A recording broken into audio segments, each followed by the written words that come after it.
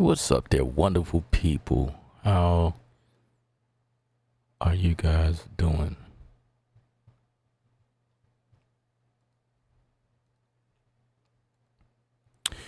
This is the B Project. We go live from time to time, and I let you guys in my head for the most part. You know, the process. This time we're gonna go a little bit deeper.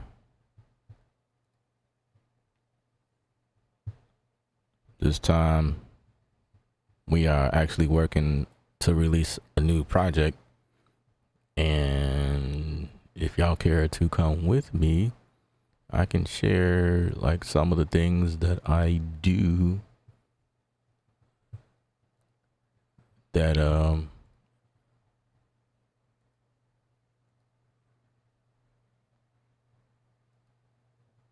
yeah, some of the things that I do to prepare to release a new project. It is certainly it's quite a bit of things that you're doing, and I'm willing to take you guys through that process. So if you guys have any questions, feel free to ask your questions. I'll do the best I can to answer those questions. I can see the questions on my end. I'll do the best I can to see what's happening here.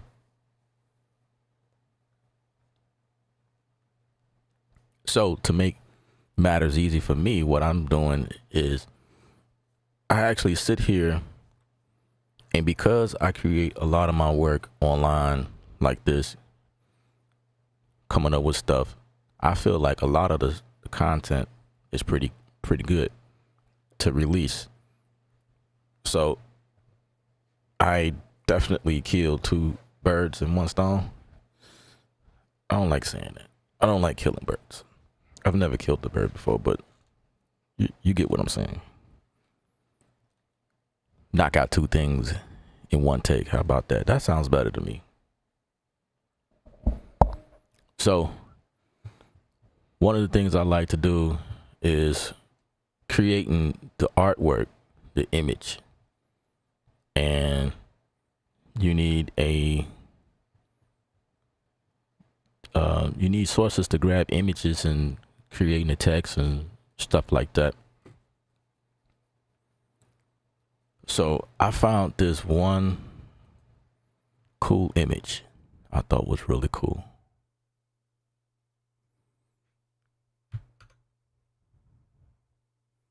I have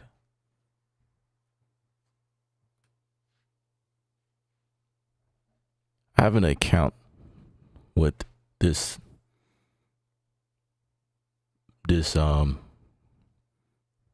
AI tool that allows me to come up with images, like free images that I can use, and I can manipulate and do whatever I need to. So that's the first step. And then I'll use something like Affinity Photo, which is just like Photoshop. But with Affinity Photo, you only pay one time. I don't have to pay the monthly subscription like everybody else. It's pretty much the same, to be honest with you. So I'm gonna go ahead and create a new deal. And I have presets that I save for these projects. So this one is 3000 by 3000 pixels.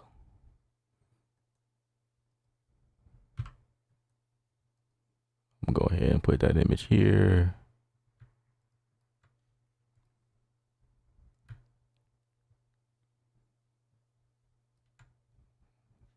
That's actually perfect.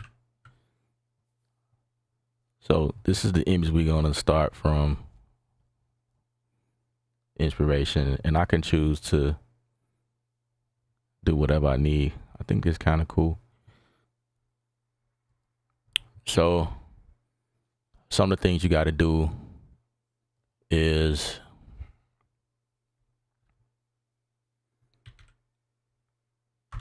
In my case, I'm going to go through CD Baby.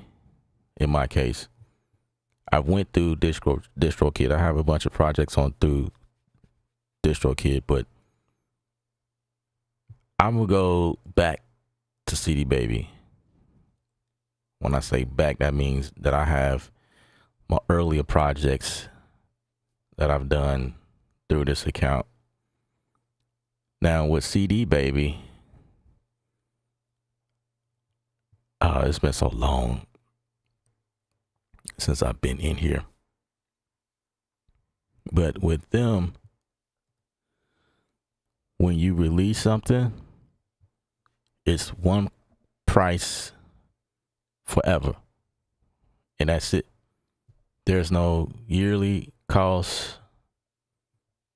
That's it. Like I said, it's one-time fee for release. So I could choose to do an album or I could choose to do a single. It wasn't like this all the time. I promise you. It wasn't like this all the time. It used to be one single for, I think it was like $15 or $19.99, something like that. And then the full album would be like $30. And so I think over time people start to move around and outsource. See, during that time, that's when other platforms was coming up and there's competition with who's charging or who makes the most sense out of what you get for your money. And then now we landed here with CD Baby. Now they doing $9.99 regardless if you releasing a single or an album. Ain't that something? It took them a long time to get to this point. So $10 for every time you release something, and that's it. It's there forever. I promise you, I still have projects on here that is still out there on the market. Let's see if I can access some of these things. Yeah, I got like this one, Keep Fighting by Deborah. This one, I never published this one. And this is another one that was released. Then there's some other ones. No, these were unpaid. Okay, so those I never released those. But actually, okay, this one got released on the artist platform. Never mind. But I got these other ones. And so, yeah, anyway, when you make a new release, you got to make sure that you follow the details. Like, in my case, I'm going to release an album. And if we're working on the artwork, you got to pay attention to what they want. Visit the Get Started guide. So you need the artist name, the title. We're not going to go through this today because I'm not ready to upload anything. I got to get everything prepared. You got to have the label name, copyright owner. You got to have all those details. And if you don't have a barcode, you can get one. And see, with CD Baby, they were doing barcodes on CDs, like physical products. So they were like kind of cool during that time. I had like a whole box. I had them ship me a whole box of CDs and pass them out at the shows and different things like that. So they were kind of cool at that time. And then, years in the past, blah, blah, blah, blah, blah, blah, whatever. Let's look at this guy. I think it's going to say your artwork needs to be 3. Yeah. So it's got to be at least 272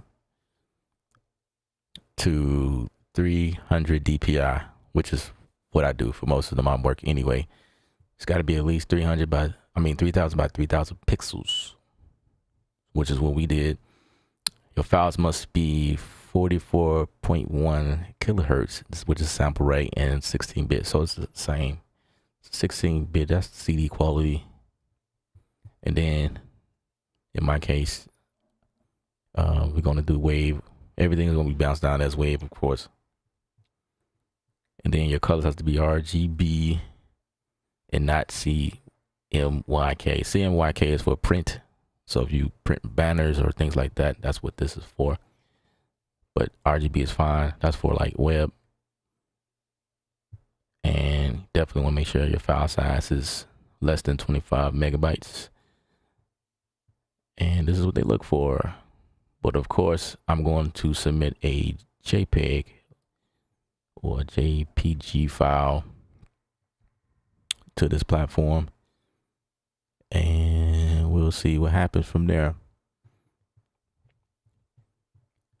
The other thing about this is that when I was looking at this other day, Shazam is also included in here. I know with DistroKid you have to pay a little bit extra for that, and Shazam is basically the ability for someone to look up your song through, like Siri, for instance, asking Siri to look up that song or Shazam that song.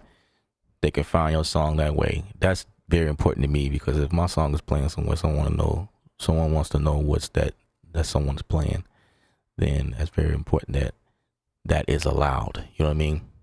With CD Baby, they allow that for free. I think it's included. So, and then need access to your YouTube.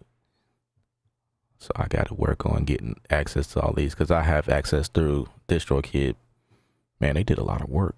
They've updated quite a bit, because this is not what it was before. So this is dope. This is dope. What's up, Wildberry?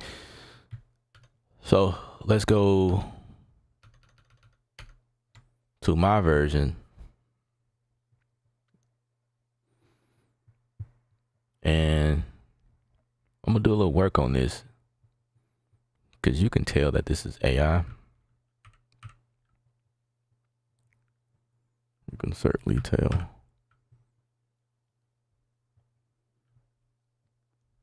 So what I'm gonna do is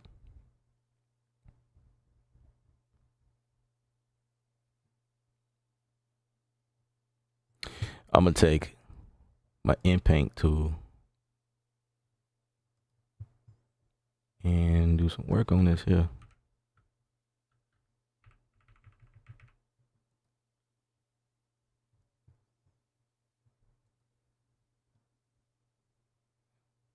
First, I gotta rasterize this here, and now we can do a little work, clean this up, something like that. So my ink paint tool is what makes it look natural as possible, cleaning up stuff. Sometimes I use this tool to clean up like images.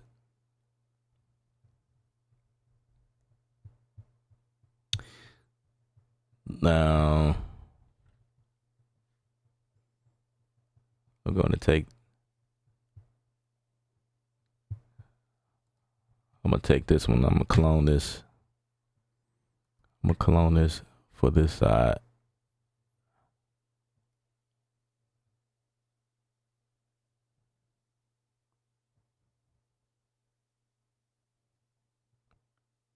Yeah, that looks natural, right?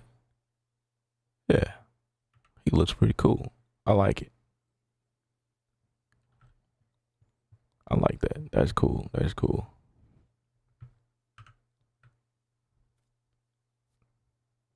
That's cool.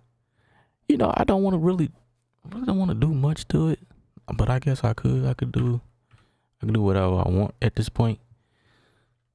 I definitely want to get rid of this down here. So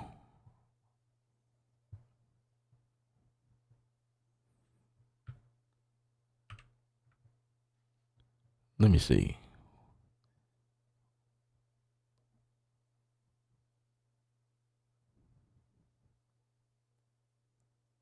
Yeah, I can leave that there. I was thinking like maybe if I clean that up a little bit.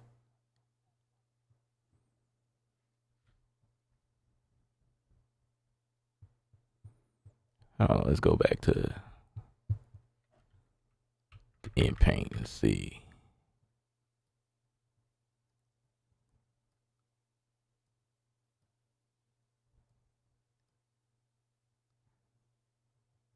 Let's just try to make it a little different.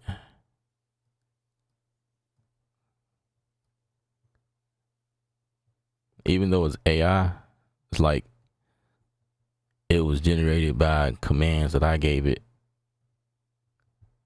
I still want to do a little work to it.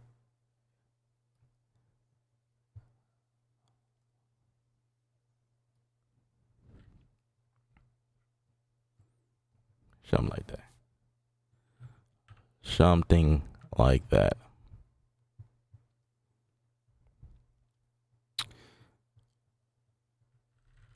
Maybe I can clone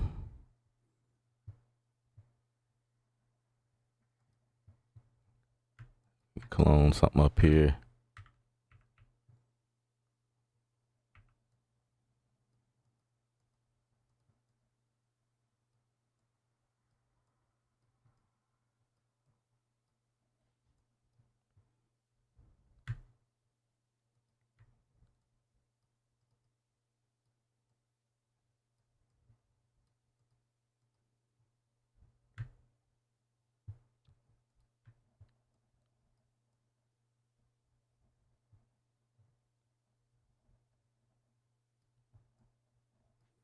I can go as far as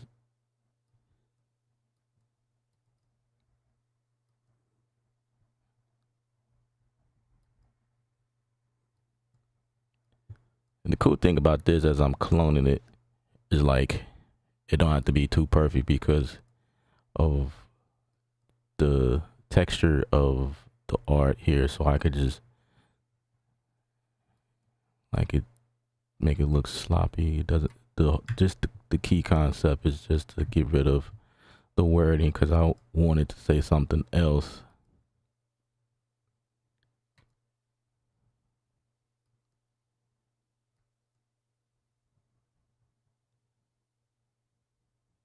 Ah, it's getting too close. So now I can actually come from this angle and do things like this now.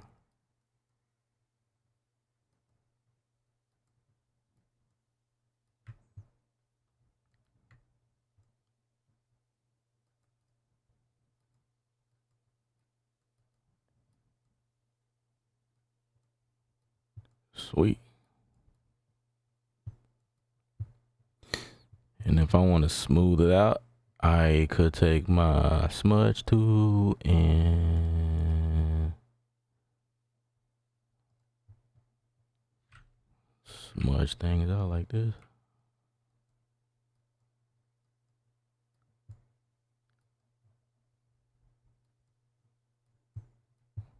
Yeah, something like that.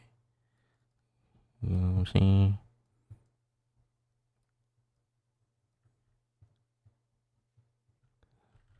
So now I could take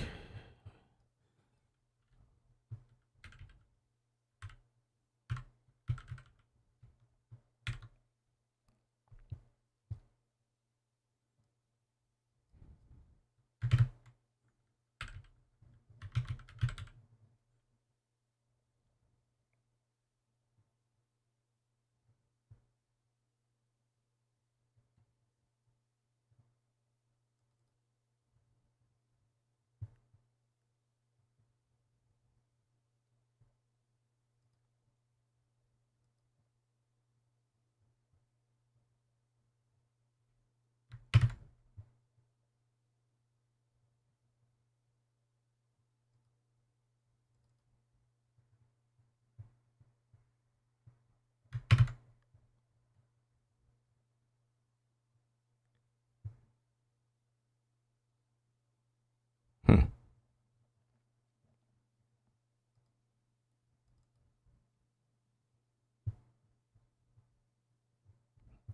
So this is the other one I did for the Elements project I released.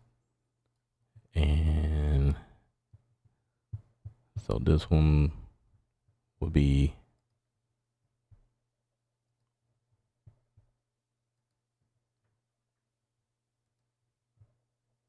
DL was sub. You have a project that you are releasing when? How many have you released already? You're into graphic arts as well, multiple pet talents. Yeah. So this right here, the elements this is on Spotify right now. And then the other one,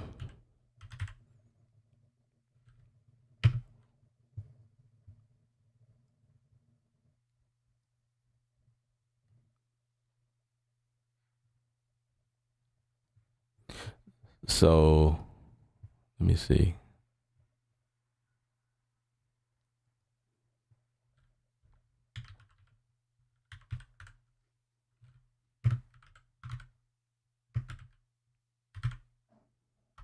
I have like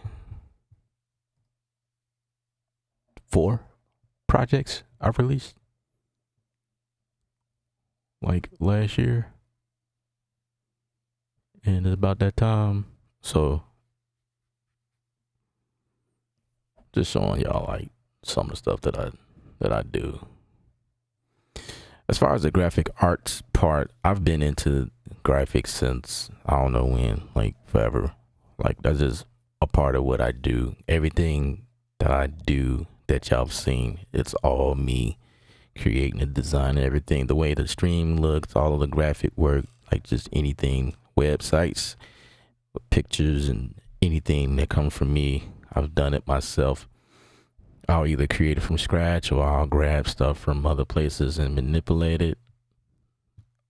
Like in this case, I did an AI search to grab that image, and now I'm manipulating it and creating the artwork that goes with it.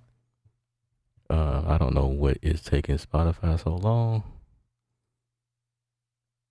And that is the correct account. It looks like it.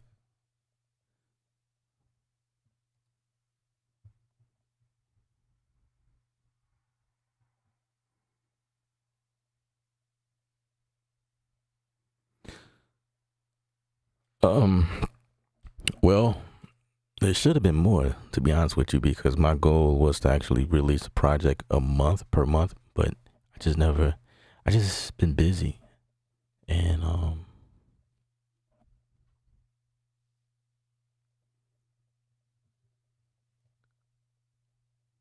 man, what is taking so long, bro? Is that Spotify taking? Because it can't be.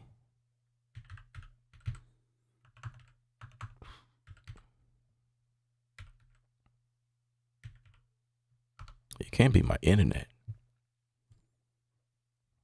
Yeah. It can't be my internet, man. It's Spotify taking forever.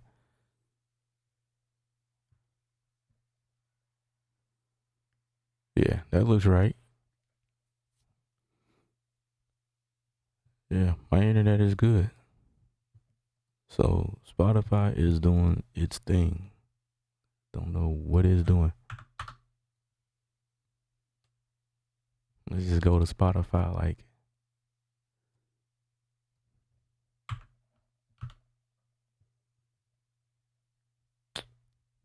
Man, I don't know.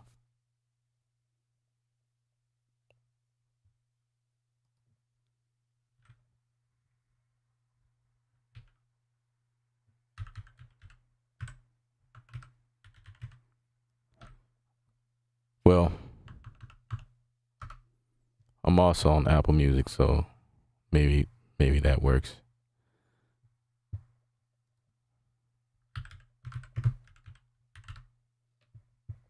You want me to sign in? No, I just want to look up this guy right here. That's all. This dude.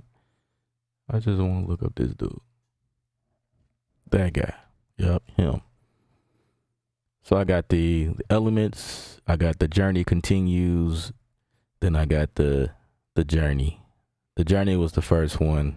This one has 5 songs. Then these were 2 singles, Article 1 and 2. And then The Journey had 8 songs. And then The Elements is 9 songs. This was in 2023. Yeah, this was in 2022. So yeah, these are 2022. This was last year. This one and this one, and it's 2024. So it's about to yeah, I should have released more.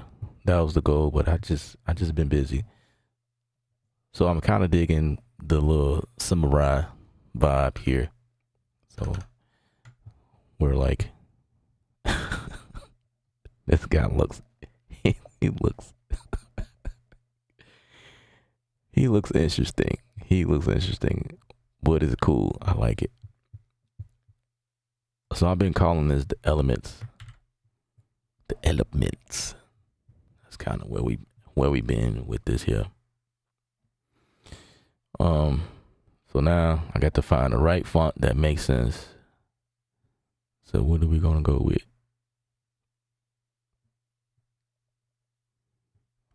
The Black Pearl Sands. I like that. That's cool.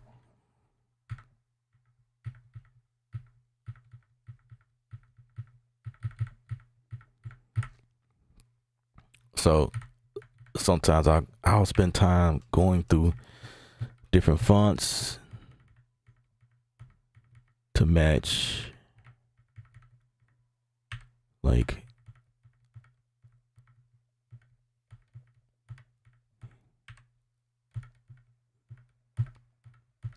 and I may not have what makes sense. I may have to download a font or whatever to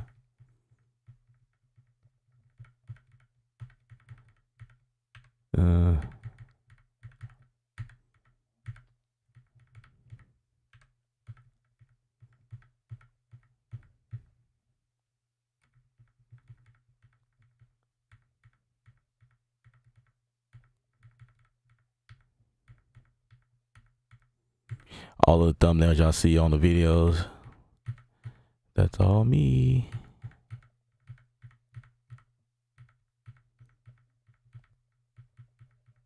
None of these fonts are motivating. So sometimes what I'll do is go to grab free fonts, like something like this, and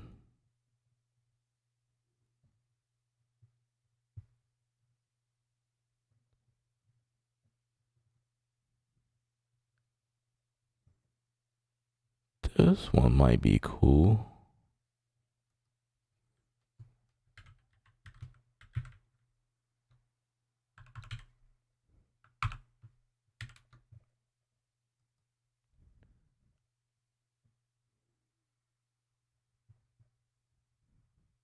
Strong Young. Okay, let's see what that looks like. We'll take that, download that, and we'll go to OTF, install that,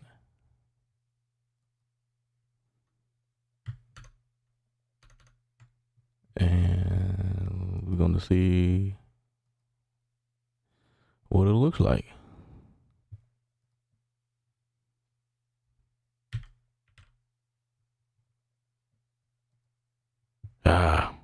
No.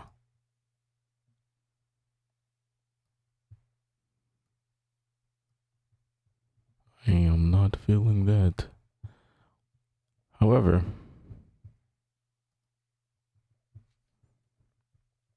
sometimes when you play with the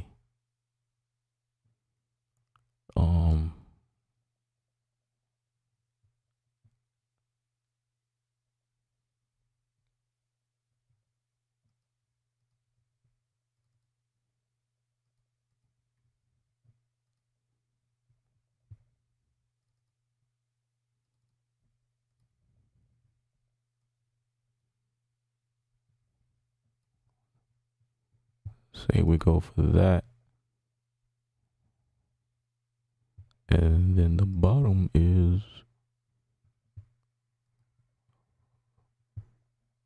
like this color.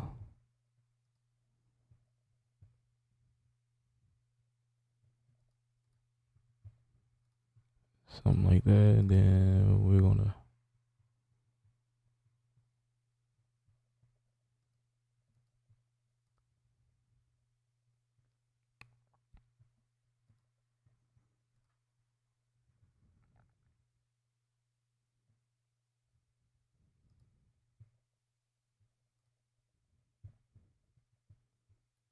hmm.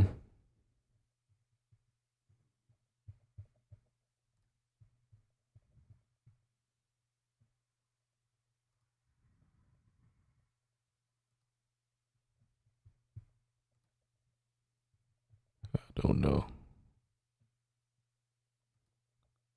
Let's do a tone map.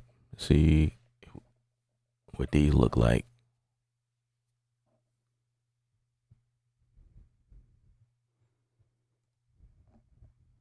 Hmm.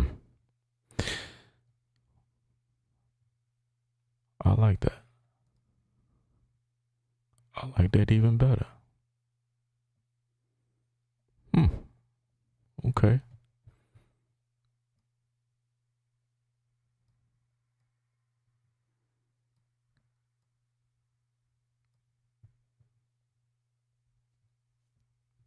Hmm.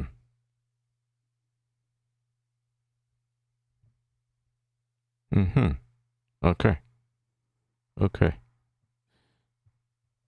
I like that. I like that a lot.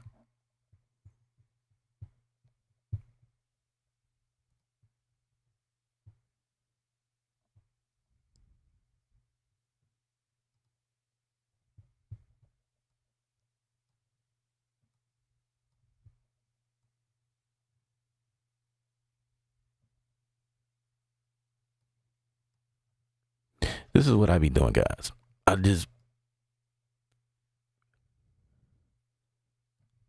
be like playing around with colors and trying to figure it out. Letting y'all in my zone right now. You know what I'm saying? This is what it is. This is what it is.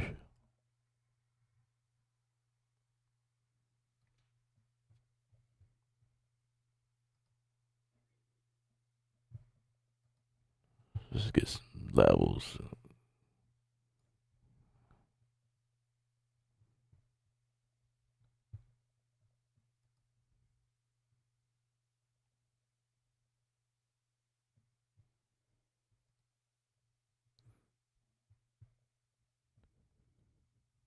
Hmm.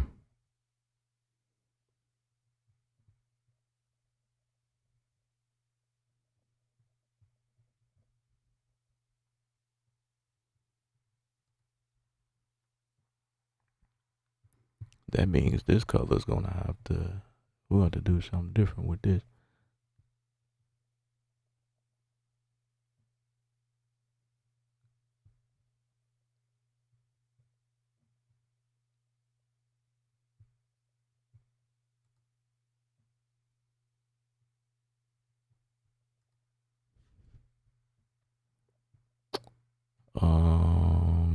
What can we do with this? Ooh. So if I make it black again. Hmm. Hmm. Hmm. Okay. Eh, I don't know. Let's see.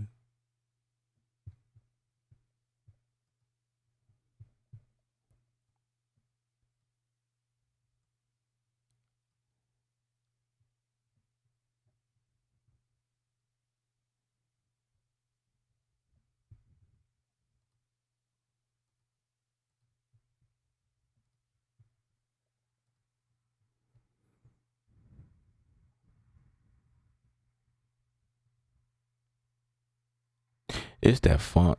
The font is not is not it's not what I'm not too excited about it. So we're back to the drawing board. 2 Nickels, what's happening, sir? Instrumentals, or are you singing? No. It's all lo-fi project.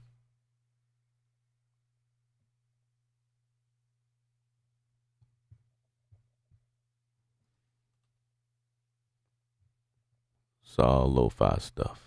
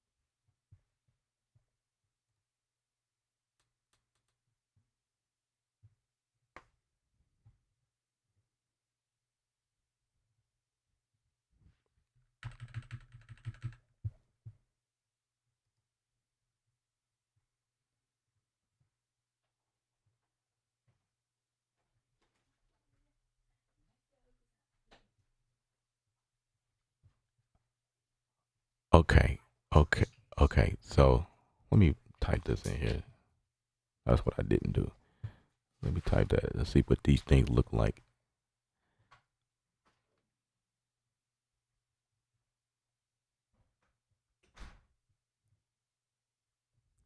The elements.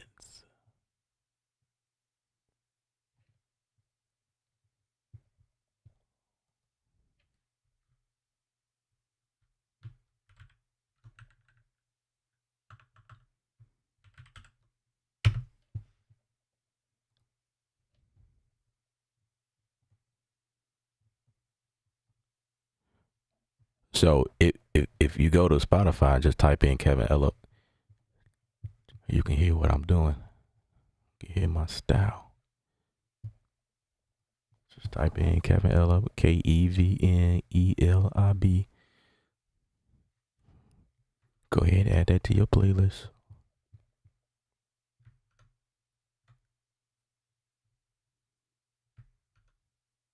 Man, that guy looks so serious.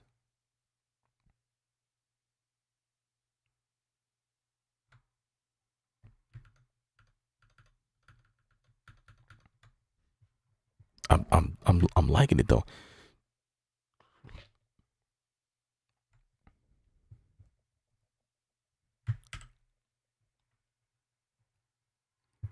Okay. Is there any one of these that I am feeling? The retro.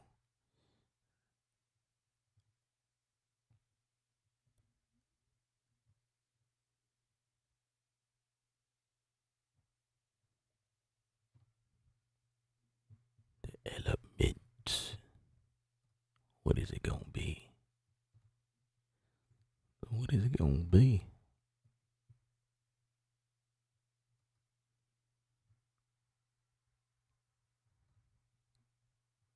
Or it could be.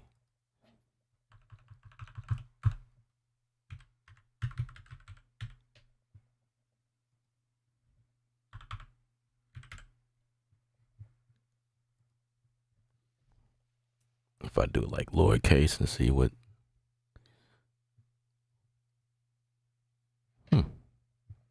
This one is not too shabby.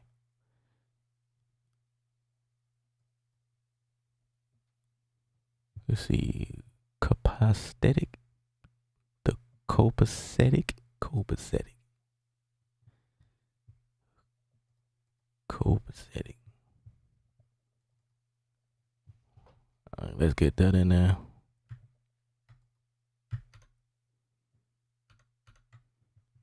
Copacetic.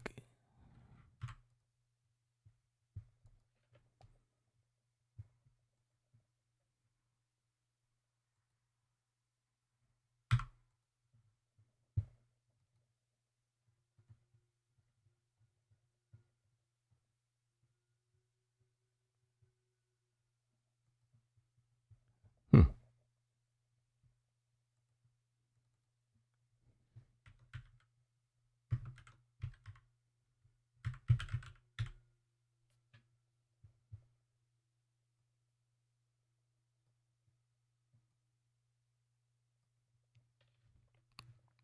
Kind of felt like it.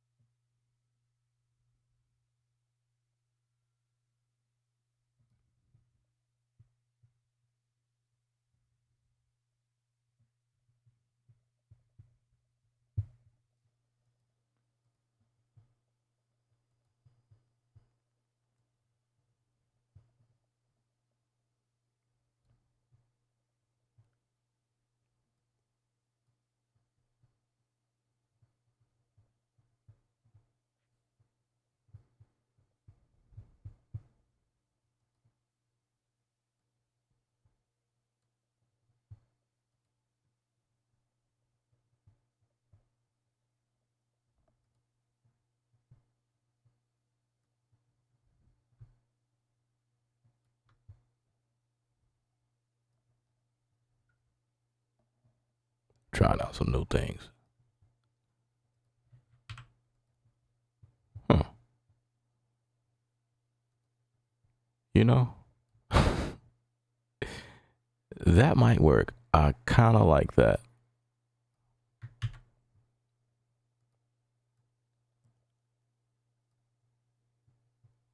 kind of like that. What if we did it like that?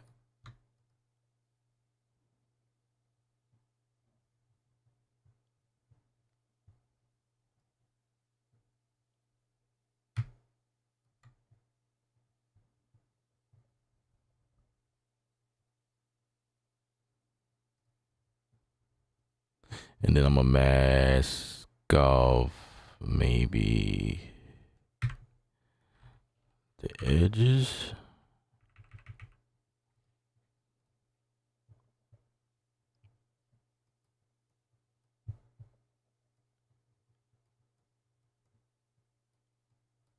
Just make it blend in a little bit more.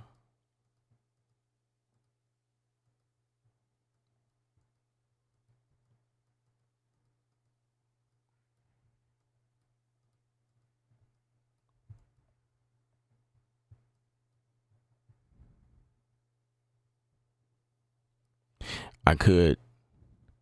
Do I want to do it like that?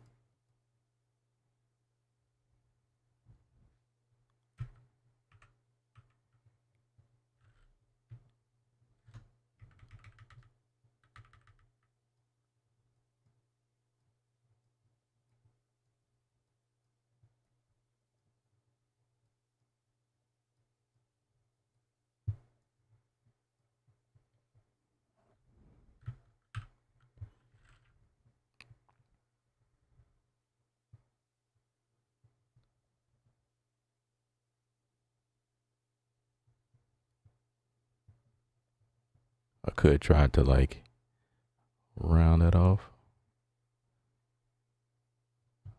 Like add another pixel on top of that.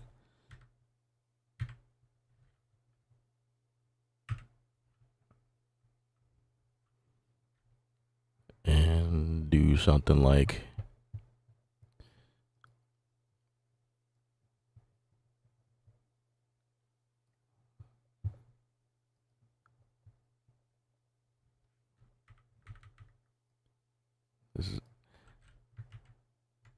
This is where I need um another brush.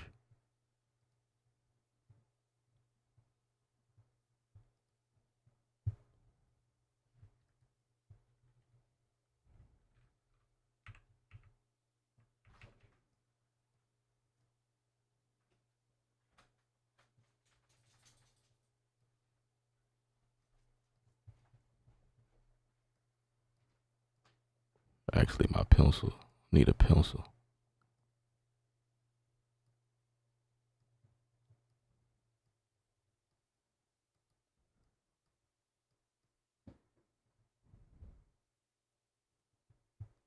Something like that. Kind of blend it in like that.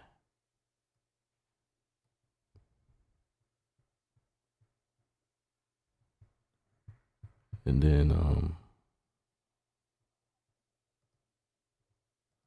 take my blue through.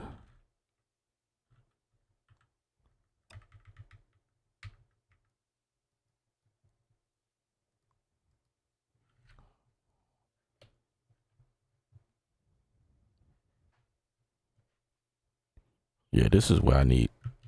This is where I would transfer this to my iPad and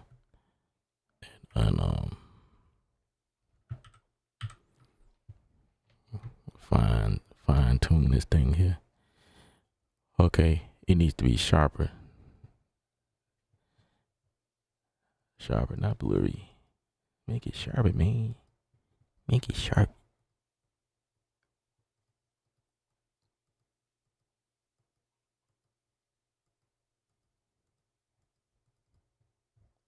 First of all, I am okay.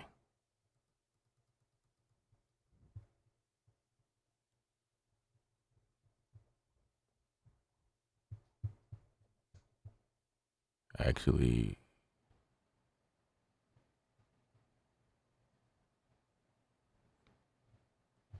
I'll go back here and finish masking a little bit of it.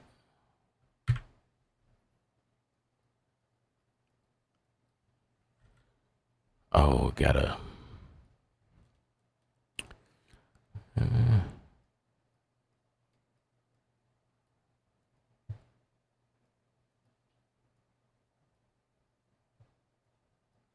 Something like that. Something like that.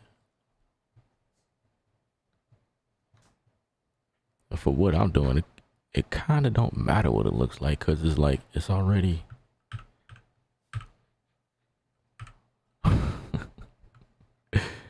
Look at that guy. Look at him. Look at that guy.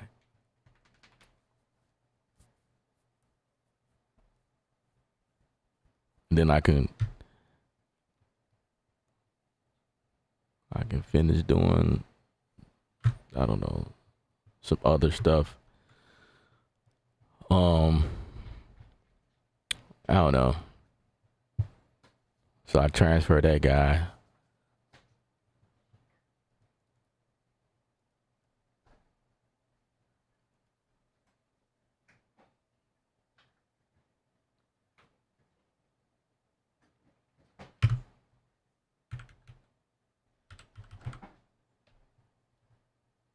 See if I can get some other images.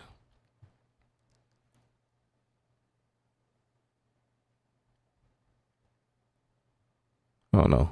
Get lucky. See what happens.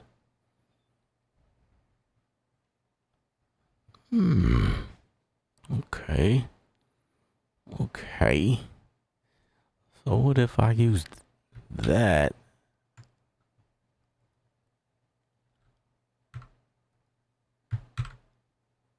In the background. You know, something like that.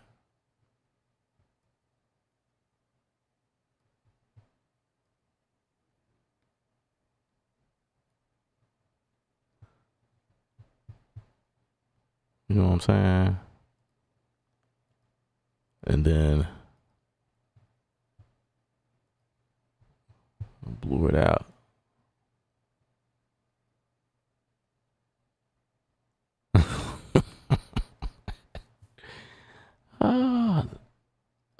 know. I don't know if I like that.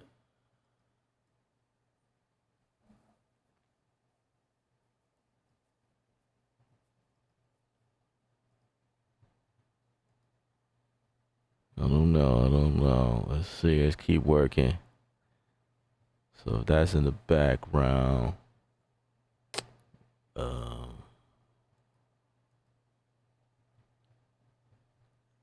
Then I'll play with some other like effects.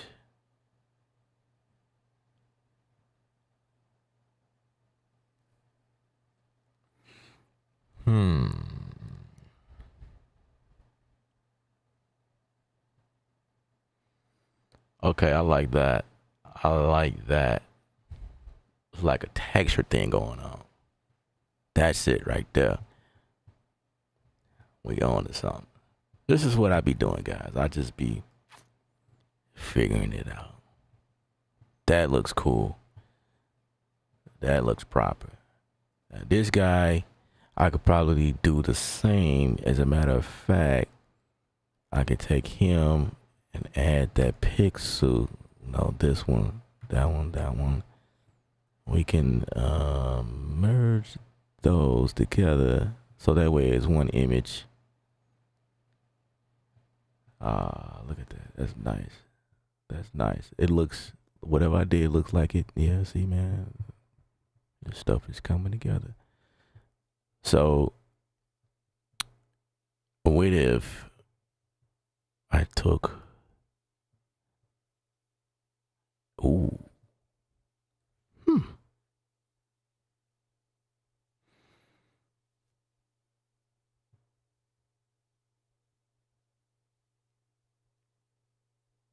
mm-hmm.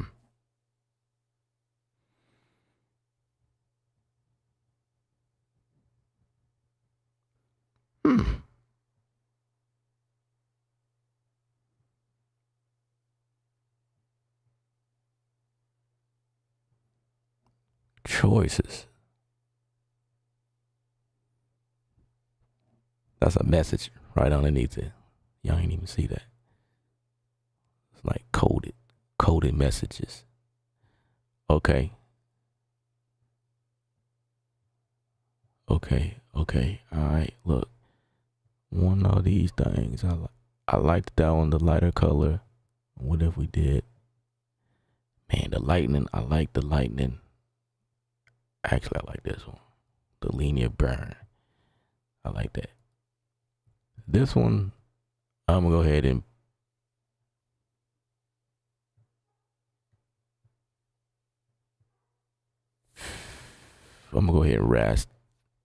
rasterize this so I can play with some stuff.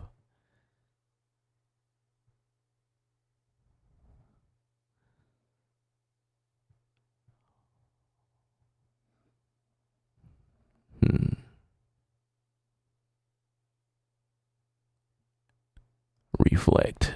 I like that. That's cool.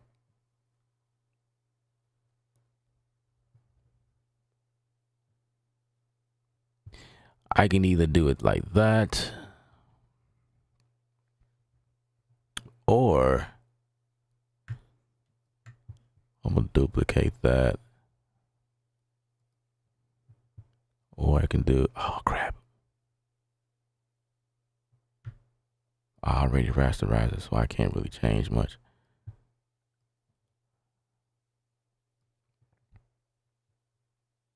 Oh, I can do it like that. That's cool. Huh. You know, I like that. I'm feeling that. I'm feeling that. I like it. I like it.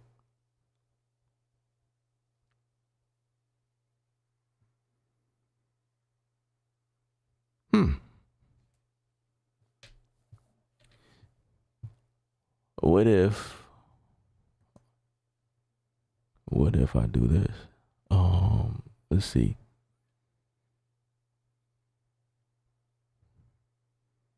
Say I merge visible. Huh? Merge visible.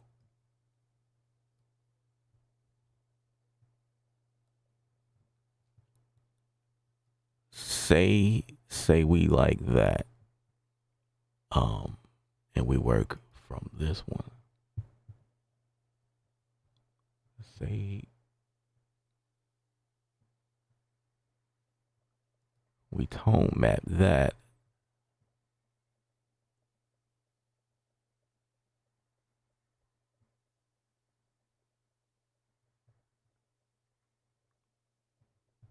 And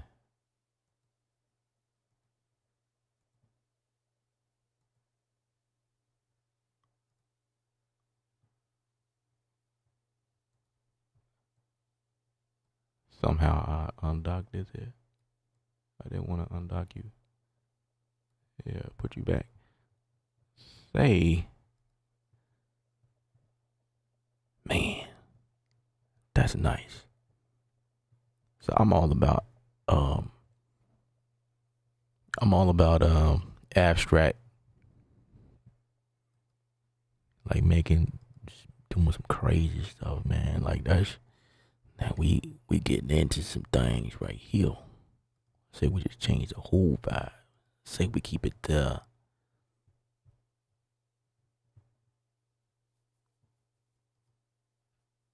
Or say I kind of like that one. I like that. Say we go with this one. But then if we don't like it, yeah, that's kind of dark. But I could brighten it up.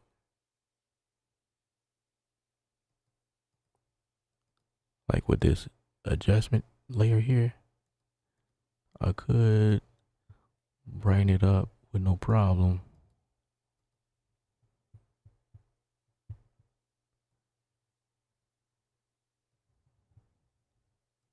Something like that. Or we could just go with this one. And then we can do some other crazy things with this one.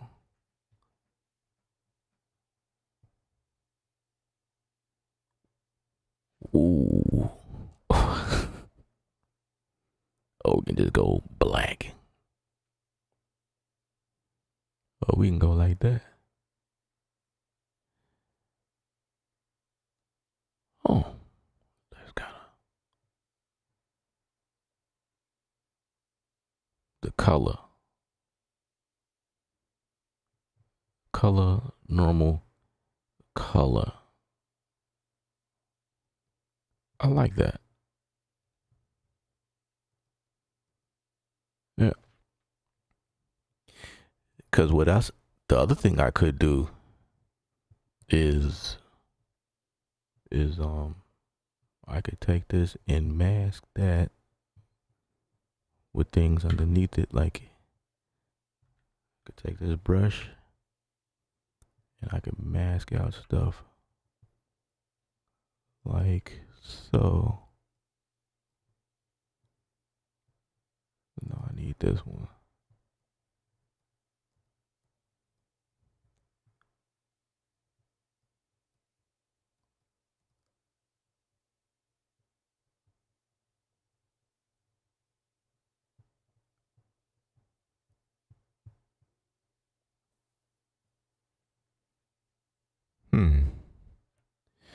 All right, let me get back to the comment section. I'm sorry, guys. When I get creative, I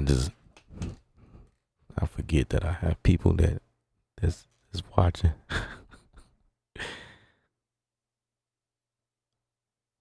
How much traction have you been able to get with the projects?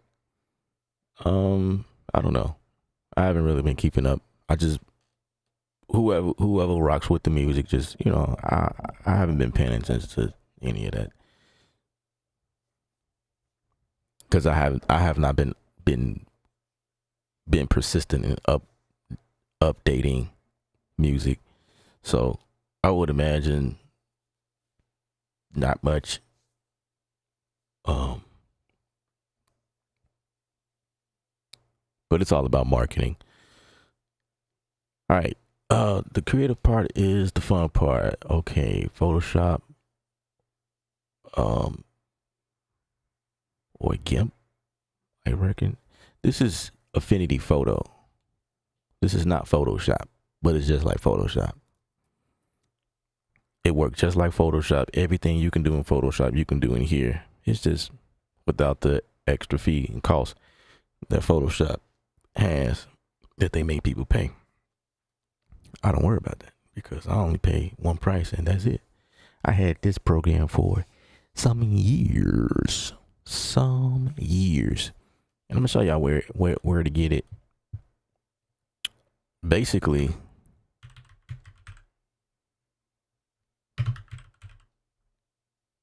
this is a hack.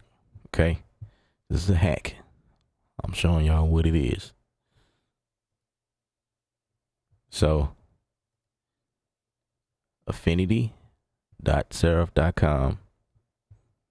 This is the program that I'm using. They got this thing called Designer, which is Illustrator, right? It's the derivative or the alternative to Adobe Illustrator. I use Designer a lot, especially when I'm creating logos and things that I need vector images. Designer actually works just like Affinity. It's like Photoshop. They work exactly the same, but it's just dealing with vectors. That's why I dig this company here. If you're working with stuff like magazines, or I'll say writing a book or something like that, you can use Publisher. Publisher is designed to do that type of stuff. You see, you can put an image in there and all of the words which just kind of create an outline according to the image, like stuff like that. It's really cool. I have them all. So the price for all of them is $164 forever. You just own these products. That's it. You can get this on your computer or the iPad. So it comes with, you can if you have a Windows computer, you can download this for that, or a Mac. It comes on an iPad, which I have this on my iPad. So sometimes I'll take out my pencil and I'll do stuff like that in there. I'm not sure if this is for Android. It's not in the list. I say see if you can find it in the Google store or whatever. And this is what I use. So more information. This is Designer. You know what I'm saying? Like, you can create stuff like this. So Designer is pretty dope. Vector images. So all of the logos and stuff that y'all see on my, all that stuff come through here. This is what I use, man. I love it. It's amazing stuff here. So that's, and then, the iPad.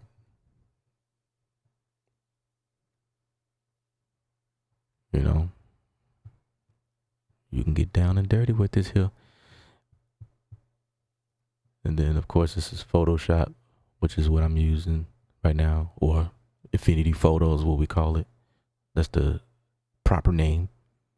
But Photoshop. Also, the cool thing about this is that if you're working with Photoshop, Affinity Photo read those files. Not the other way around, though. But if you want to use this program, you got a bunch of Photoshop files, it'll read it. It'll read it with no problem. And maybe a couple of things that may, depending on what you're doing, if you're doing some really heavy stuff where you're using tools that Affinity don't have. But see, the thing is, they're always updating. So there's no telling. Yeah, this is what I use. Yep. Then you got the add-ons. You can download different things, like they got fonts that you could download. They have other presets like brushes and whatnot. I have some of these. These look new. Yeah, they always updating, which is a good thing. I'll come on here like from time to time to see what they have, and I may purchase any of these. But see, the cool thing, once again, is that all of this stuff is one cost, one fee. I think I got this one too. Downloaded this and got some of the stuff and just kind of manipulative to what I do. Yeah, they added quite a bit of stuff since the last time I've been on here. Yeah. Cool stuff. I like it. So that versus, let's see. I haven't been on the Photoshop site in some years, bro. Since CS6, I think. CS6, when they updated everything. See right here, in order to have Photoshop, you gotta pay $22 a month to do all of this stuff. I mean, it's a fine app.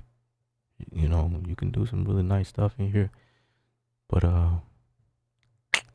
I'm good. It ain't all that great to be paying $22 a month. Nah, bruh. I'll pass on that. So that's Photoshop. And here's Illustrator, which in my case, it'll be Affinity Designer, right? This is how you create all your vector image. It seems like they did a lot of updating. My gosh.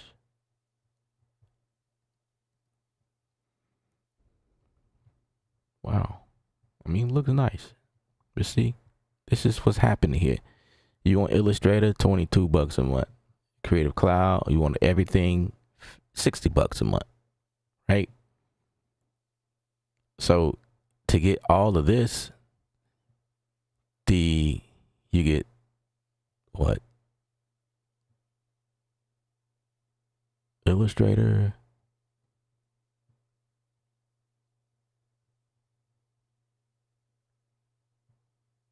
And more than 20 apps, premium apps. I don't know, what are those other apps? What does that mean? Anyway, if you're gonna pay $59, let's say times 2.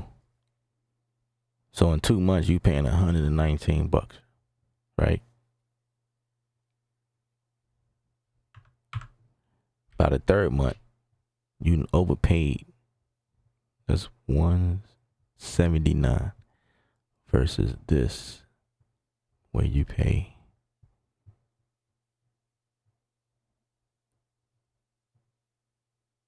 $164 one-time payment. That's it. That's it. That's all. That's it. That's all. They also have a learning center here. So I've learned quite a bit. Well, not through here, but there's YouTube. There's a few YouTube channels that teaches the different things that you might want to do. So, you know, this is kind of cool. Anyway, back to the artwork. I've been vibing with them for some years.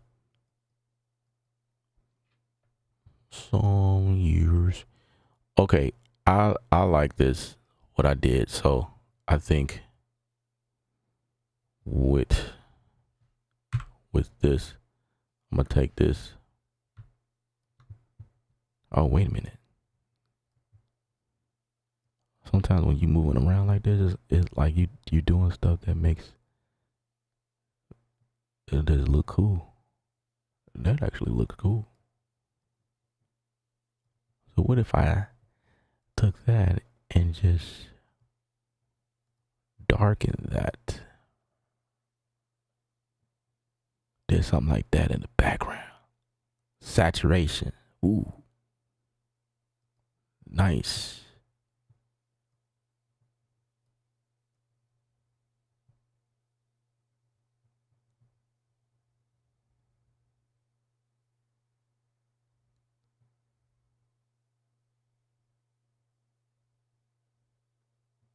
What if I did something like that? What if we did that, bruh? Okay. Take this one. Copy that. And I'm gonna actually do what I was planning on doing. Take that.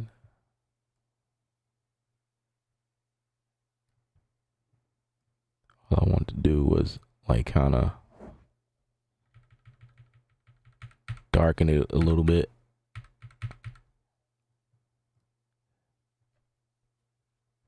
Bruh. Amazing. I like it. I like it.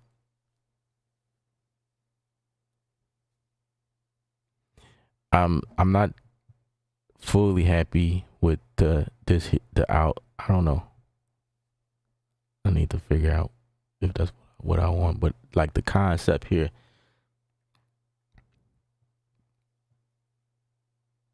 I like the concept.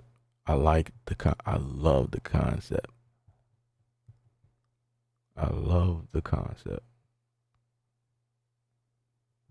And if I want to, I could look for some more images. Oh, and then, you know, you can also look for stock images here. And, you know, just keep going. And these are free, by the way. You just type in whatever you want. This is powered by Pixabay. Pixabay is a free site. Pixabay or Pixels. So this is how I come up with images as well. So this is cool. What if I typed in ninja? See what pops up. Get some ninja action. I don't know what it is with the samurai type thing. Y'all spoiled me. Y'all start calling me sensei. So now it's like, it makes sense. This sensei thing, y'all, it's y'all fault. Y'all did this to me. Y'all turned me into this person. He said, let you try free for 6 months. Is that right? Did we read that? I don't know if we read that. Did we read? I think I saw that. Free for 6 months.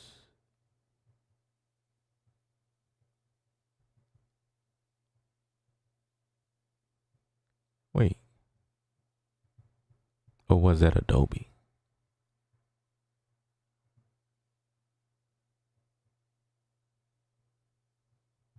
I don't know. Where did we read that?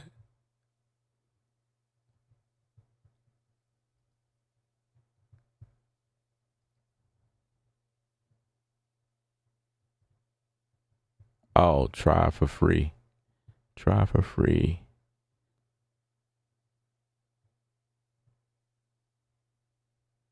Try for free.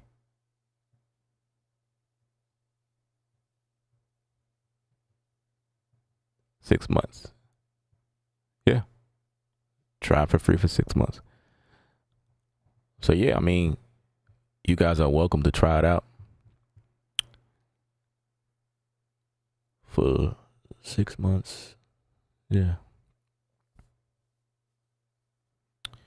What about video? What is my solution for video? Producing high quality videos. It depends on what I'm doing. It depends. It certainly depends. For the most part, what I use is DaVinci Resolve for my videos when editing. That's what I use mainly. DaVinci Resolve. So I have Final Cut Pro, but I hardly use it these days because DaVinci Resolve has been doing everything that I needed to do. I like the flow of DaVinci Resolve. Sometimes I use CapCut. I pay a monthly subscription with them, unfortunately, but some things in there is kind of cool. Some effects and things like that, because that program is the modern day editor for like TikTok. Some really cool things that people aren't doing, or just like real quick, really cool effect. That so stuff like that. In a program like DaVinci Resolve, like this here, everything is done from scratch, mostly. I mean, they have some presets and whatnot, but like all of our color grading and stuff like that, if I'm doing video, I will use DaVinci Resolve for video, because it's just clutch. DaVinci is the business. I'll say, let me see, maybe I can load up something I've already done. I'll say the cool thing about DaVinci is that it's like a whole production. Okay, it's not gonna let me do everything because of some stuff missing. I think I deleted some files, but the idea is that it's got a quick way to edit and cut things, like a cut area. Like this is my cut area. I can quickly just chop everything, get everything down to where I need it. I do that from this file, from this section. And then when I want to layer everything, I go here and do all of my layering. The cool thing about this is that unlike Final Cut gives you 1 meter here on the side once you activate it. See here in DaVinci, depending on how many audio lanes you have open, it will give you all of these audio lanes here on the side. And also, it's like its own mixer here in this section. This is a full-on mixer. This is like a DAW. This is where you deal with all the audio and you see the lanes of the different, channels you have. And it also gives you a control room, the loudness meter, short and max. You know what I'm saying? I don't think any audio will play. But then I can add, different effects here. In Final Cut, it's a little different. Final Cut, it's like a little section here at the top. It's not professional to me. It's like dealing inside of iMovie. You know what I mean? We can just add something real quick. But see, in here, you can add real live effects. And these, I've been using DaVinci stock stuff like dialogue leveler and reducing background reduction, stuff like that. And this stuff works really good. Really good. Put that on my vocal, and then like for the music part or whatever. So it's like a full-on mixer here. Then I'll put a limiter here on the edge or at the end, the master. And that's how I get my videos to be loud as possible. And I use the stock stuff. I don't use, but if I want to, I can use anything I want. If I come in here, I can use a fab filter, which I don't have on my system. I can use any of these. You know what I'm saying? I have options to use other things.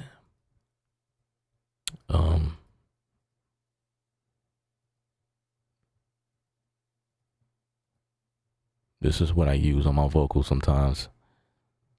This multi-band, either that or this right here. This one has an EQ. It's like Fat Channel in Studio One. So you got a 3-band equalizer here, and then you got your compressor. Oh man, this stuff is amazing. It sounds good. It does the job, and it's cool. And then here's where I bounce down everything. You got your different file types for different situations. If you want to go straight to TikTok or Vimeo or YouTube, I usually don't use any of those. I just keep it custom export. H.264 is typical. H.265 is new. I don't really use it. I keep it at 264. That's still standard.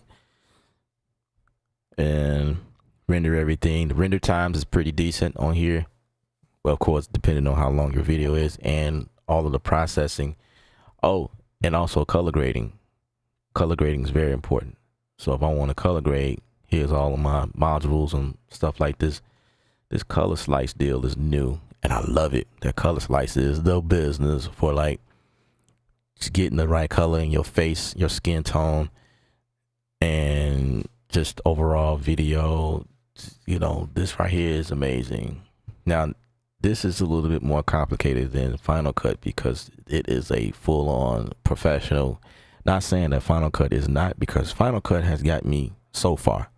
Like, I used to use Final Cut heavy, but when I got my hands on this, I'm able to go a little bit deeper and do some other stuff that might be a little difficult. Well, not difficult. Final Cut is easy. I like Final Cut. I just find myself using this more. Got your HDR settings. For those situations where you don't have like perfect lighting or whatever, you got some grain in your video, you can clean it up. It's got noise reduction in here inside the program itself. See, I remember in Final Cut I had to use a third party something to fix that up, and it just, yeah, you don't want grain in your videos. But that's until I found a lens on my camera now that you guys are watching me through that don't produce grain, no matter what the ISO settings on it or whatever the light source is. So it's smooth. It's always going to be smooth. It might be blurry sometimes because I'm not paying attention to the sharpness settings, like right now. Like, I have no idea. I hope that I'm sharp. But yeah, so that's what I use for my video situation. And if I'm doing tutorials, I'll use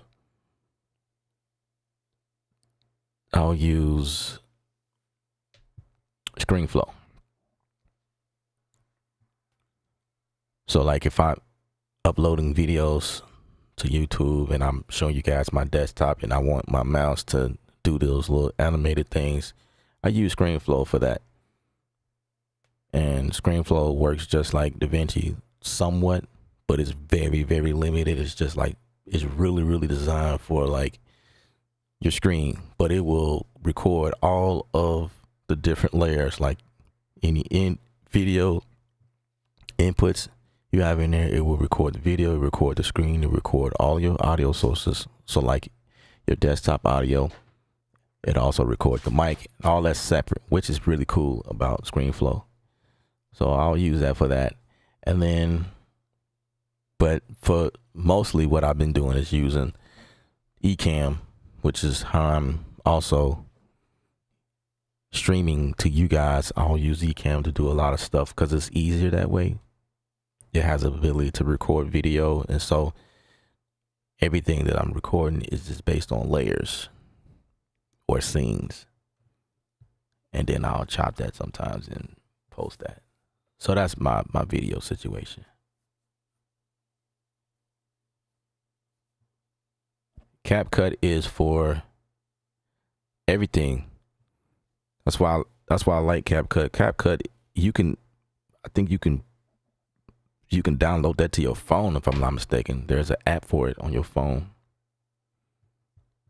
I think that's what a lot of people are using to like do quick things. Yeah. So I'm going to go ahead and save this.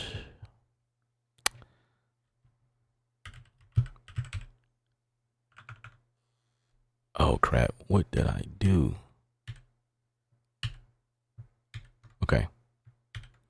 Let's save this.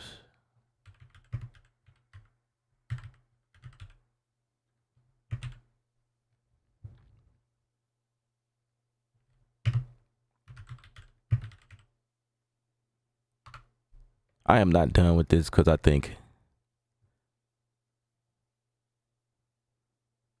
I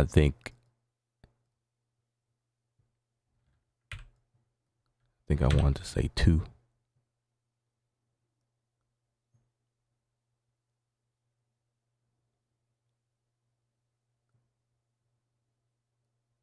I don't want to say 2. But I wanted to give I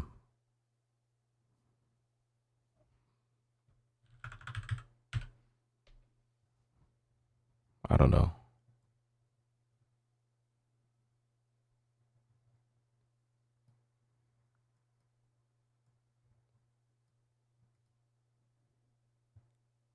I'm gonna leave it like that for now, because this is the second version of the elements. There's already one out, so this is like the second, the second. So I'll save that for now.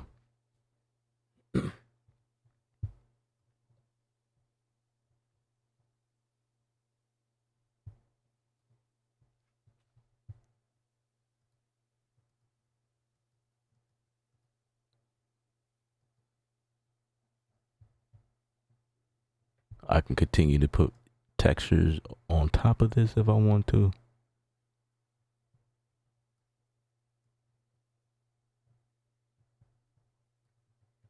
Like, I think I downloaded these. Oh, I like that one. I like that one. And all I'm gonna do is something like that.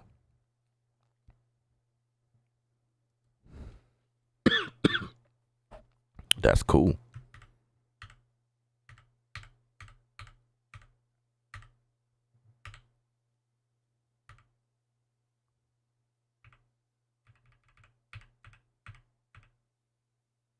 Yeah, I like that.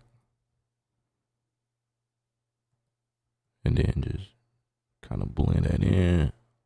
Ooh, nice, nice. I digs that there. I digs that.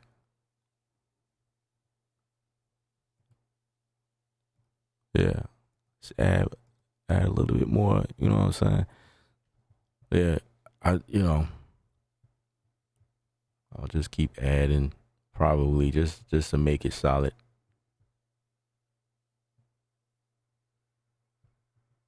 Stuff like that. With this, I need to do something with that. And it's okay. That's cool. That's cool. That's cool.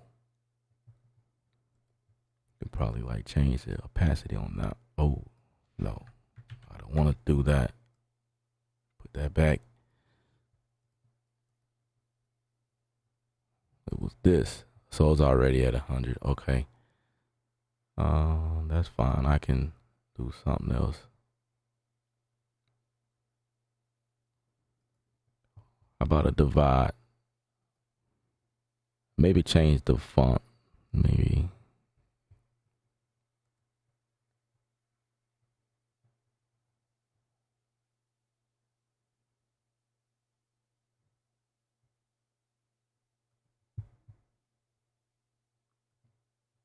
I'm gonna keep playing with it. I'm gonna keep playing with it. Oh, you know what?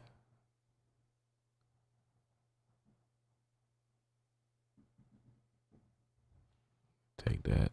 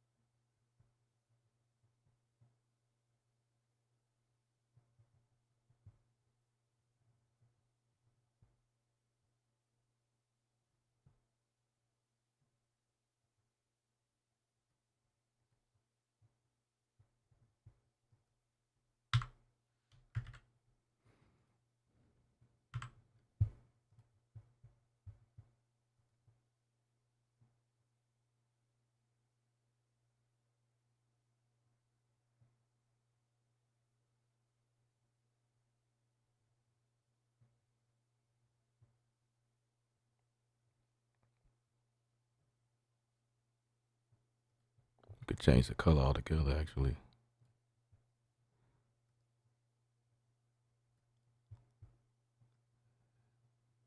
You know, I don't like that color at all.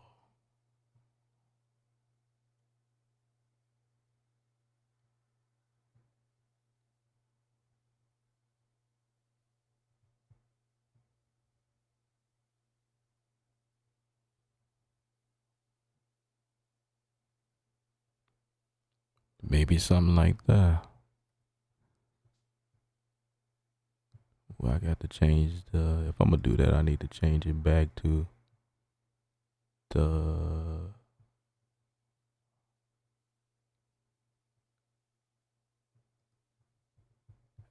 See, I don't really care for that font now. Now it's like, eh.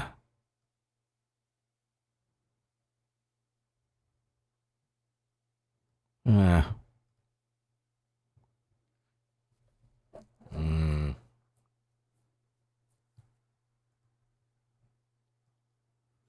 I don't care for it.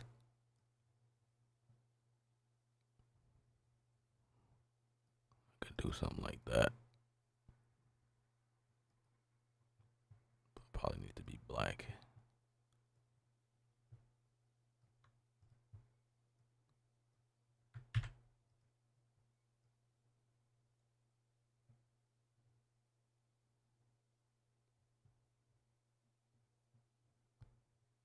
You know, it's just playing around, finding placements, finding what works. I could probably put this 2 right here.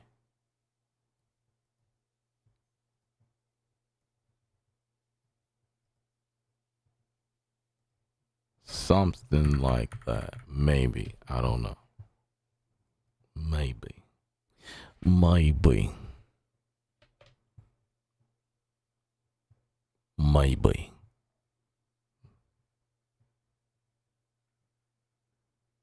We're going to leave it like that for now. It may look totally different by the time it comes out, but this is just kind of the process. Hopefully you guys can gain inspiration from that.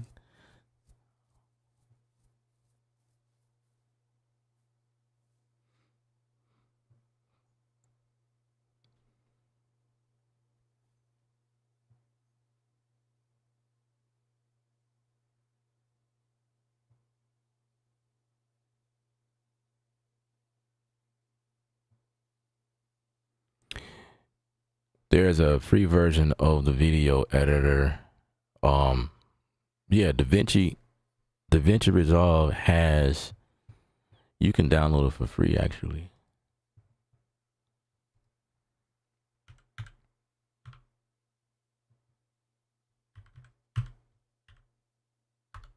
Yeah, you can download DaVinci Resolve for free, but you won't have all of the free download. So you can play around with it, see if you like it. The pros use DaVinci, like as you can see, it gets deep. It gets deep. This stuff gets deep. Like DaVinci is heavy. It's certainly a pro deal here. There's a lot that goes with it. They have many components that goes with helping you edit. You know, it's a full on deal. As a matter of fact, one of the switchers that I'm using is called the ATEM MIDI. That's designed by Blackmagic. That is I guess slowly I'm getting into the ecosystem, but yeah, you can download it for free. You can also get the full on console if you serious about what you're doing. You know, this is that it's not Fairlight, but yeah, Fairlight. This is that little section audio I was telling you about. This is where things gets like really heavy. Yeah. It's not is you know it's not so pro that someone in a bedroom can't use it. If you know what I mean. It's like anyone can use this program. Just take it and learn it, and yeah, there's certainly a free version, and if you like it, you go for the $2.99. And from my understanding, this price is one time price.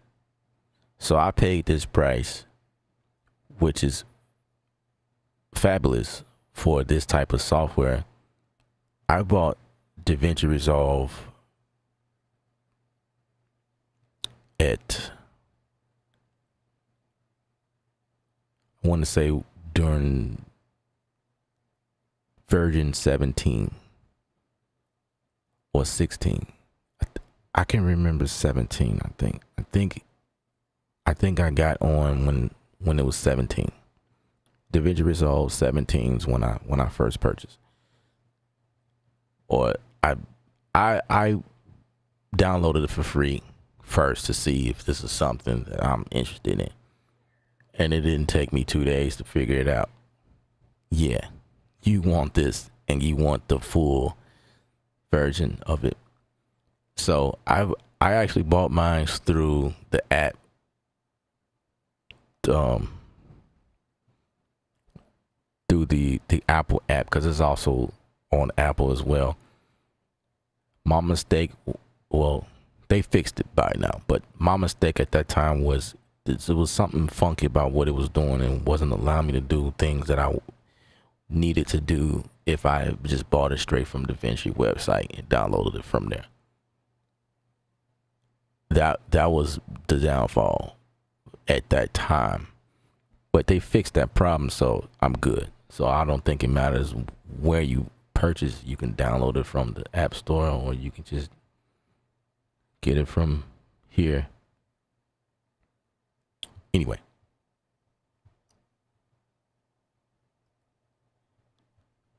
Anyway, so I was working on some stuff,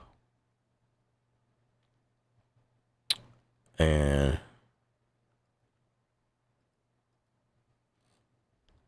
I think what I want to do is shut down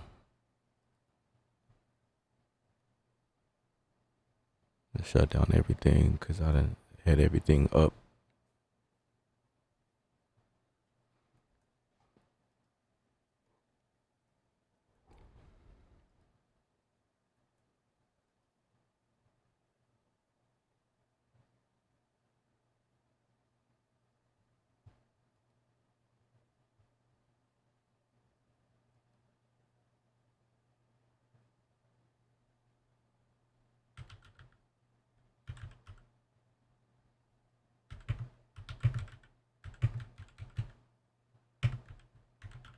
I thought I saved that already. I guess not.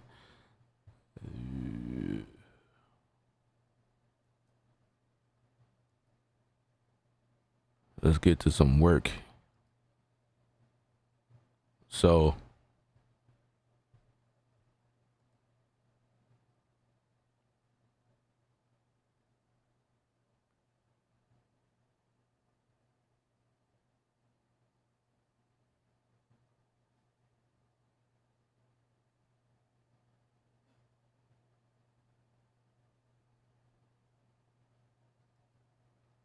in my case, the type of songs that I want to work on, it happens to be in either Bitwig, Ableton Live, and Studio One. Like, they're all over the place.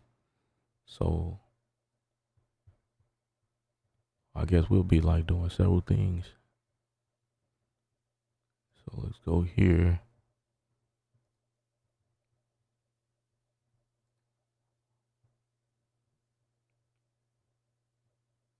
One of the ones I wanted to mess with was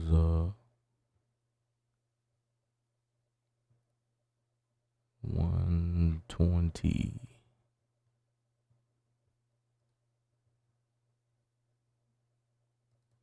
And I hope this acts right.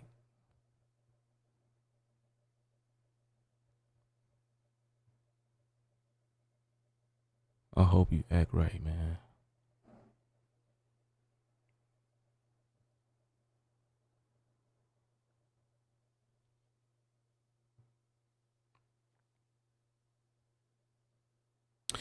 Yeah, one time price is always lovely, ain't it?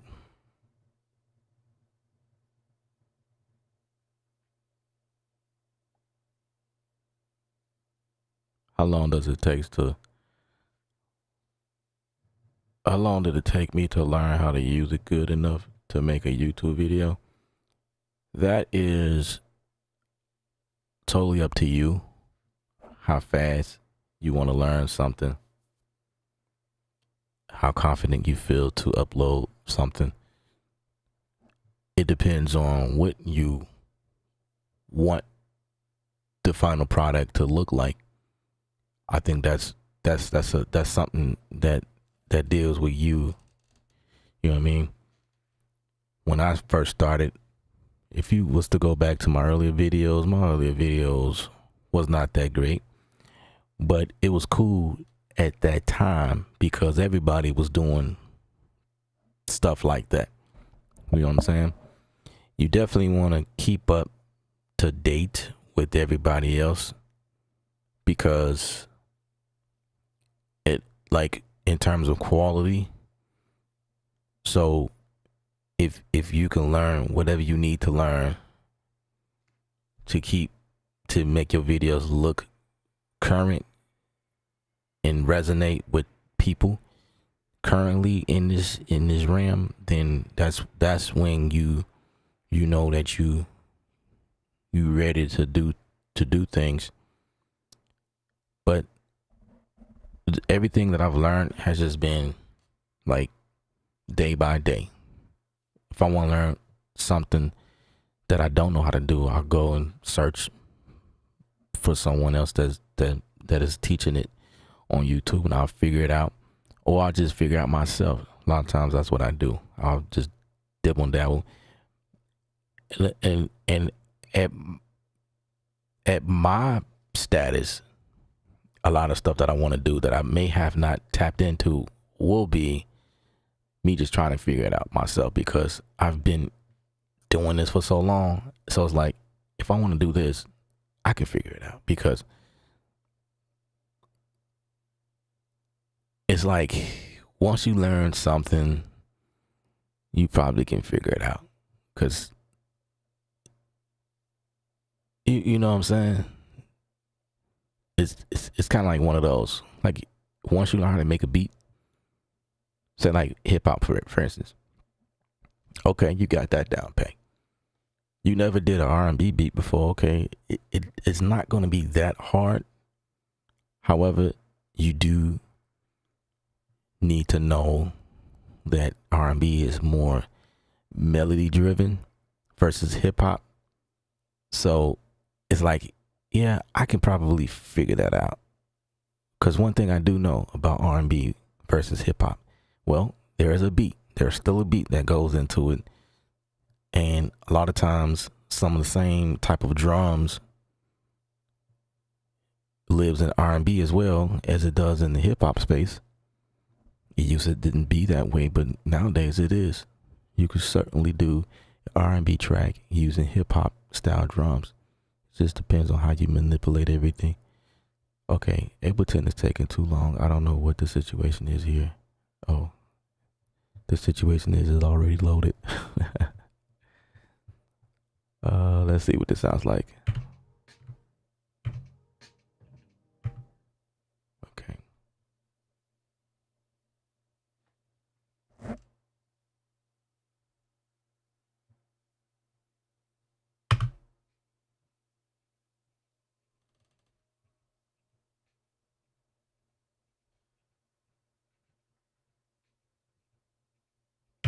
Okay, it is playing, but it's not playing out through my recommended source. So,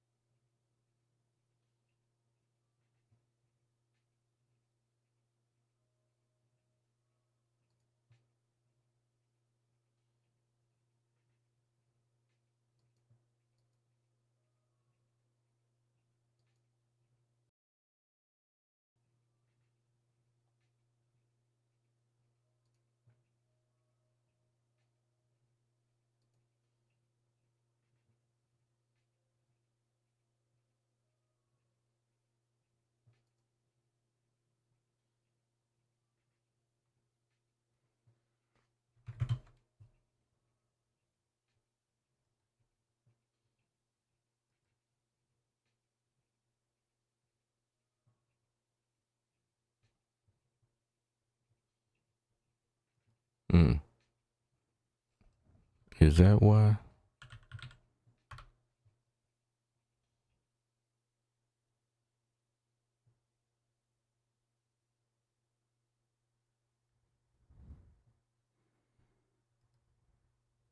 Dude, that's crazy.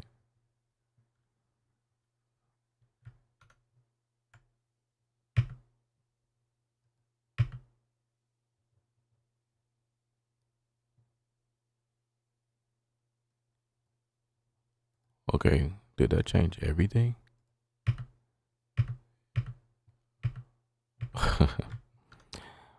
Oh, there's always something.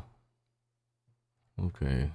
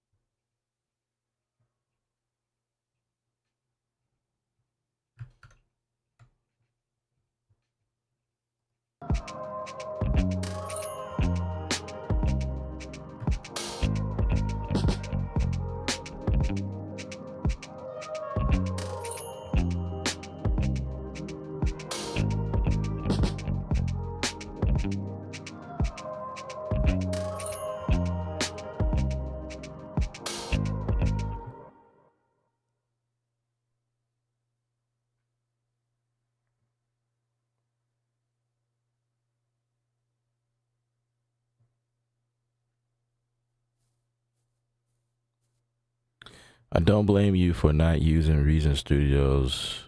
That one time price is almost 500. That's ridiculous.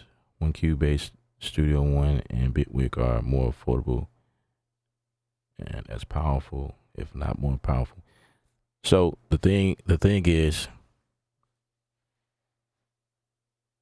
um, the thing is, the Reason, and like any other platform, Reason is dope. Everything is dope. I'm gonna give that title to every doll. Every doll is dope, right? That's just me being 100, and I'm just keeping it. I'm just keeping it 100 right now. Every program is dope. The person that uses it is dope to them. That's why they use it. I don't do. I'm not a Reason person. I I tried it. I just don't resonate with it. The workflow, I I I don't vibe with it. It's not my cup of tea. However, I did use their racks. I bought Reason to use their racks when they released that as a VST to anybody using any other dolls. So I thought that was cool for them that do that, because I did love using the what is that thing, vaporizer something, Vote 803 knows. And it was two effects I liked a lot in there. It's kind of like it wasn't a compressor, it was more like I think it was some sort of compressor, but it had like this distinct effect. I love using that. And then there was another one, like a little TV deal. You change, it's like a retro style, like it just changes.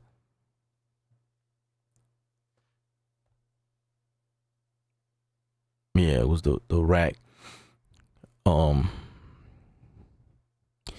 they have these pianos in there that I liked it using. When I was messing around with it, and then I don't know. I just that was it.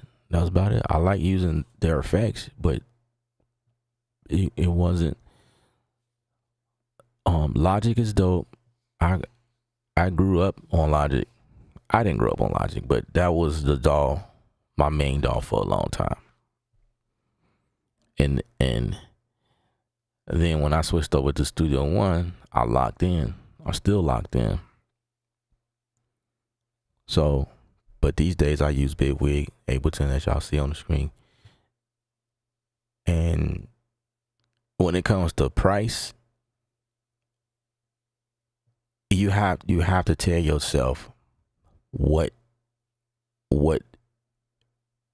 the value is to you. That is what matters the most.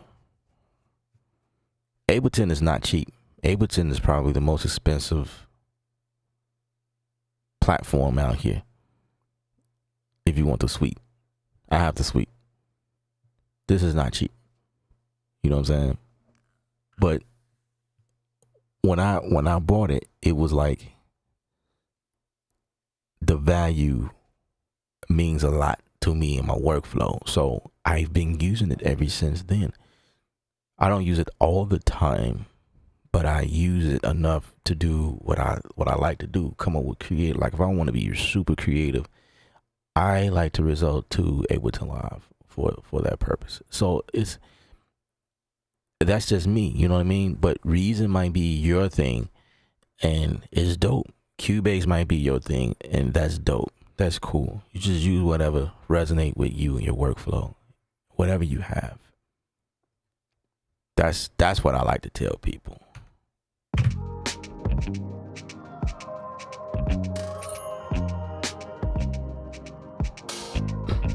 So when you get the value, the price don't matter no more at that point. Cause then it's like, you know, like if you a Pro Tools person, for instance, you know, for those people who use Pro Tools, pay the money to run Pro Tools on their system. You know, when they went to subscription, they found value in Pro Tools for that reason. While other people like, I could never do anything like that.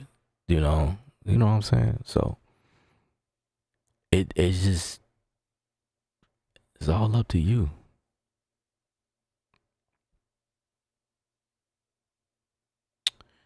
Redrum, I use that a few times. The Kong, I used that a lot when I was messing around with it.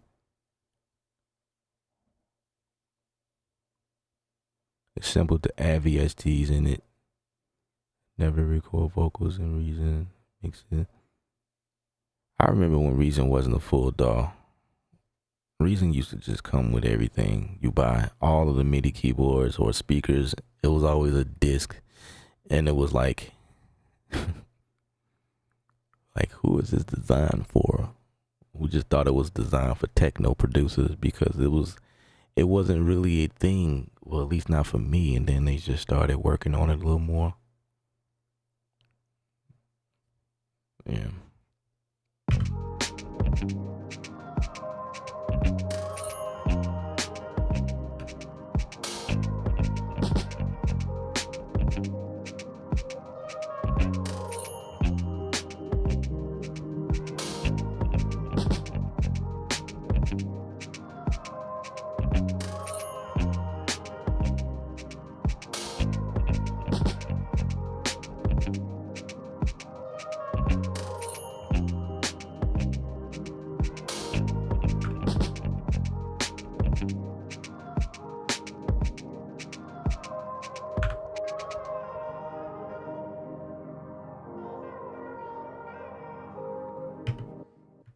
Should have never did that.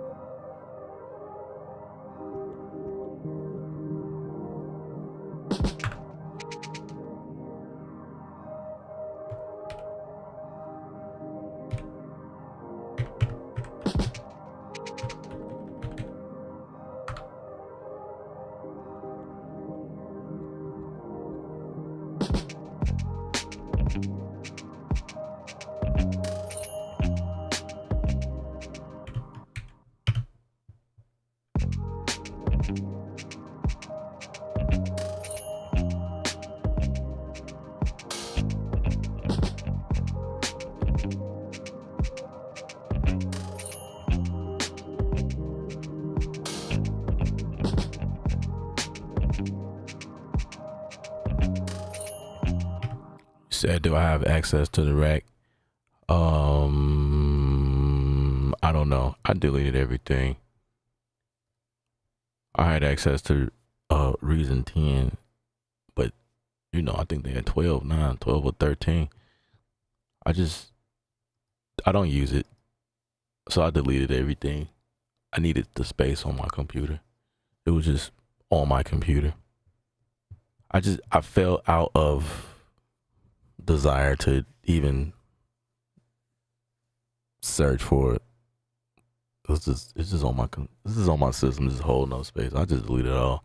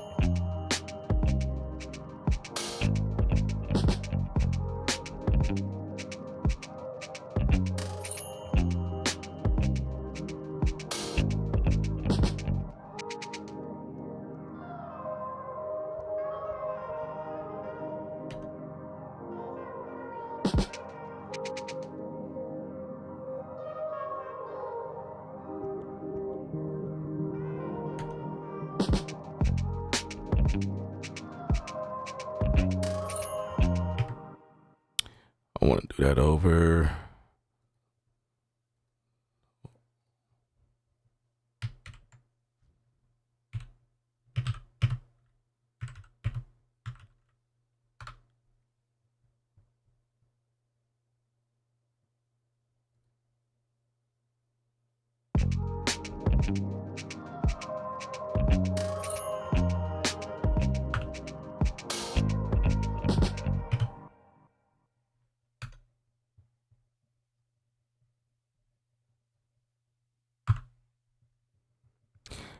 I didn't tell y'all the other day I downloaded Fruity Loops FL Studio.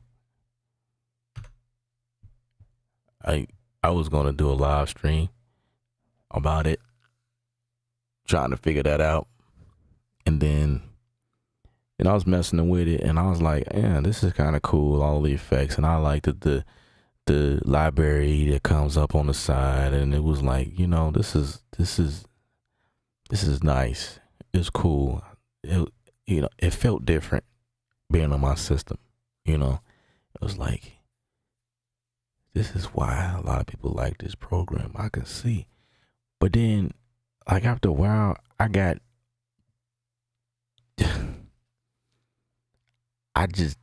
I was not feeling it. I just wasn't. Maybe later on I will. I took it off my system. I'm like, yeah, nah, I'm good. I'm not really. I gave Cubase a chance. I did a beat in there, and I did like 3 live streams on it. Took it off my system. After that, it was like, nah, I ain't feeling this. So I do encourage some of you guys to try some of these things, see if it vibes with you. That's the only way you'll know. But I know. So I'm not like straight like neglecting anything just based on, well, you can do a lot of neglecting and deciding based on watching other people work. You can do that. You can so do that. It's why I haven't dove into FL Studio for so long. I like watching people work, but I just never saw myself working in it. But I did download it, and I was like, it's cool, but I don't know if I can get into this. And I'm like, I'm good. Oh, that's just me, man. I'm good where I am. So it's always going to be between Ableton, Bitwig, Studio One for me. So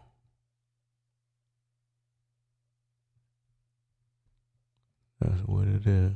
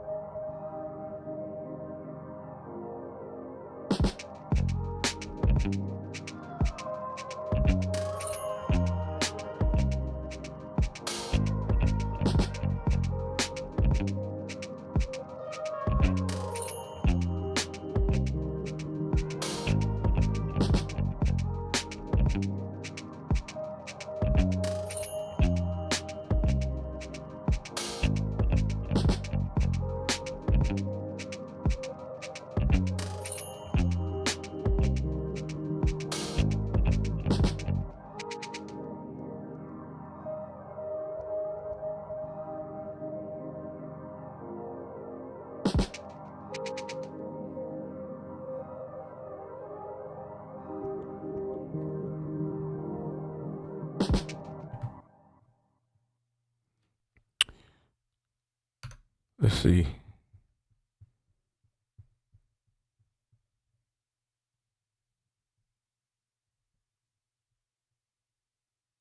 Yeah, that works. I got 2 minutes. That works. Go ahead and save this.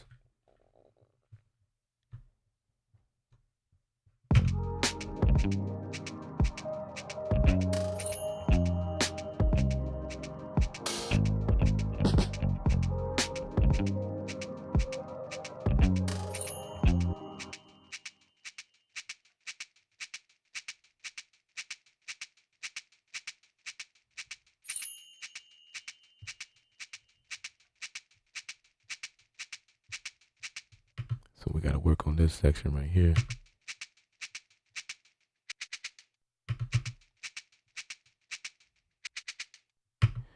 So I'm about to automate.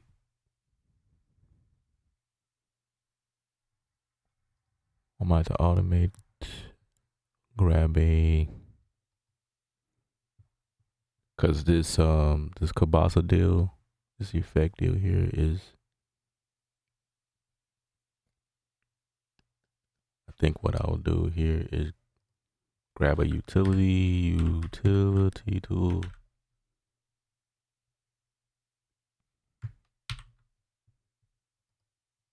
Put that inside of there. And we're gonna automate that one.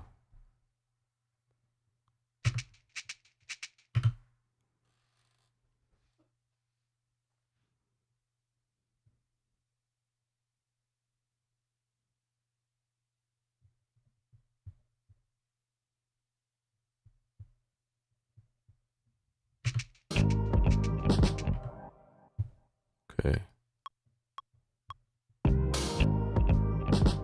Oh, I didn't mean to do that.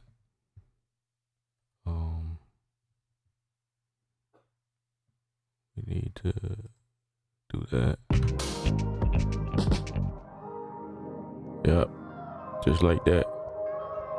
Return it back.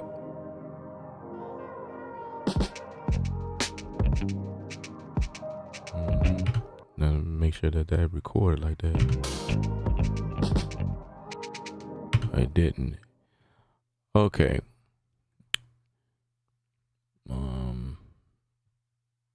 Show automation. So we gotta do it like this then.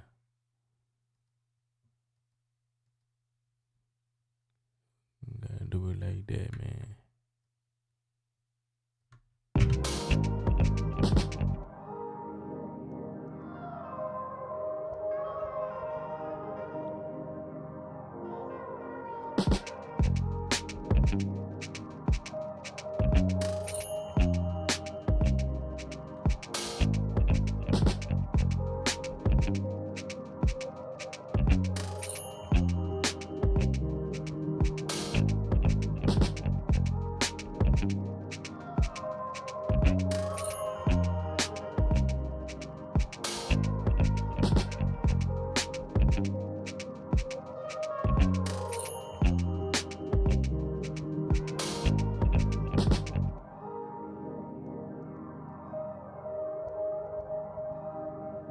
That works.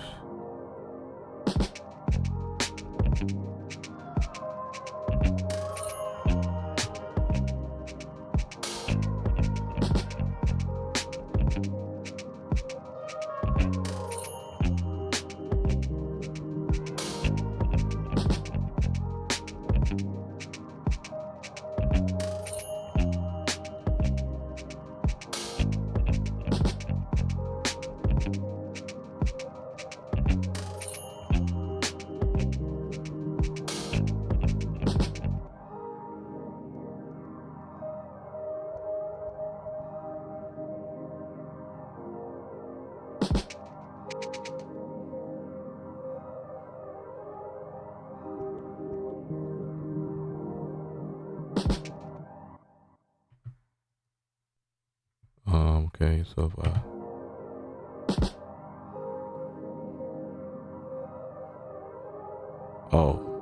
so we're not really doing anything with that. I didn't want the drums to come in.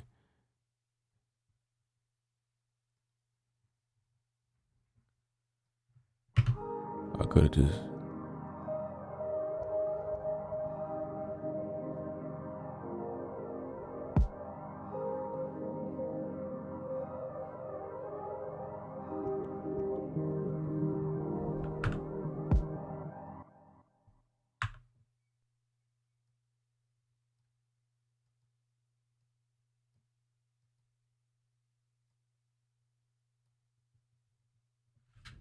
wait.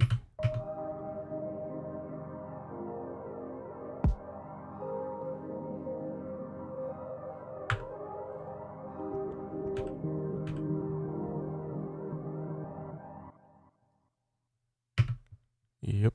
Yep. Yep. Yep. Yep. Yep.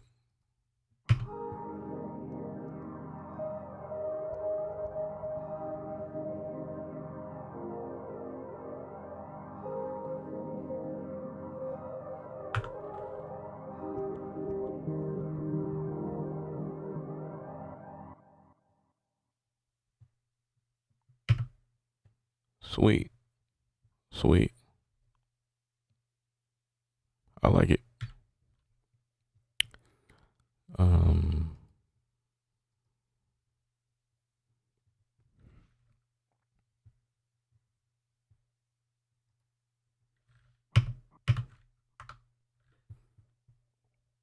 I hate that these did not show up because I'm pretty sure there was a.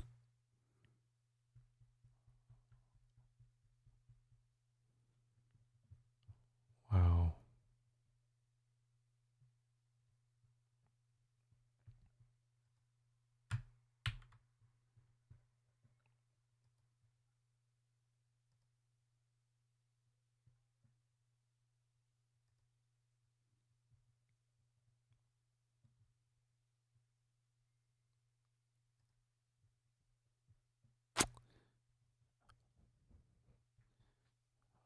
Maybe I should let it rescan all of the plugins and maybe those will pop up because they are on. But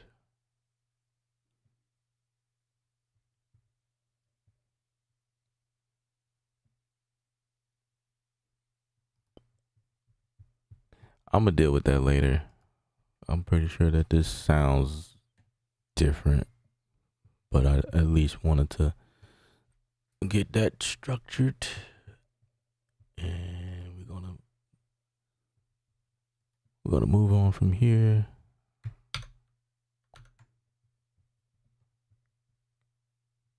So I did want to see what this one sound like.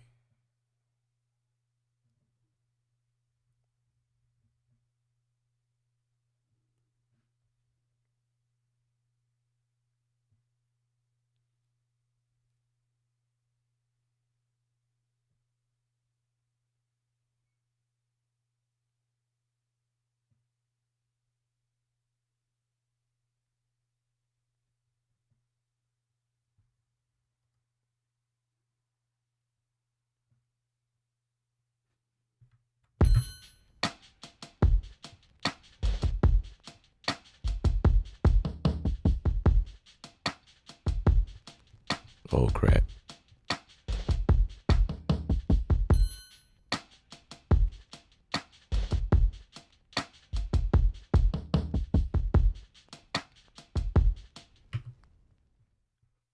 Did I delete 7? No. No. No, no, no, no, no, no, no.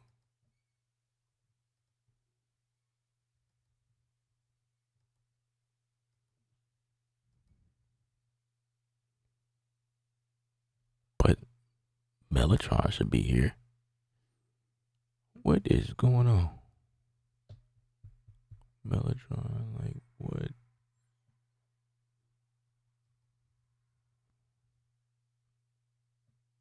The VST2 Mellotron. Oh my gosh. Okay.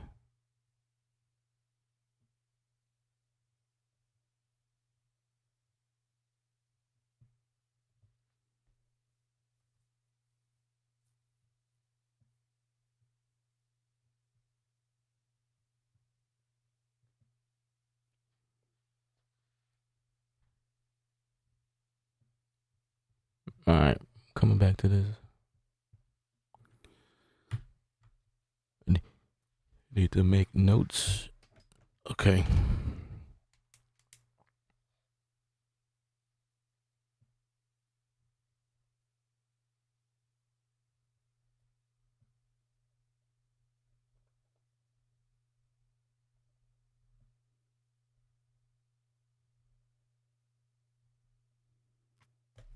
Plug-in missing on those.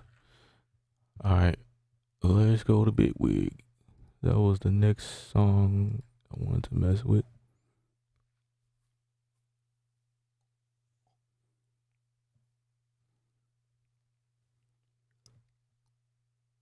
I appreciate y'all rocking with me.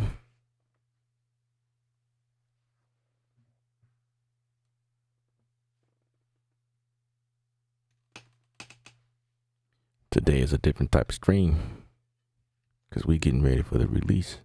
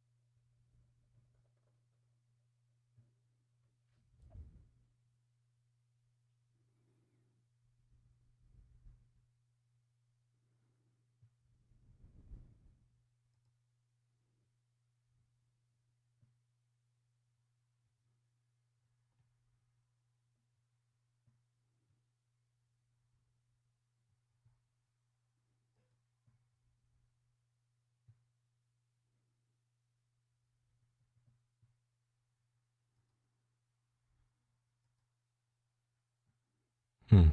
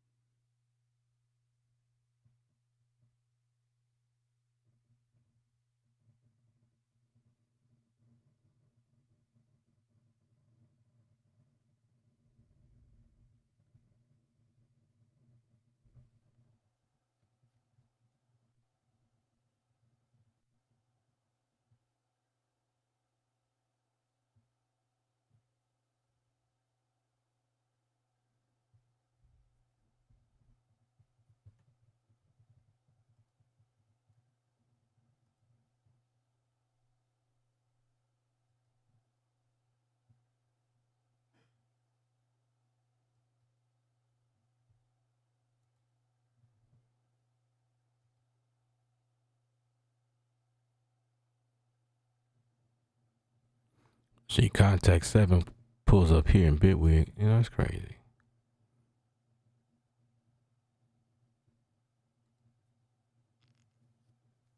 But in Ableton it don't.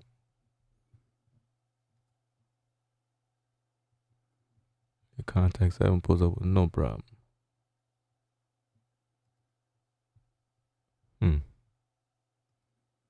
That's interesting.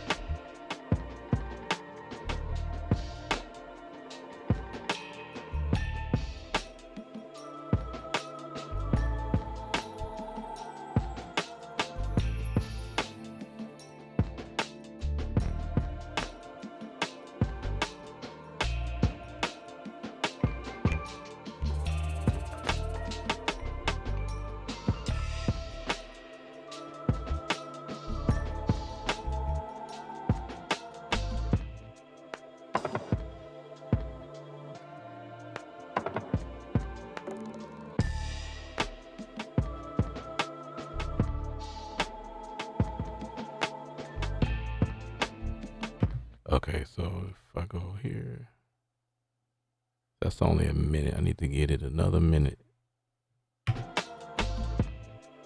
Okay.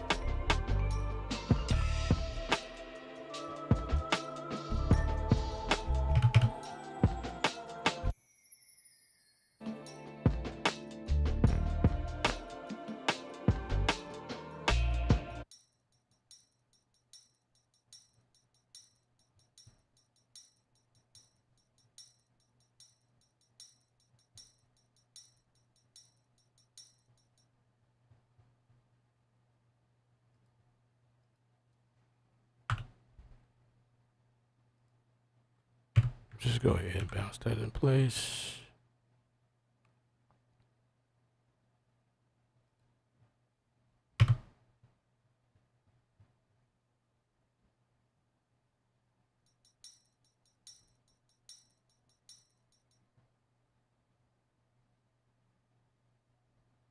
$2. I appreciate that. Wait.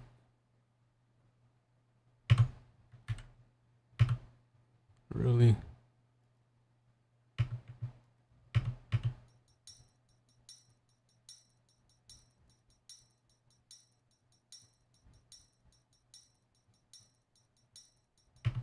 It did warn me, didn't it? I need to bounce that, man. Okay. Bounce. Post fade.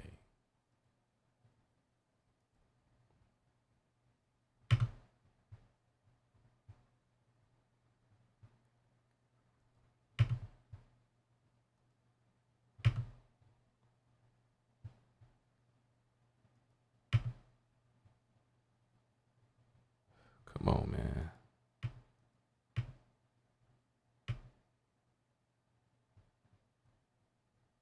Oh.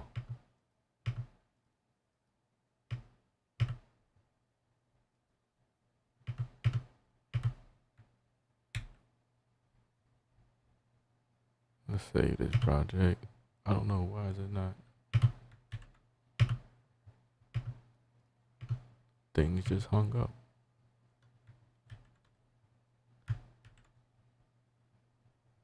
It don't want to play no more.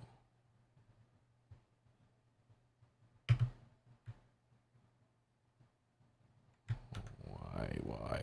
All right.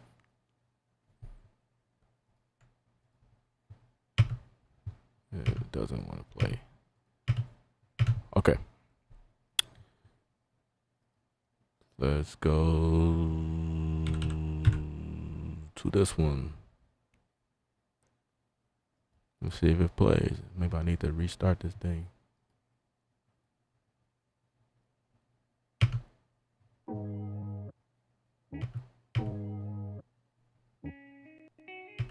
Okay.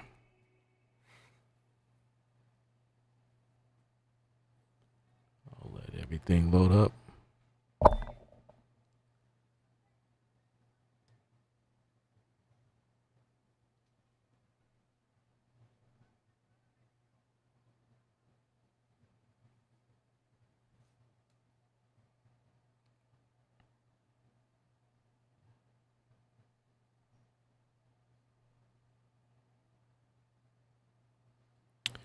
You say you notice that I do several changes in your drum program. I can understand you're a drummer, so naturally you would be dope with the drums. I need to improve in that area. Much respect to you, sir. Yeah. Yeah, you have to do you have to be you have to create variations in your drums. You have to. You have to. Even I mean if you're a pro or a beginner, this is a pro tip. You got to change things up. I don't know if you're talking about like just overall, like noticing that my drums sound different on each project, because this is probably the fourth project we're loading, but or just oh yeah, well yeah, I guess that makes sense. On the previous deal before Bitwig decided to stop working, yeah, this is one of those that was more of a it was more of a artistic song. Um, Being a drummer does help. I'm not gonna lie. I'm not gonna lie. And because of that, as a drummer, it's like letting the drummer breathe. It's almost like you as an individual, you as a human. All of us as humans, we never do anything the same way all the time. We have repetitive moves, but it's never done the exact same way. It's kind of a drummer would be like the insight of life, of humanity. You know what I mean? If that makes sense. To be a drummer, all the drummer does is replay what we as humans do. When a drummer is playing, he never does anything the exact same way all the time. The exact timing, he may do the same chops, but it's never done precise the same like a machine. He's not a machine, he's human. So the velocity is going to change. The timing is going to change. It may sound exact all the time, but when you analyze further, we're all humans. We do things differently. We sound different days. We feel different. We may go to the same place, same job every day. We take the same routes. You know what I'm saying? Do the same thing, drink the same drinks, eat the same meal, but you never do it exactly the same all the time. When you go, say like you like a meal, it's a favorite meal you love. You get it all the time and it tastes the same to you, but it don't. Some days it tastes different. Like, I wonder what they did this day. You know, somebody back there cooked it a little bit differently. You know, so with that being said, you know that human life, there's variations to everything, every step of the way. So when you're creating music, you do not want to bore your listeners when they listening to your music. You don't want anyone to get bored. So you have to keep the people enticed when they listen to your music. If you got the same exact drum pattern throughout the whole song, that's boring. People will click off that immediately. Now, that works for hip hop, but to their defense, there is always something different happening. It could be the lyricists. What they're saying might be more enticing. It's the focus of the song that is what pulling people close into listening to the song. The beat is the same. It's repetitive. A 4-bar loop, 8-bar loop over and over and over. It's doing the same exact thing. And that's how hip hop was. Like, it was built off that. But as time progressed, hip hop producers got clever. They started doing things, changing stuff up. If you listen to Kendrick Lamar, for instance, dude is one of the most masterful, or should I say, he's a master at what he does, but he also works with masters in terms of the beat production. If you listen to his songs is not repetitive. It's not doing the same exact thing. It's very moving. It's like a movie. It's doing something different every time. It switches up. It do things. It keep people invited. And then he also rolls with the vibe, the change ups or whatever. So he gets creative as the beat change. You know what I'm saying? So that's a good idea or concept. If the beat is repetitive, then you might be doing things like adding different textures, percussion elements here and there that will pop up and never pop up again. Like, you might do something in the first hook or the second verse that you wouldn't do in the first verse. You introduce something different to keep the people enticed. They go like, oh, where did that come from? I haven't heard that sound before. That's different.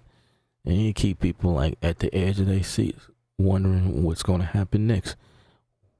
What's the next thing going? You know what I mean? You want to always keep people interested in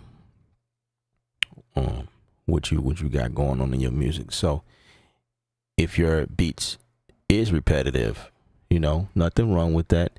If it's doing the same thing, well, then that means your melody line is responsible for doing something different. Each time it comes around, it might switch up and do, there has to be something that changes up. Otherwise, it's just repetitive and it's boring. No one is going to listen to that. It has to be something that moves the people. You know what I mean? So that's one of the reasons why I do that in my music. I try to introduce something different, but different in a way where it still matches the song, the flow. It works, but different in a way where it's different. It keeps people, it's a mental thing. It's just keeping it natural as possible. I think that's more natural, wanting, you just got to think about it. Like when you are listening to beats, something you can vibe to and rock to, you don't want to listen to something that's just repetitive all the time. You want something that's going to gradually grow. There needs to be a climate on the song. That's why a lot of songs you listen to, there's the intro that might be more of the quieter part of the song. Sometimes it's that way. Sometimes it's the hook that hits you in the face. But a lot of times it's a gradual thing. The intro might be soft, and then it gradually goes into the verse.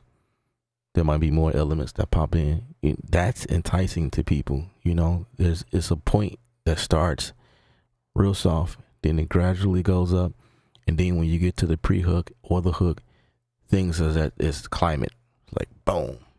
You know what I mean? And then they come back down off that hiatus, back into the verse, because I got something else I want to tell you. So everybody quiet down. Shh. I got a message. I got more I want to say. So that's where the verse come in, let the artist breathe more so, because there's a message that he wants everybody, or she wants everyone to hear. And then the music comes back up. Now at this point, it might be doing the same thing as like in the beginning part, but it's still stuff that's going up and down. Things are changing. And with that being said, then you have things called transitions. You have transitions that introduce the next section. You know what I mean? So that might be the switch up, if you know what I mean. The beat might be doing the same thing, but then at the end of that bar, once it transitions, you introducing, hey, you tell them, listen, hey, we got this coming up. So you might do a drum fill or something that will build or give that anticipation to the listener that something has happened. You don't want it to happen abruptly. You know what I mean? That type of thing. So then the hook comes, and then there might be a bridge. It might be an outro. I don't know. The song might do something different at the end. But if it does, that's the part that people like. It's like, oh, okay. Now the end of the song is doing something totally different than what it did in the beginning. And that's what keep people like gravitated towards that, your song or your sound. Cause it's like, it's a full experience. It's like everything is like, wow, this is a full meal. It's not just doing the same thing over and over. You know what I'm saying? So that's the concept of what I try to introduce. And it's even more interesting when you're doing instrumental, because in my case, I don't have a vocalist that's singing over everything. So I have to be very clever about what I do, because if people can get bored real quick. Even if I'm making lo-fi music for people to listen in the background, people can get bored of that. That can be like, I don't want to hear that. So there has to be something about the music that takes people on a journey, and something has to be moving in order to do that. If you know what I mean. I hope I explained that.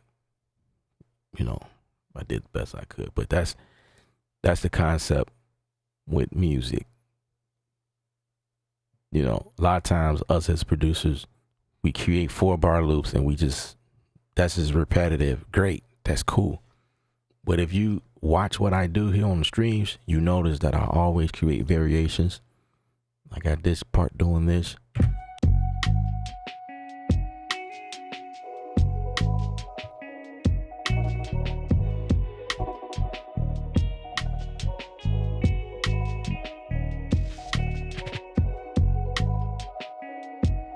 Now, in this case, the drums, I don't know, to be honest with you. I don't know what I'm going to do next. But it's all about feel and vibing. You know what I mean? Now, this was a song I created on the stream one time, and I just left it there. But if I'm working on this, I duplicated everything, but something is going to get added or taken away. Just like you saw me do on the previous song, I took away some stuff just to add variation. You know what I'm saying?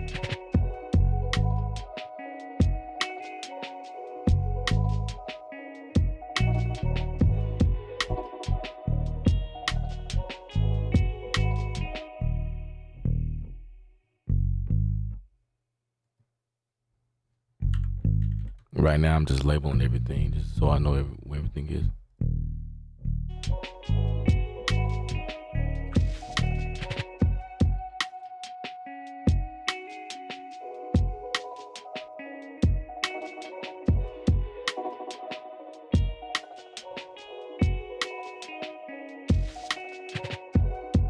I think I will do something different.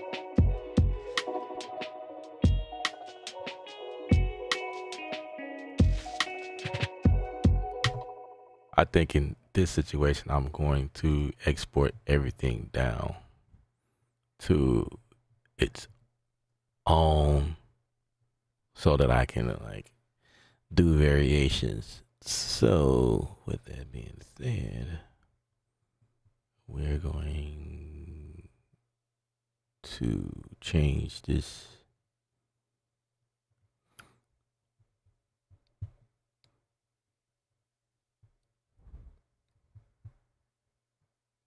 Gonna grab that. There's gonna be our kick.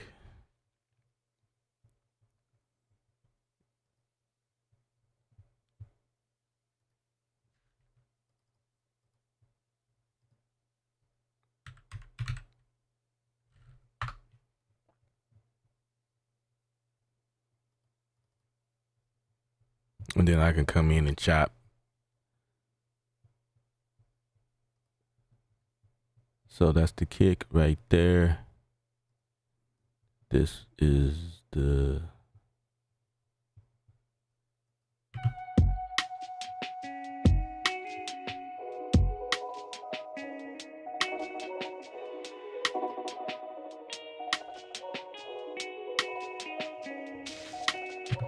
okay. That will be didn't get that fully out.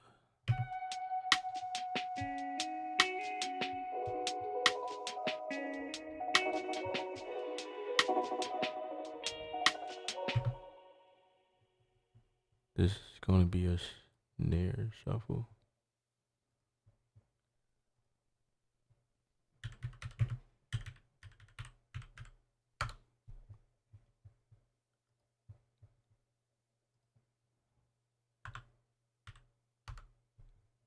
Okay.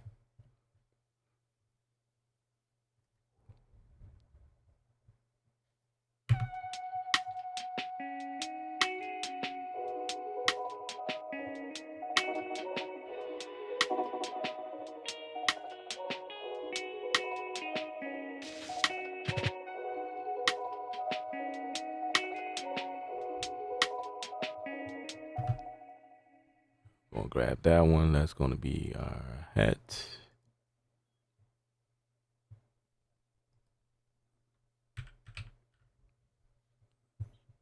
And back here.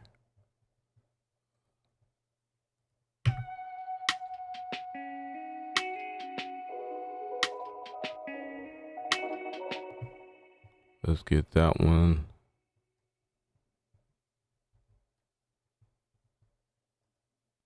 It's gonna be our rim shot.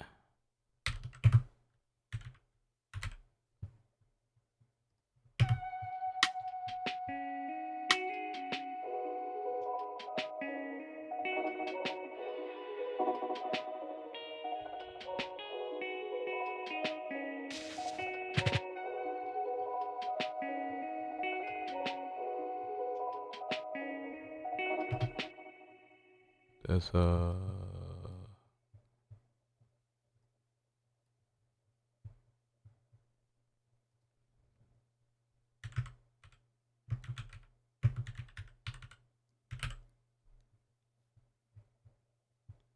just call it that.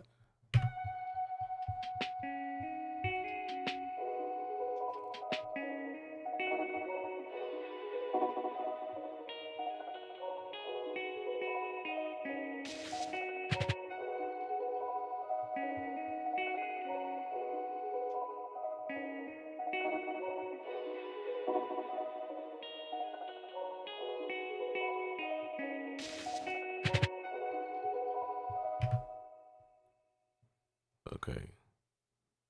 This is going to be my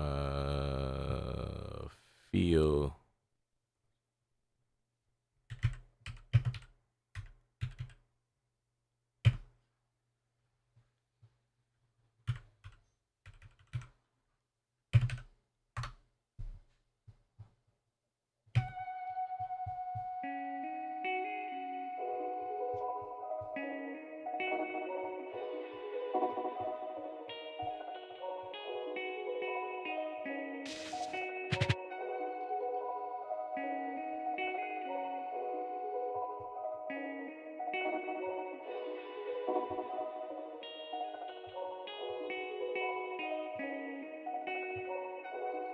Okay. So we got everything. We could probably mute.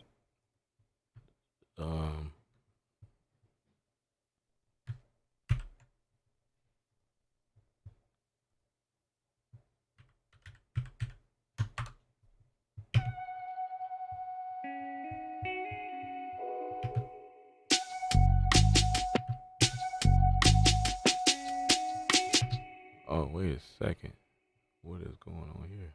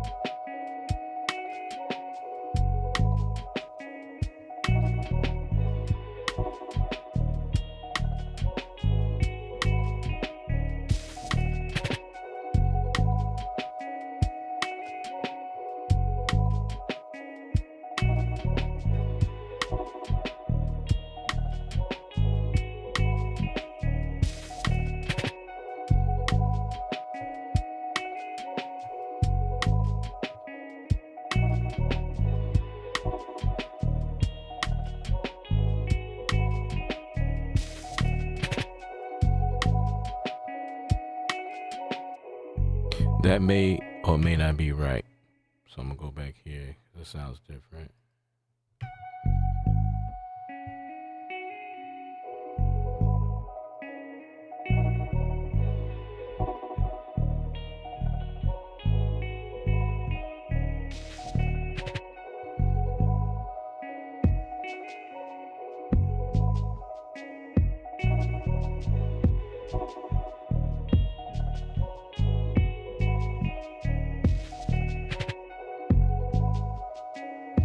Well, that's right.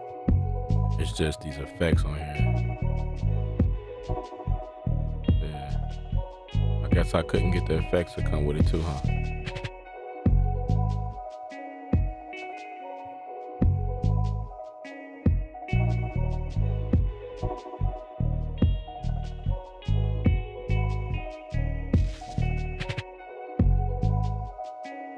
Oh, it was 2-0. Dang. I didn't grab the second one.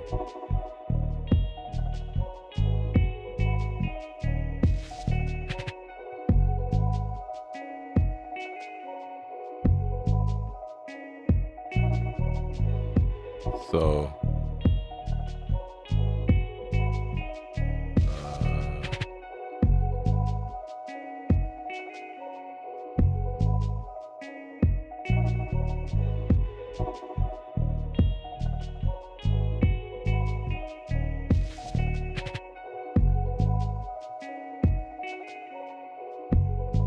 this one was Beach Villa. Beach Villa 1.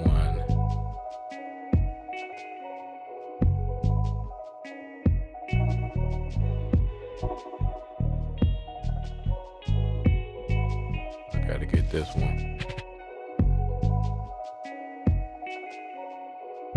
Oh, that's what happened. I got this one triggering this one as well. So I got 2 kicks. Okay. So this one I'm gonna do. I'm gonna just grab this one from here.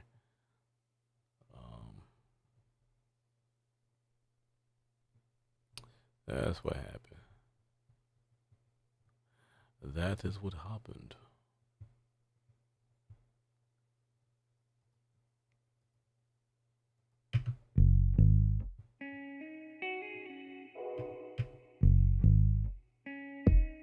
Yeah. There we go.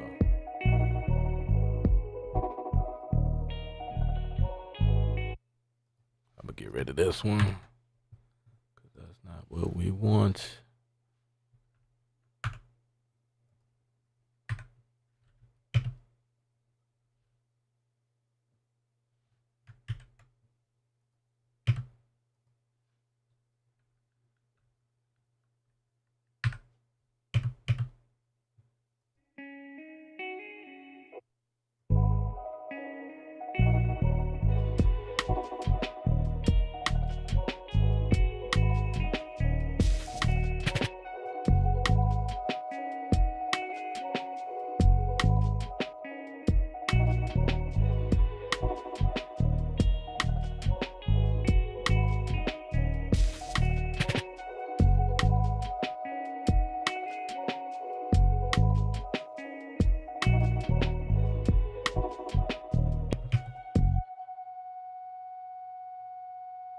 Oh, I didn't realize it was doing that. It's cool, I can break it up.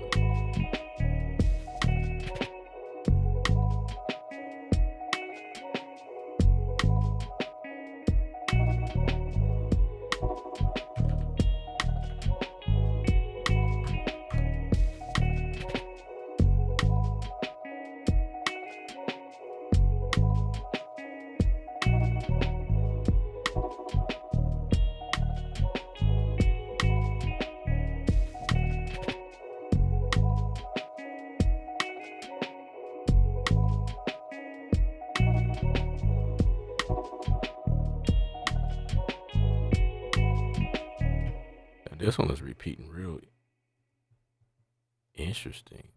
That's not even the full. Let's see, 1, 2, 3,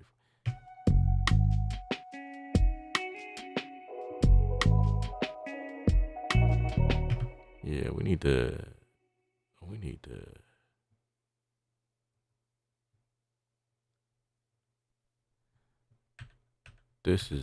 That's interesting.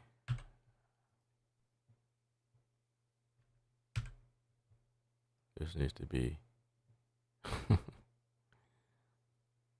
Oh my gosh.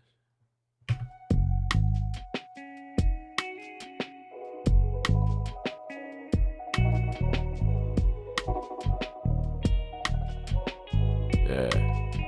And then we're gonna just duplicate the content.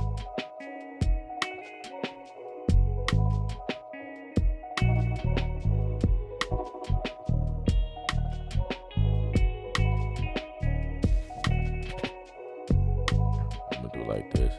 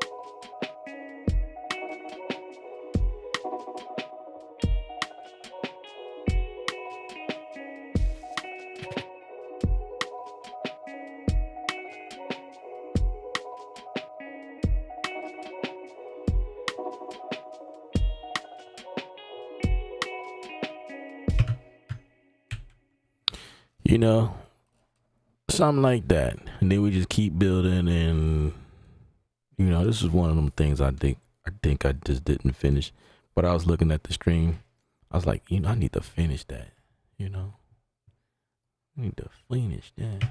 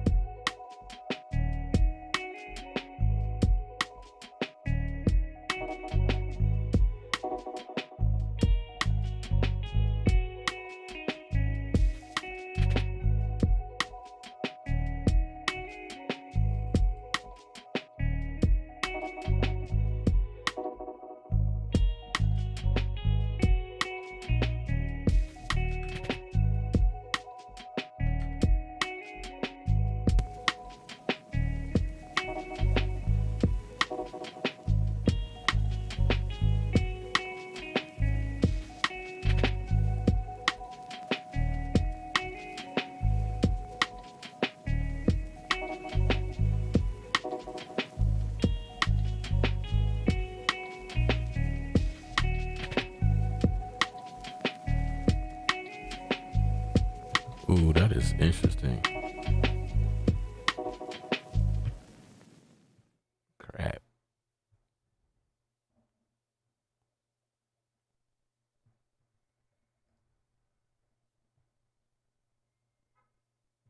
Rhonda X. Oh, dang it. Okay, I got it.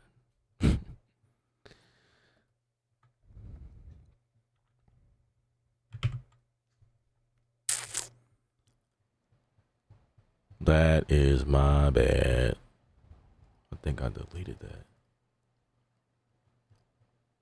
Crap.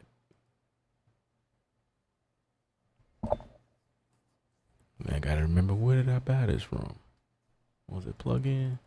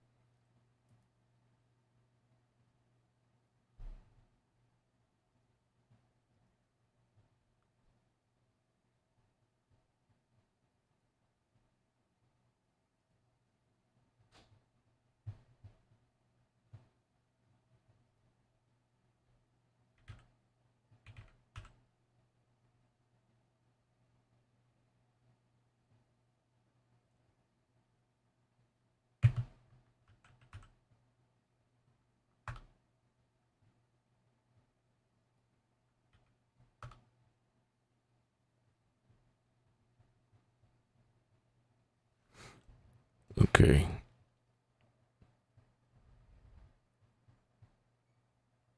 Let's see, did I buy it through here? Retro.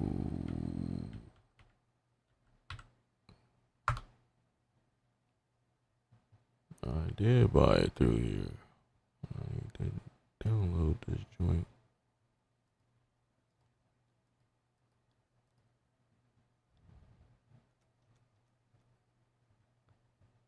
Again.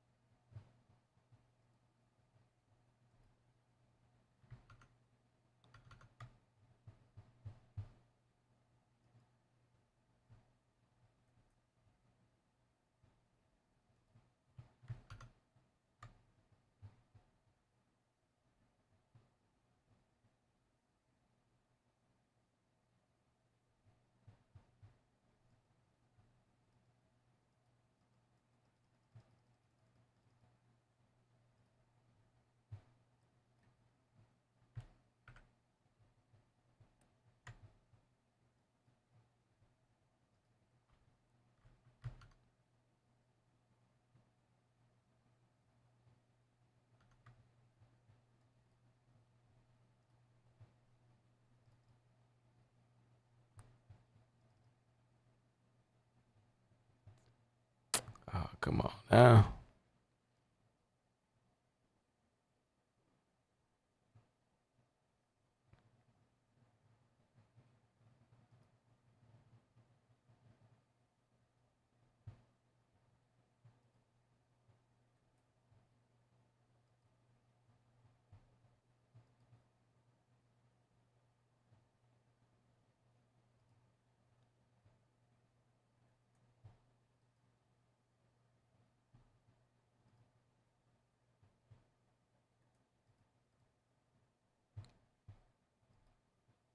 That's what he wanted me to do. Close down everything. Really?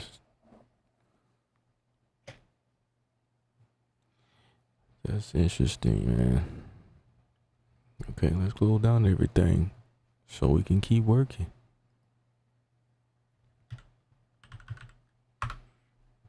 Gosh.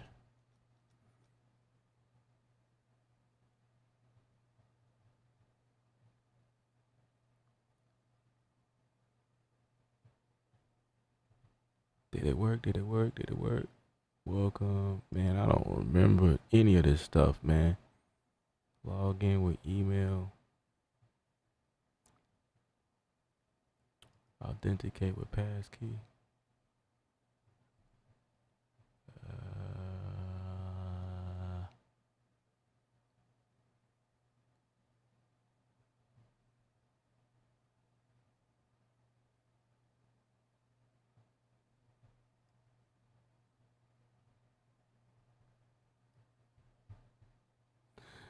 I got to go back there.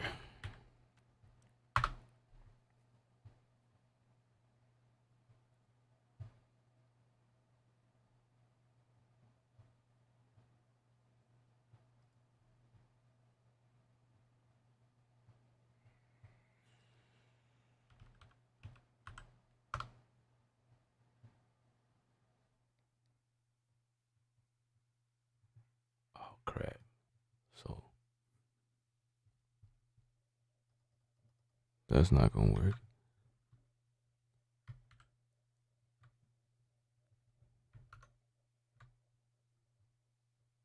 Enter 6. Log in. Oh, log in with the. Man, I don't know.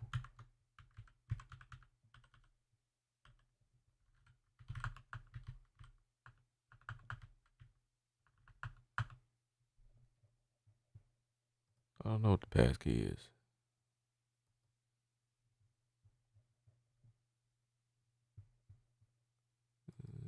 I got to figure this thing out. Log in.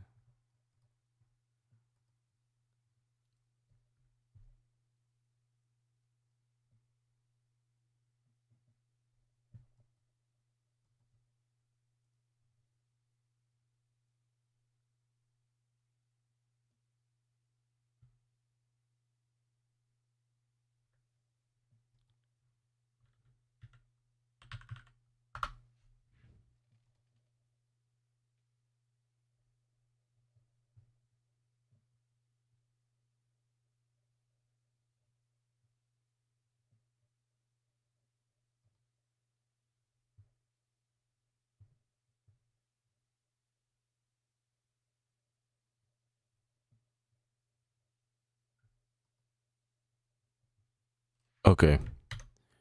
Maybe I can just log into the thing. Log in with email.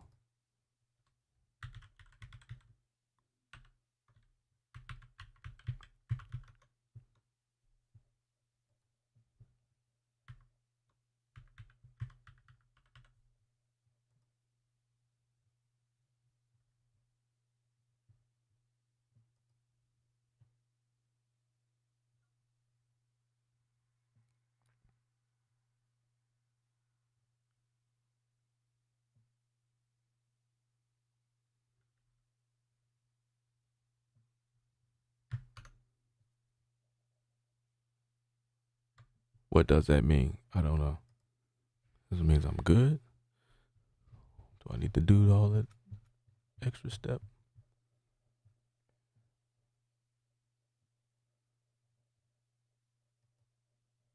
Let's see what else they got. I am not up on all of this stuff. I need to look at it. Addictive drums.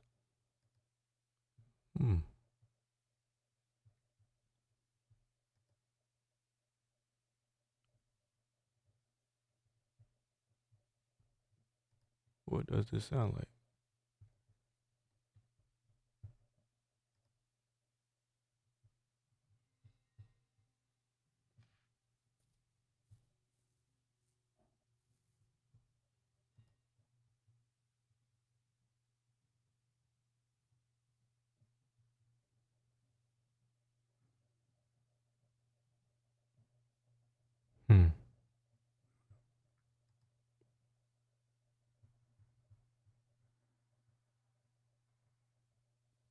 Man, they about to take my money, bro.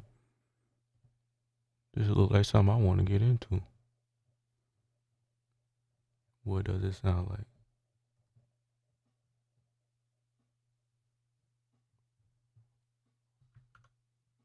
Oh, snap.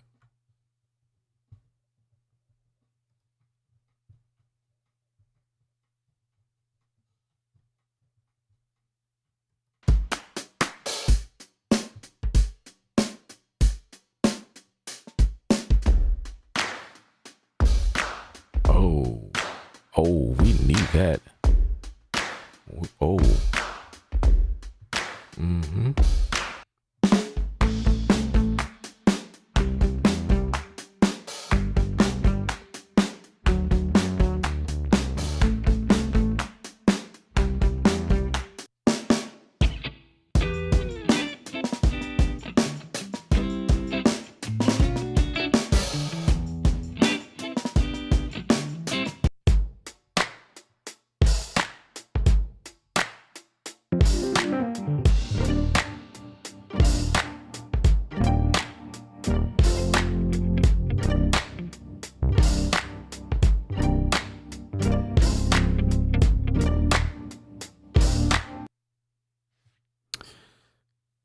Oh man, I think I'm gonna have to drop them dimes.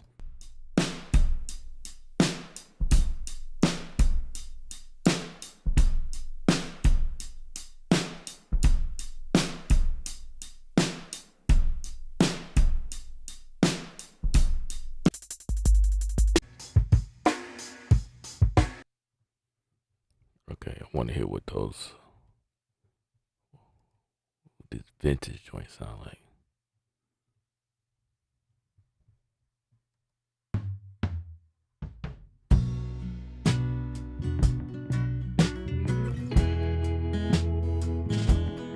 Okay, I need this.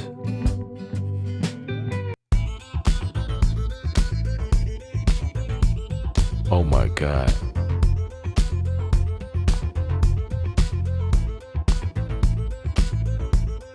Yup.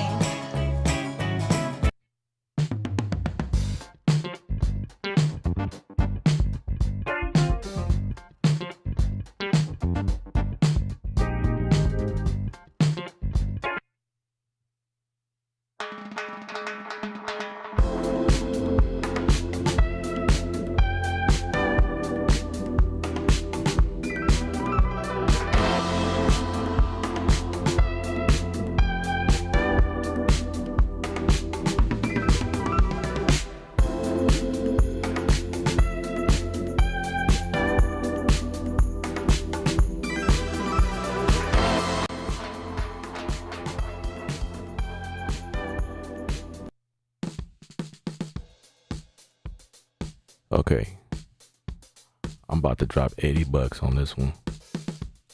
This vintage joint is crazy, bro. I'm trying to contain myself right now in front of y'all, but but man, this is amazing. This one sounds really good to me. Wait, retro songs.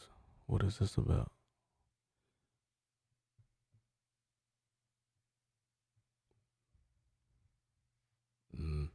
I think I've been on this site before, but I just never. XLN is on my radar. Like, I guess I should have known because I use their retro joint a lot, right? And then, like, not many people are talking about them right now. I don't know.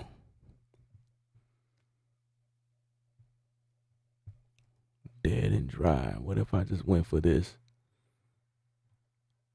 What is this? $160. This look like, just based on this look like I'm gonna love it. Cause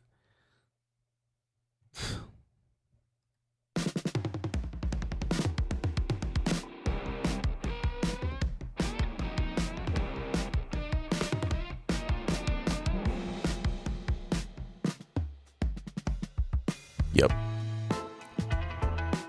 I knew it. I knew I was gonna love it.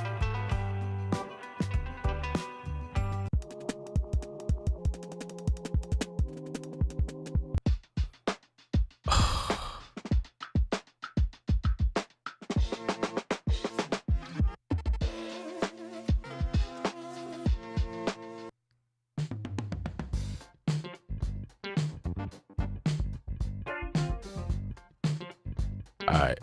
Let me stop. Okay. See, I got myself in trouble because now my money is about to go somewhere and it don't need to go. Don't need to go there. Oh my gosh. It don't need to go there, but it's about to. Let me load up this project. Let's get back on focus. That's what happens. No, LF, you don't need that. You don't need that, LF. You don't need that. No, don't do it. Don't do it. No, don't do it. Ron, what's up, bro?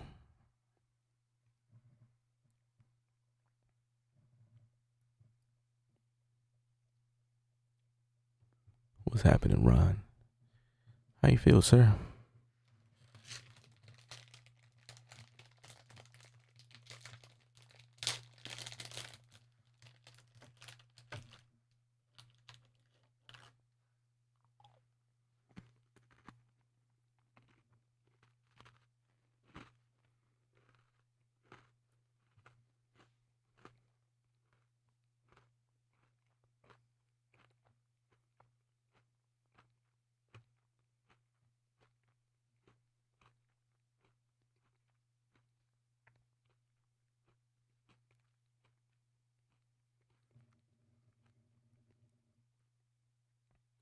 Yeah, Superior is cool, but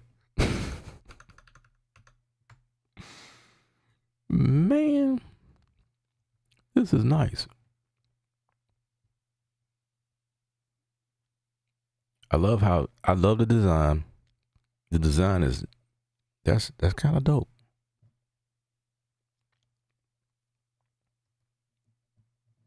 It's got this retro vibe. It's simple. Well, it looks simple.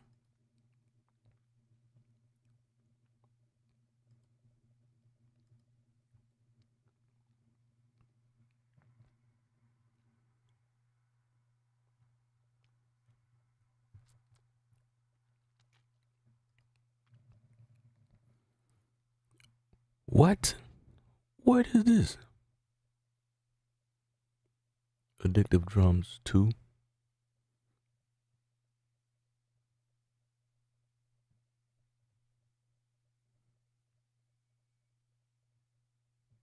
Hmm. 3 drum kits.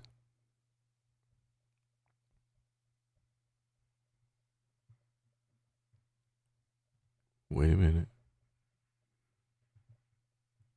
I can get 3 kits.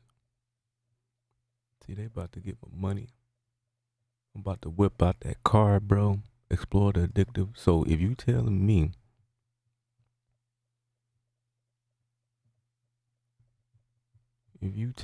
me okay.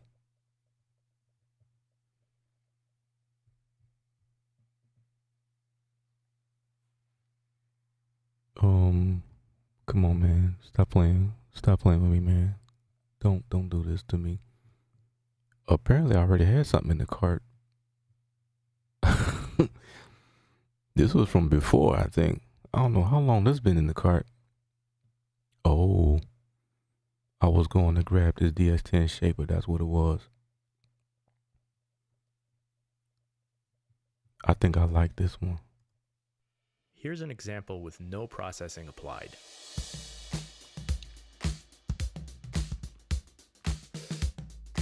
Here's that same example with DS10 drum shaper applied.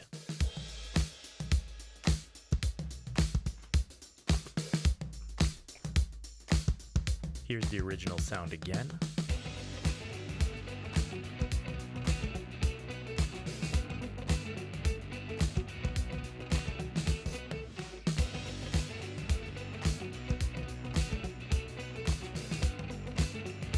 And here it is one more time with DS10 applied.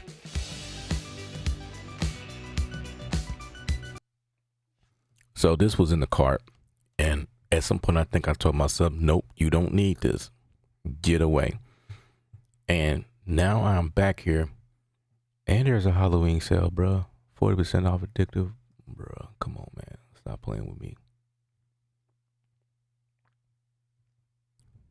Stop playing. Stop playing. Because now you about to make me do this here. Crap. You can drive for free. What the heck is this?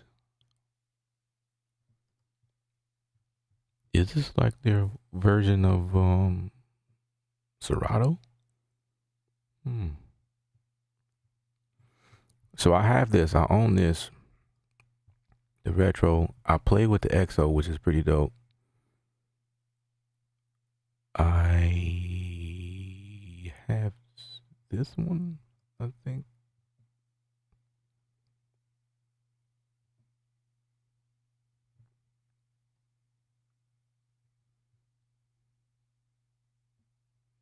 I don't know.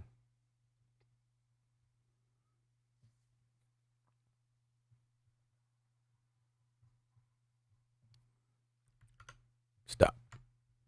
I'm moving away. What I was trying to do was put retro back on here.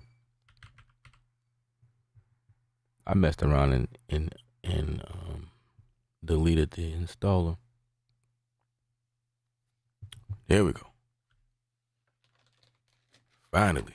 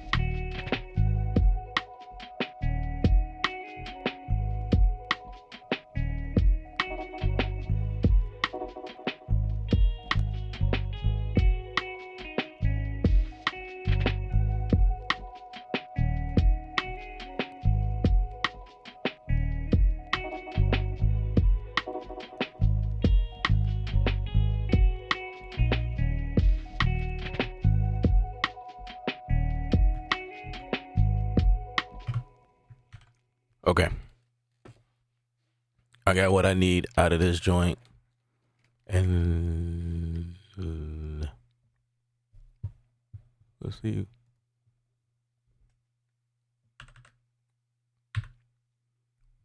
See what this one is.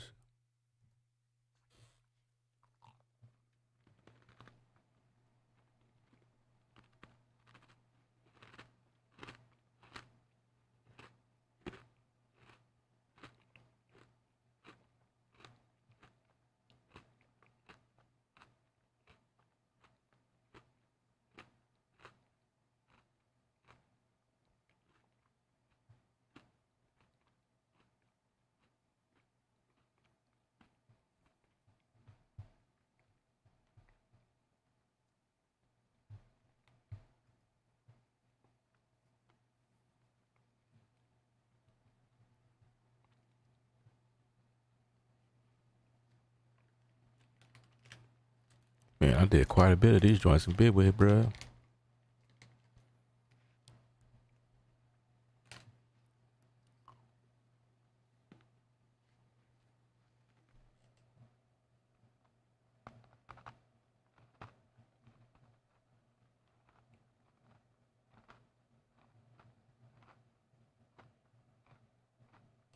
Oh, this is the wrong one. Oh no, it's the right one.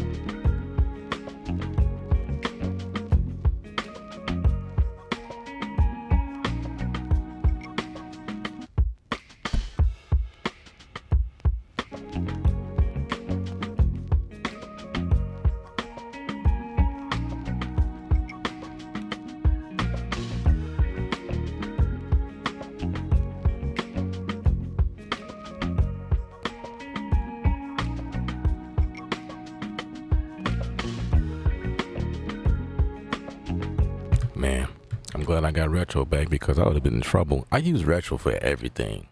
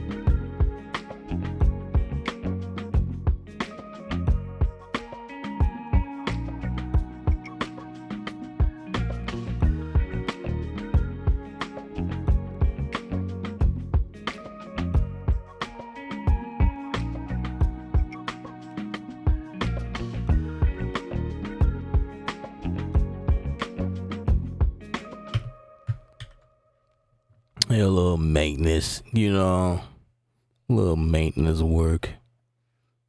Then I'm gonna go back. I'm gonna come back to these things and make it do what it do. All right, maybe this could be the last one. Cause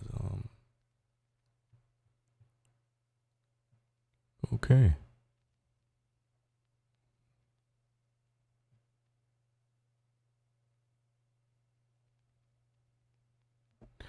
All right. That one is not pulling up. There was one that I did.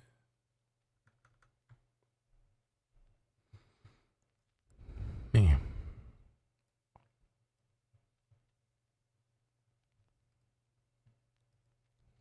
Now I have to rely on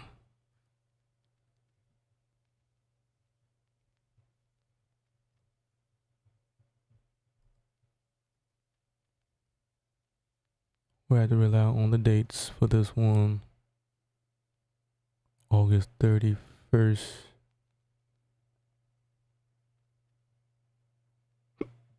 2023. All of these were done in.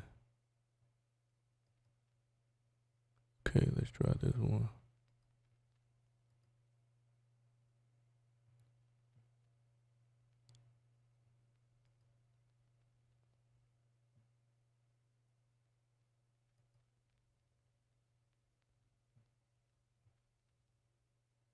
Yep.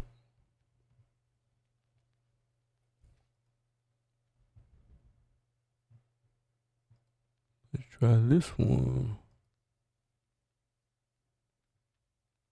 Ooh, there is a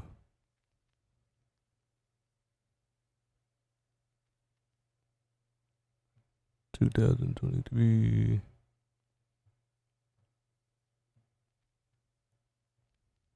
August 23rd. August 31st. Dang it. There's a 30th. I don't know if that's what I'm looking for.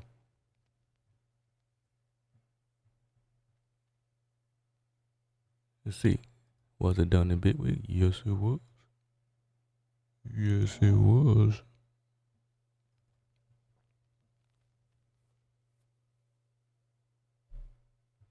Let's see. Is that it? Is this it?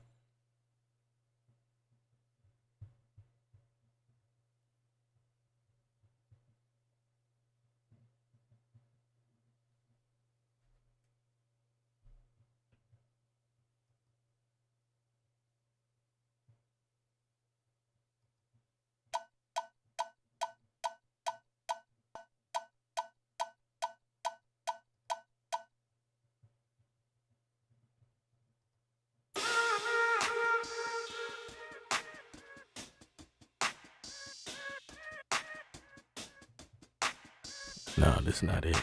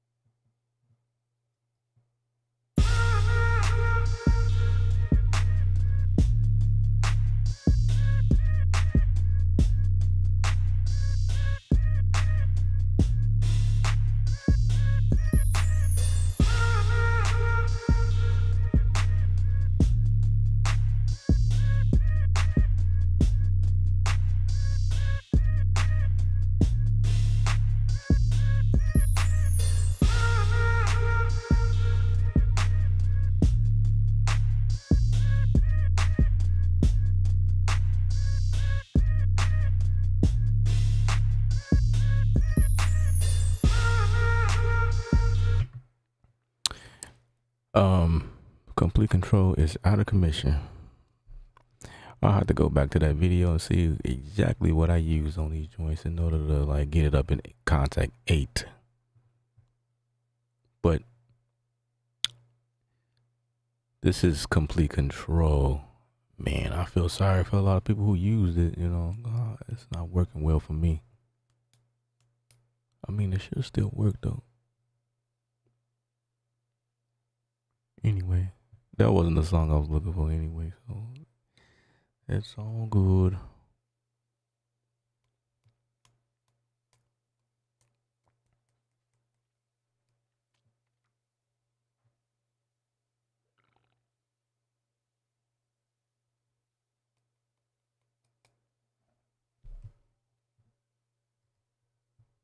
Alright, let's quit. Let's quit that.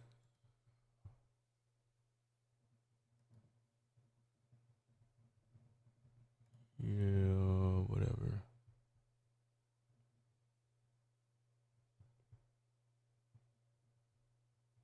Mhm. Okay.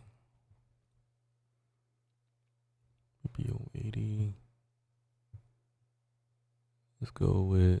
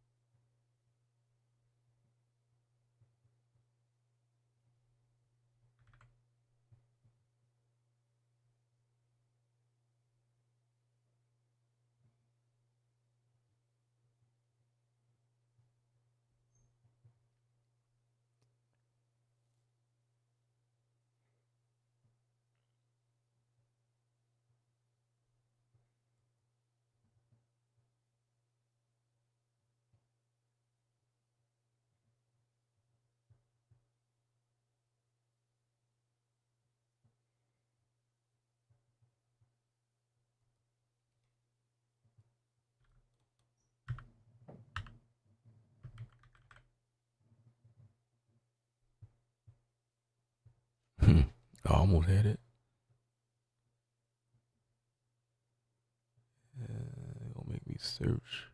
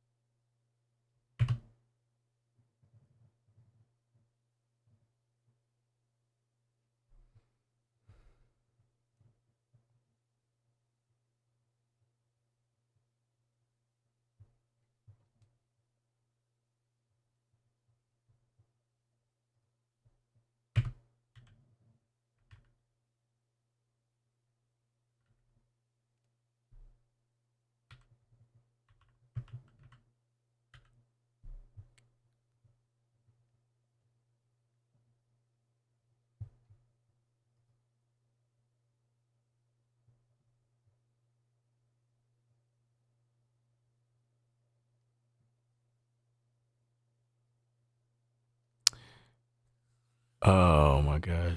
So, um,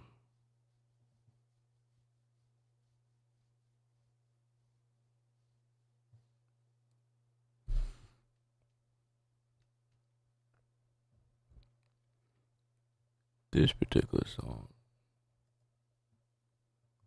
I might not be able to find it.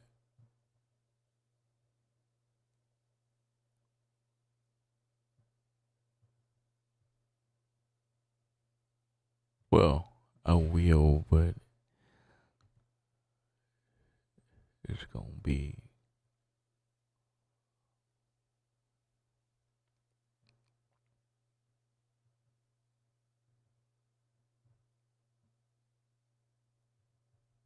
Hmm.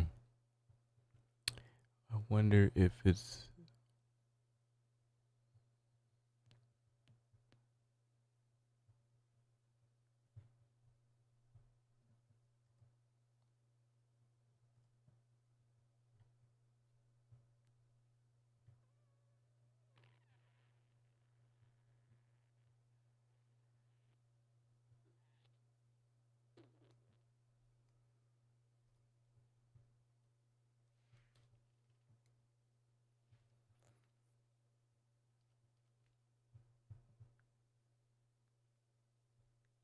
The only way to find this is if I go to the old Studio One 6. That's probably how I might be able to find this song. I want to use 7, so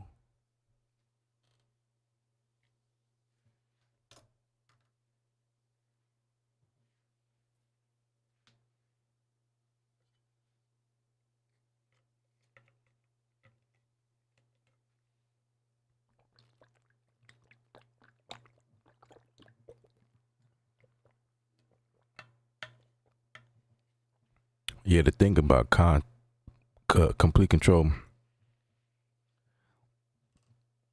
I never really like using that one. I was just a contact person. I like that a lot better. But then, I was like, why not? I'll figure it out. I usually always do.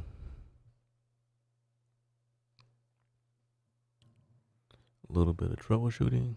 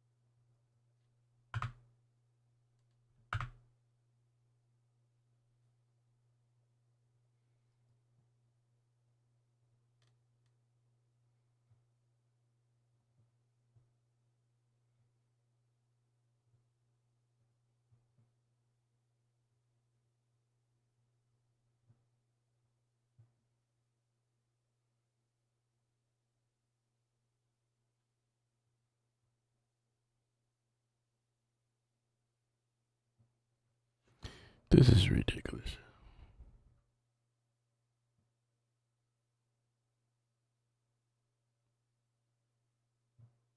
Now it's gotta be thinking like, did I put this on any of these drives, man? I can't find that song.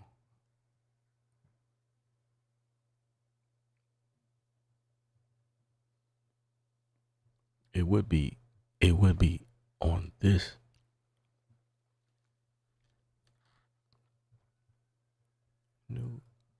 No editor. What is Personas talking about? Let's see what this is. Studio One Pro 7 also comes with a brand new node editor that lets you add your own customized scales, filter by scale, only show the nodes that you're currently using, which is great for percussive workflows, for example, and a whole lot more. All of these functions have been consolidated into a new single Scale Tools panel, which is located directly in the node editor toolbar. Editing node events and scales now faster and easier than ever with the new in-scale visibility filter option. When this option is active, then all the pitches that are not part of the currently selected scale are not being shown, and so you can edit the node events. Yeah, I already knew that. I already knew that. There is a new version of this.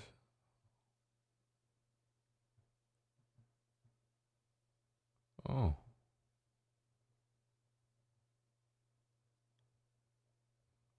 Anybody been dealing with SoundCloud issues?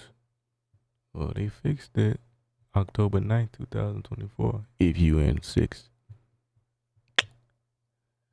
That's good information for you.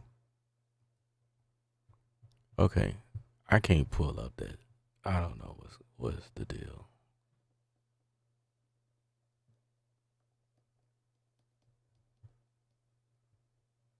It's certainly not going to be in here.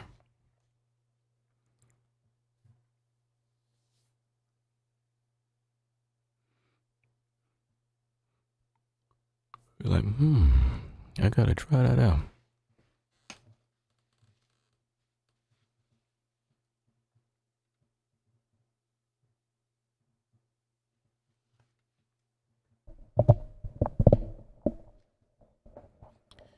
It's like, hang on a second. That's good info. They say what? The what? You can do what? Scales?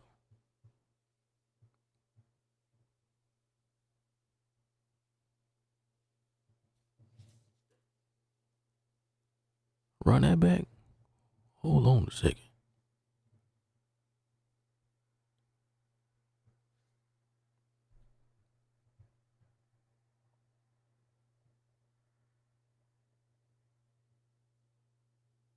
Oh, wait a minute. Oh, okay. I didn't realize that Studio One 7 is recognizing all of the files. Well, not all of them, but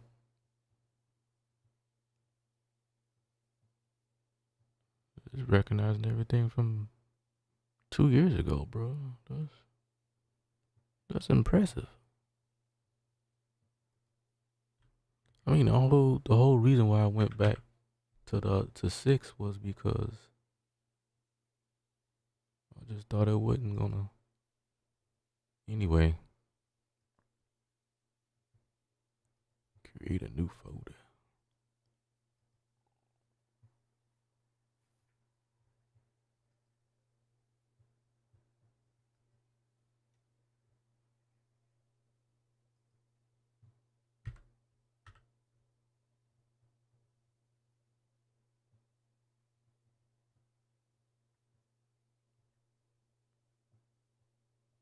Yeah, it's the same situation.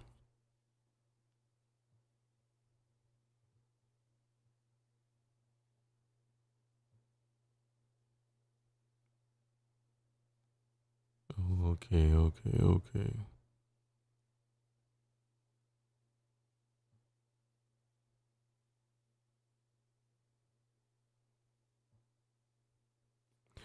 Okay.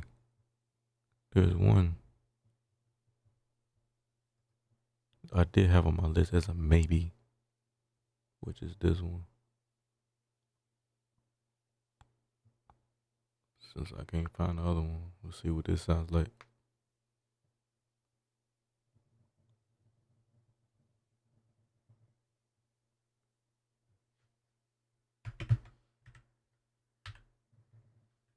I bet you it comes up like this.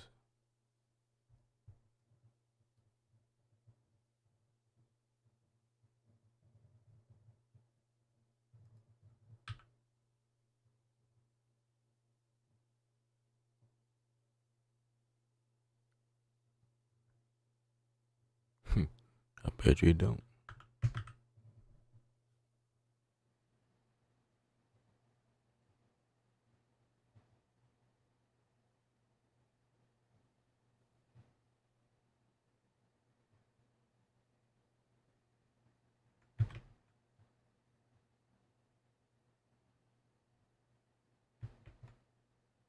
Stop that.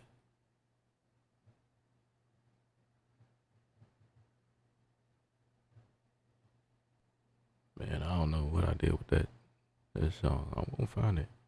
I'm gonna find it.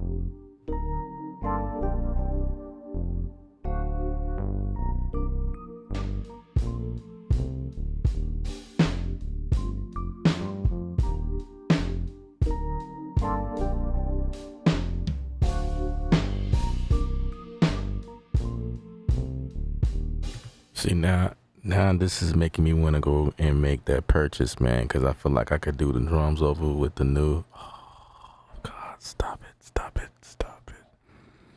No, Ella, no, Ella, no. Don't do it. Don't do it, man. Don't do it. Don't do it. Oh my gosh.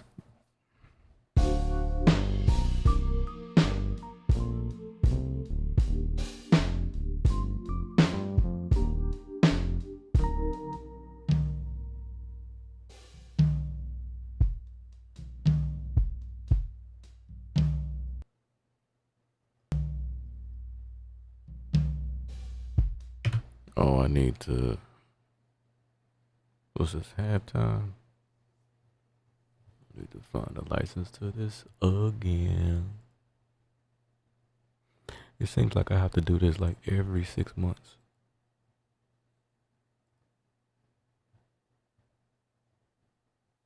Well, every time I do anything on my computer, like.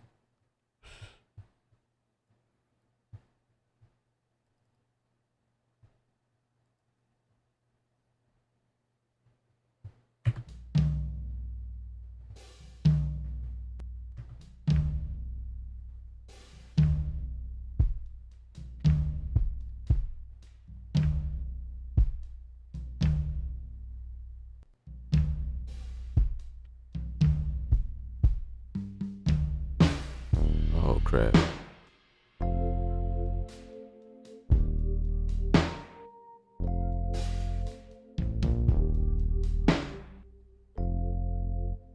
Who made Sky Keys? Let me see. Oh, this better not be an EXO product.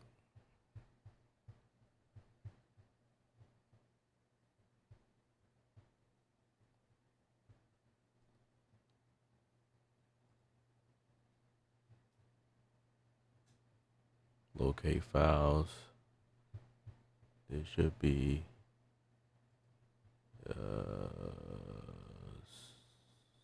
sample.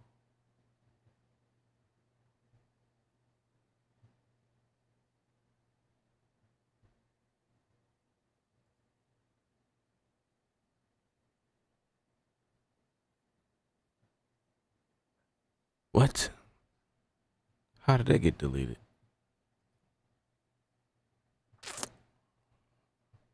So I gotta go re-download that. Oh, it might be here. There we go. Still okay. There we go. There we go.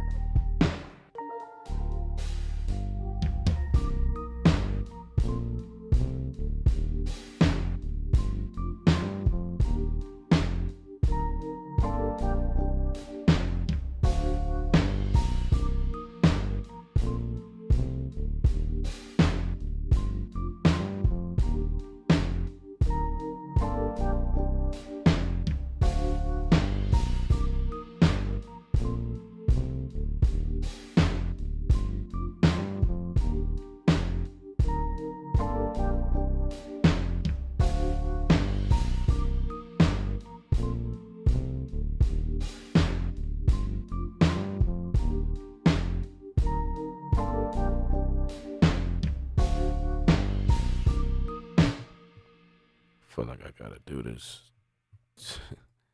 every time.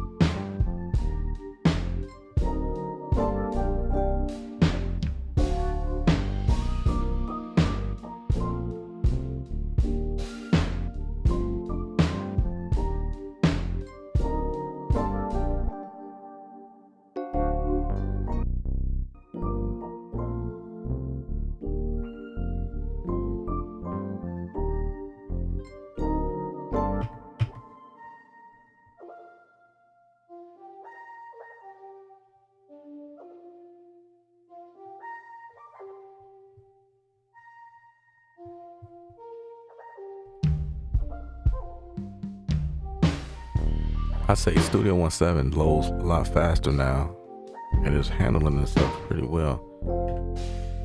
I gotta give it to them brownie points for that.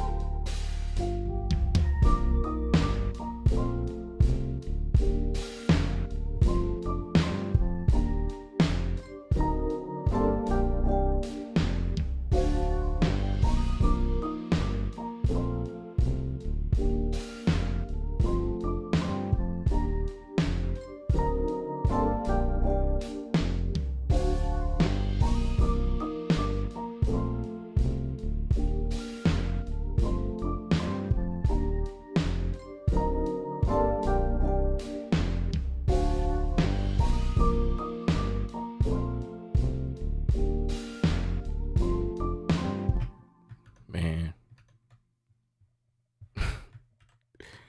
why do I keep coming back to the site, bro? Why do I keep coming back here, man? Okay, I'm trying to. Okay, 3 kits is what does that mean? I need to find out what that means. So, okay, what if say we add this to the cart, and will it prompt us to add those kits? Okay,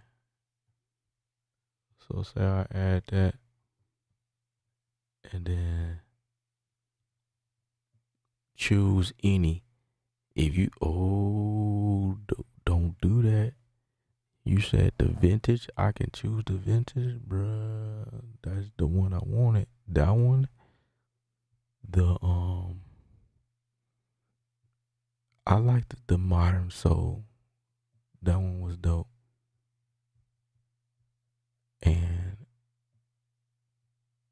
Yeah, I've been to this site before. I remember this.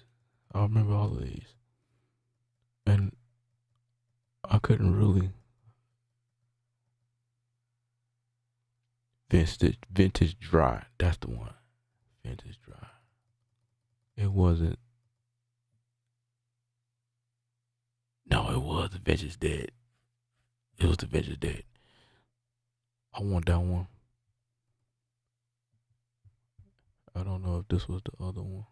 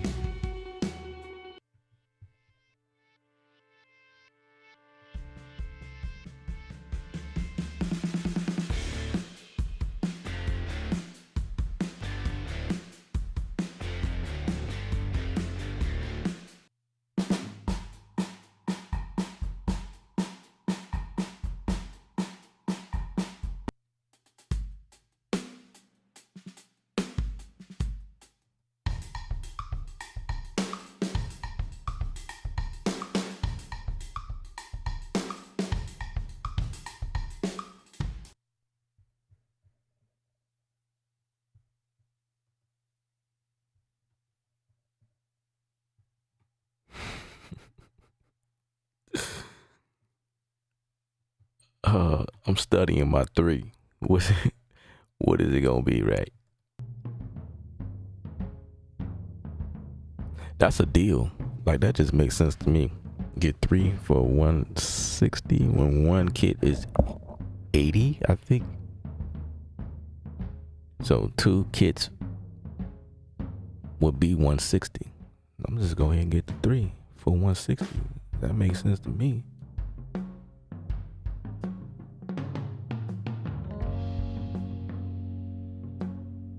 Do I need something like this? Knowing me, this is a part of the creative element I be doing sometimes. So I might need to grab this one.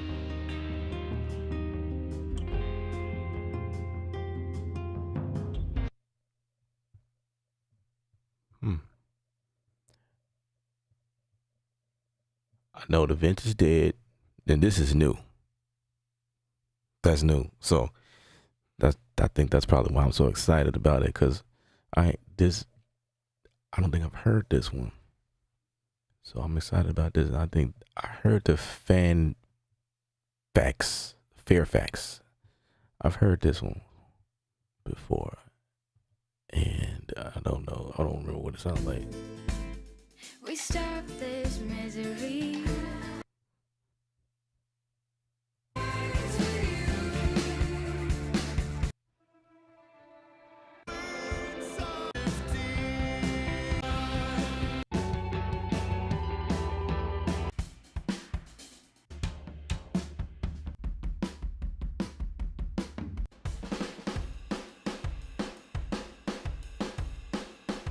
Oh, they got the what's that? The Studer?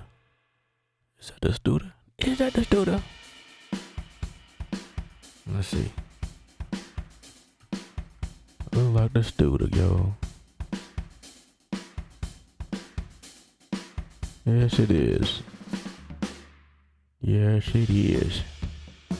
That's why these things sound so good, cause it's going through that.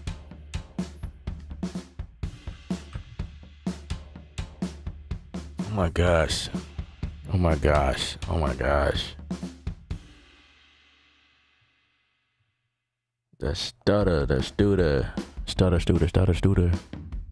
That is what's making these drums sound so fat and it's so amazing. This thing right here. That thing right there.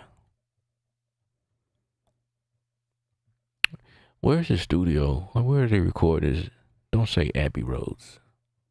And that's a Gretsch kit too. Sorry guys, I'm in my drummer like drummer chamber right now. I went to another planet. I'm in a different planet on y'all right quick. Hold on, let me see. Where are they recording these? Tell me, please tell me. Okay, they are from Sweden. Which means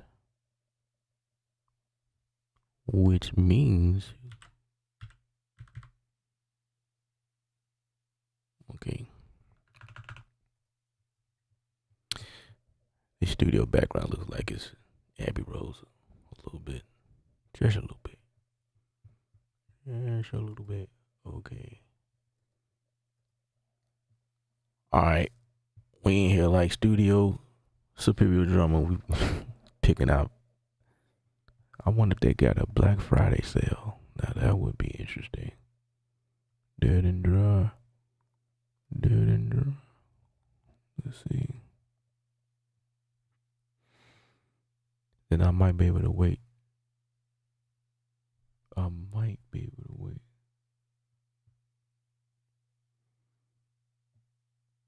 Addictive Drums 2. This is the vintage. That's 160 by itself.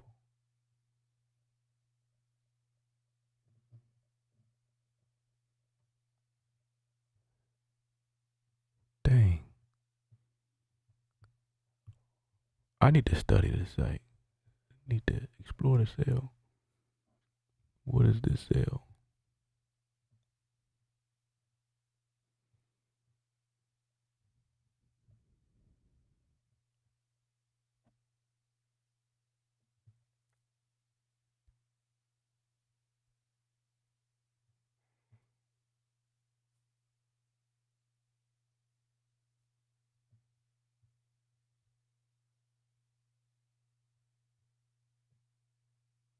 Oh, so the sale is dealing with the keys and not the drums.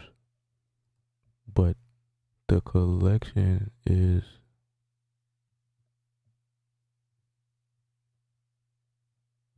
oh, they got a jazz kit too? What is this? That don't look like nothing I'm interested in. But you know.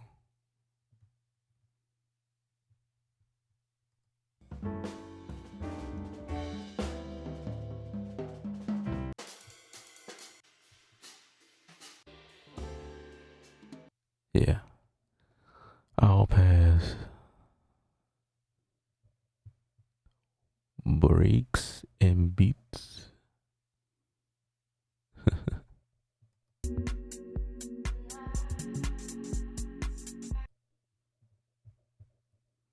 I'm gonna pass on that too. Ooh, percussion. This is the mallet.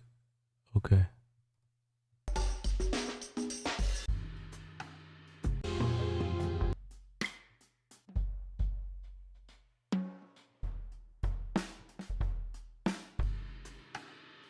All right, so I think what I'm gonna do is grab um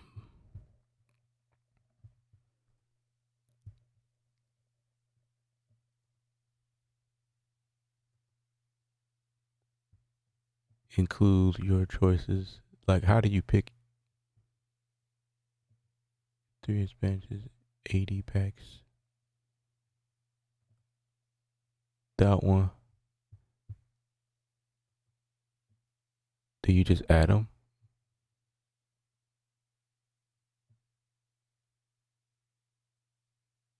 Okay, we're gonna see how this works.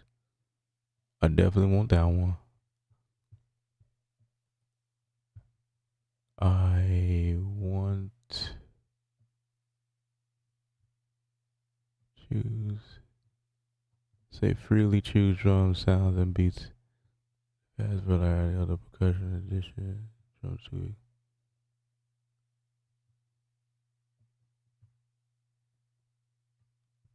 I'm testing it out, guys. You know, I'm not gonna buy it right now. I'm just testing the site, see see how this works. Cause right now, I heard the Blues Oyster before, I think, and there's a funk. No, don't do it. Indie. Wait, session percussion.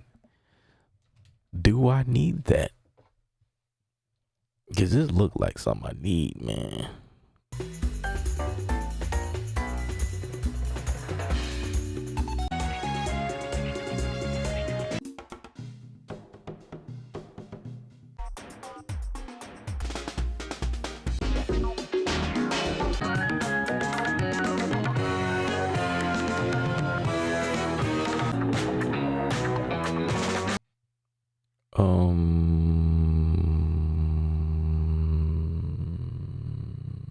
No.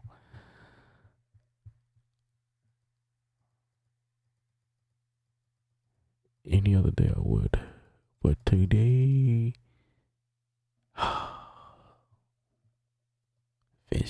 vintage dry.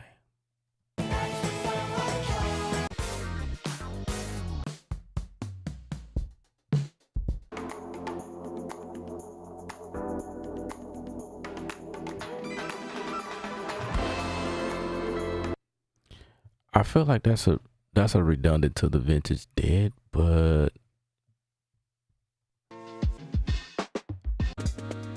no, it's not.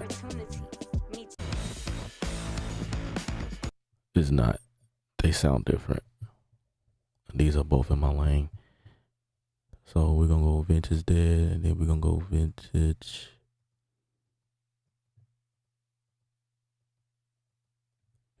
dry. Let's say we add that in there.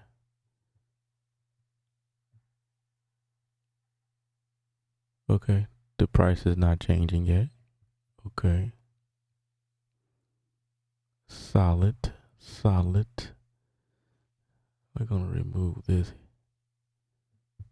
I'm not gonna get that. All right, we down to one more kit.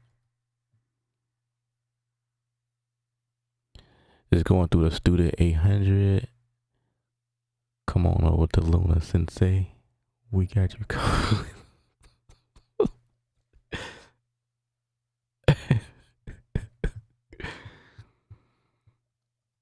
Oh my gosh. Yeah, the Luna. I know, man. I know. The real machines. Wait, what's happening? Oh, that's the. Hey, I want to say. I want to say these mallets joints. It's my third pick. Look at that. Well, how do I verify that I have all three? There's no way to know unless nope. Maybe if I move forward. So is this the sale price? Halloween 40%. I want to see if there is another. Oh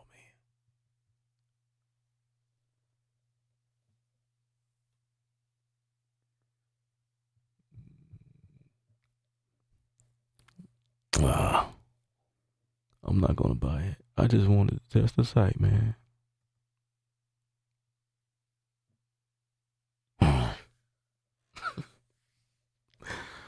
Oh, the demons in me is growing. They're getting larger. They're getting taller. They're taking over.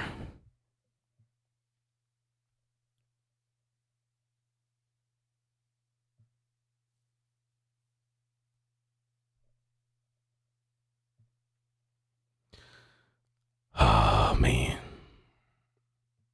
Don't do it, 803. Don't do it. Don't do it, man.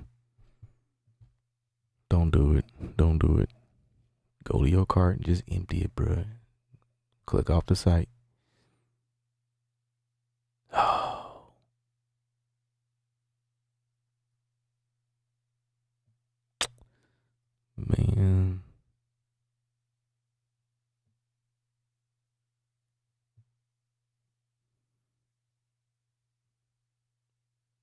Mm-mm. I do not want to do this. I do want to do this, but it's not healthy. And I promise you, this is going to be how we're going to finish this. No, I'm going to be creating new stuff. I'm going to be finishing things up and creating new stuff. That's what's going to happen.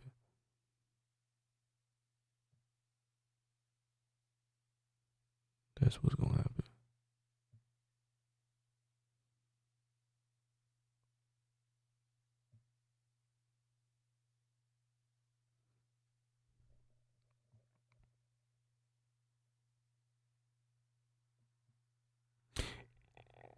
Yeah, I think I should do that too. That's smart. That's smart. Black Friday is not that far away. Wait a minute, it is far. It is. Black Friday is far away, man. But the grown up thing to do is to wait. Just wait, bro. Just wait. Can you wait?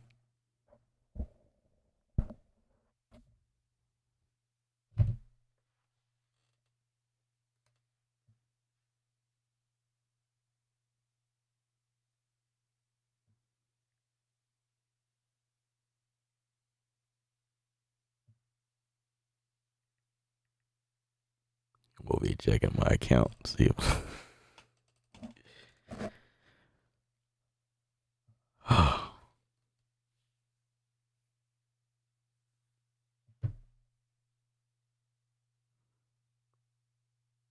it's an expense, you know. It's a business expense. That's how you can play that element. It's a business expense, man.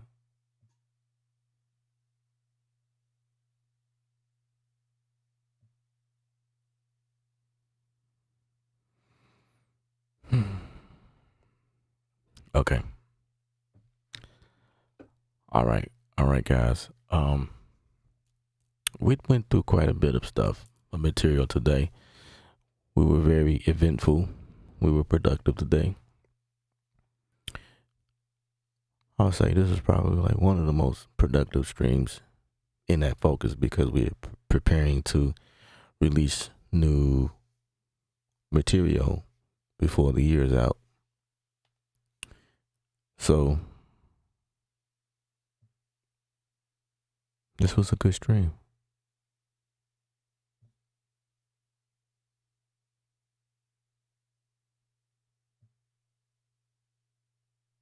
You said you saw what in my eyes? I didn't make the purchase. I didn't do anything. I'm being a good guy at the moment. But I am looking at my account like you could just go ahead and just buy it, but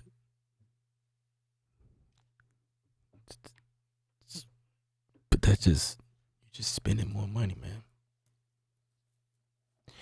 If Black Friday rolls around and I end up buying it before then, I'm not gonna be upset. If they slash this in half, I'm going to think about it. Like I'm going to think to myself, dude, you could have waited, but at the same time,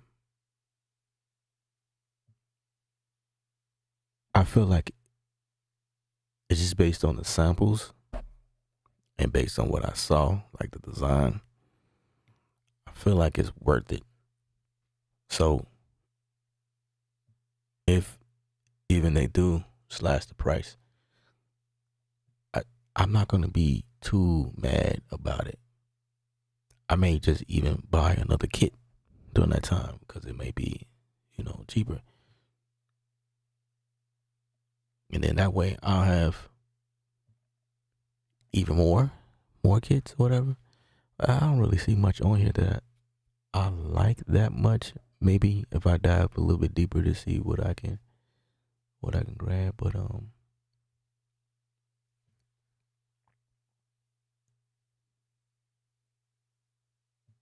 They got keys on here too.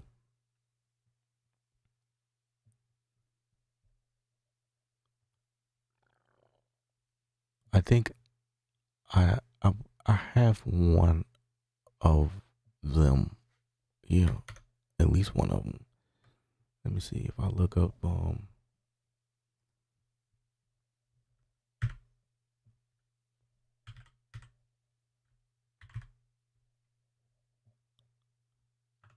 I have at least addictive. No, that's not the same thing.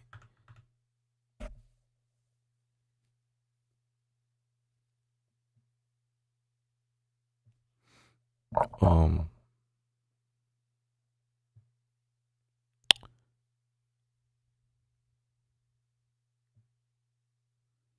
Now, Orange Tree, I know that they do Black Friday sales. It might be time for me to grab another guitar. I will say that. It might be time. And keep my eye on them. They got good products. Cause as you can see, I use the hollow body like religiously. I do use that like crazy. Especially for what I'm doing.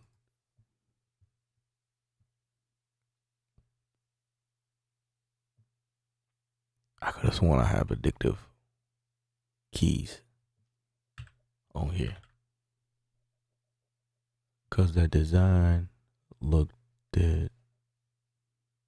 Okay. Hang on.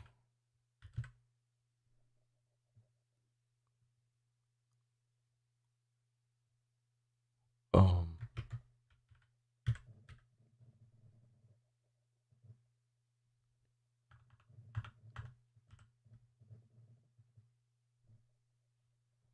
I'm checking something now.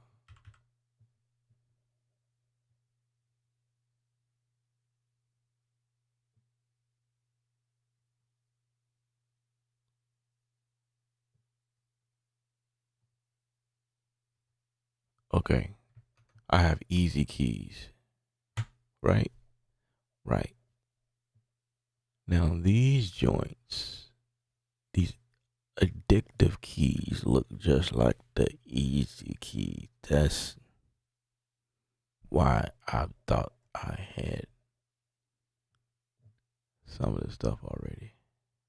So, but I don't. Addictive keys. There's oh now I'm looking at it. Yeah, I don't have this. I don't have this. But it looks very close. I don't think I have these though.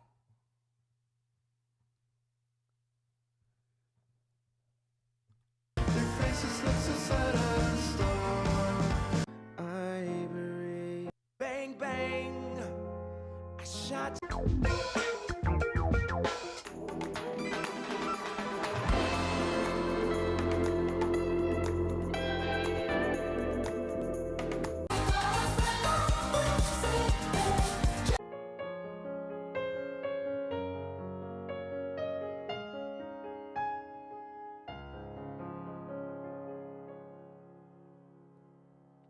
Oh yes. No, I'm good.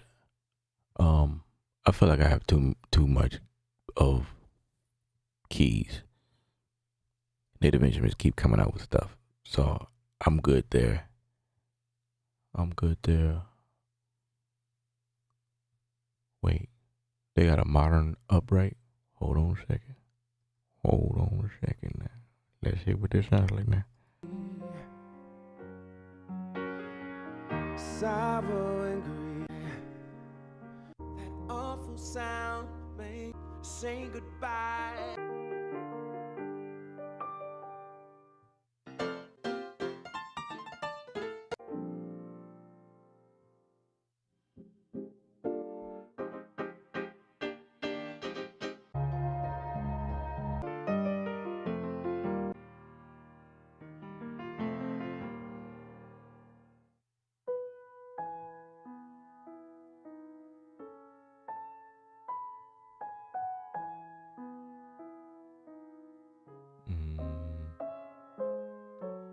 I'm not even a keyboard player, but it sounds.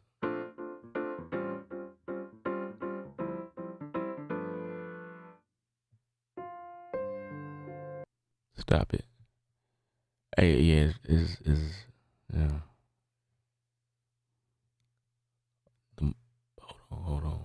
Hold on a second. Hold on.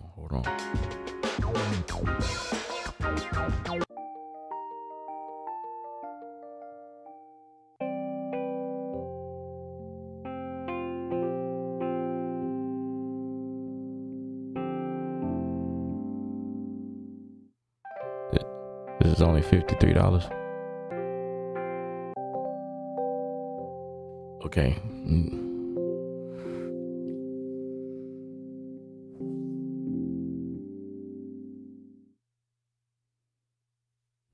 That sounds so good to me. Just no, stop. All right. I appreciate y'all. I'm blaming this on y'all. Y'all told me to do it.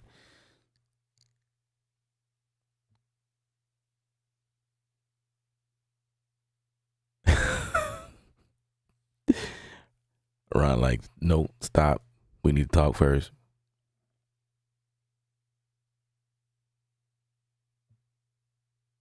Design is nice, looks intuitive, clean, easy to dial in. Yeah, Ron, we need to talk, man. This Luna thing, right? So when it first released, it was the talk. Everybody was talking about it. And so the talk died down. But Luna's still growing strong.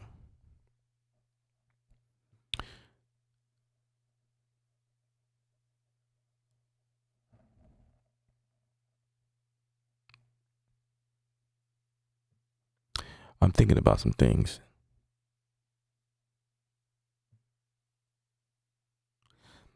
Cause that makes sense. I just connected the dots in my head about something. So before Luna, years ago, I bought this piece, this graphics thing, that slide on the side of my laptop. At that time, it was the same slot that you slide in to get internet on your like mobile internet or whatever. It was like a DSP deal that allowed you to have universal audio plugins using the chip that you slide in and connect to the side of your computer instead of using your onboard CPU, right? That was dope for that time until they came out with the satellite thing that looked like a hard drive. It was a unit that you plug in USB into your system or FireWire to your system. And I got upset. I was like, I would have bought that. Because my whole thing was, I bought that little piece that goes to the side of the computer. It was only made for that model. And my thing was like, if Apple decides to discontinue this slot, I'm going to be outdated like that immediately. I'm going to be upset because I always had an iMac and I kind of wanted to plug it into another system. So when they came out with that satellite thing, I was like, oh my gosh. It was like a few months later. I'd already spent the money. I think it was like $800 or something like that, you know, to that extent. It was pricey. Or maybe it was $400. I don't know. When the satellite came out, it was the same price. I was like, what? Anyway, I think one of the things that I wanted was the Studer. The Studer was a part of that collection along with other plugins that I had. Some EQ compression, the Studer, the tape plug, the tape thing. I think that was included. I think it's 1176, the universal audio version of it, something like that. It was those plugins that I wanted from them. And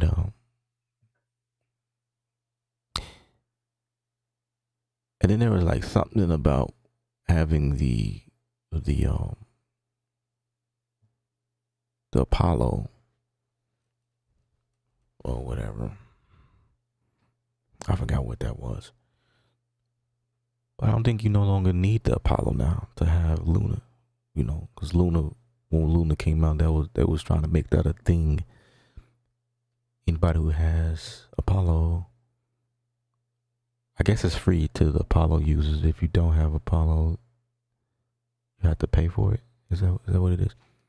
So now with Luna, Luna is one software I would actually invest my time in, because Luna is one of those things that I feel is worth for me and what I do.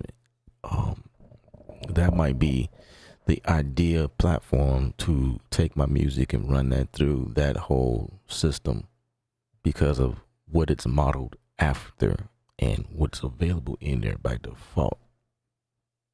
I think that is one amazing piece of design software. Now I do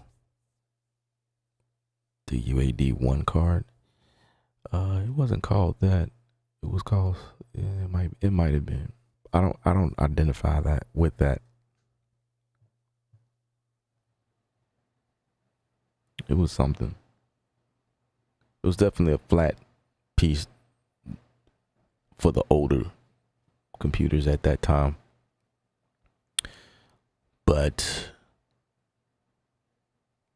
I have to look at Luna again and see how Luna, in my mind, would actually be my version of Pro Tools. You know what I'm saying?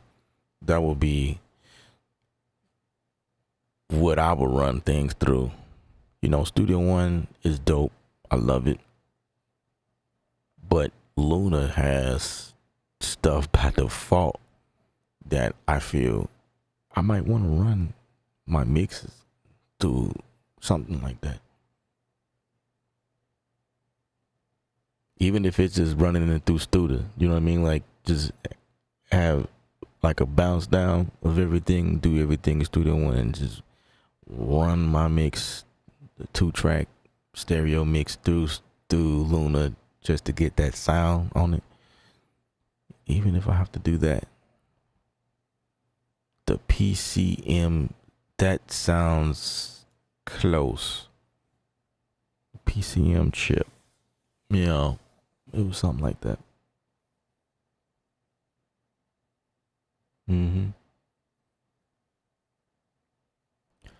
Yeah, I was mad. I was really upset. I was really upset, man.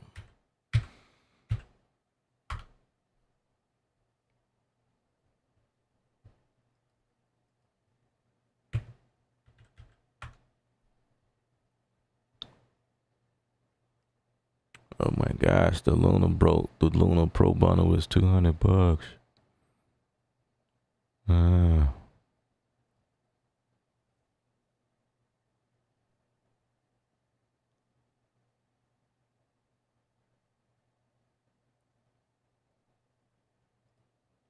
Okay.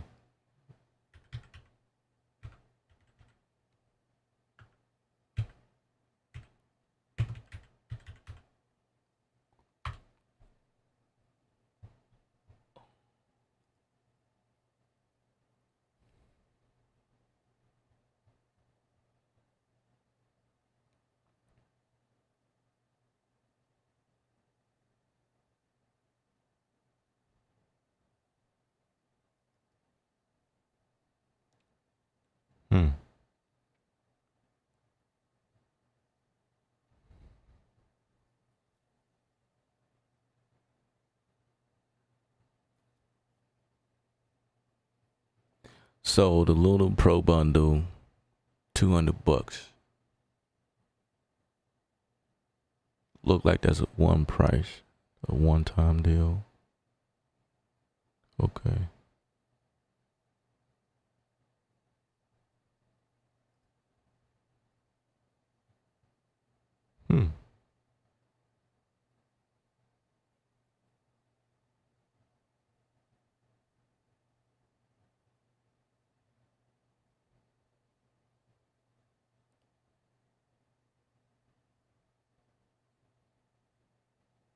download Luna for free.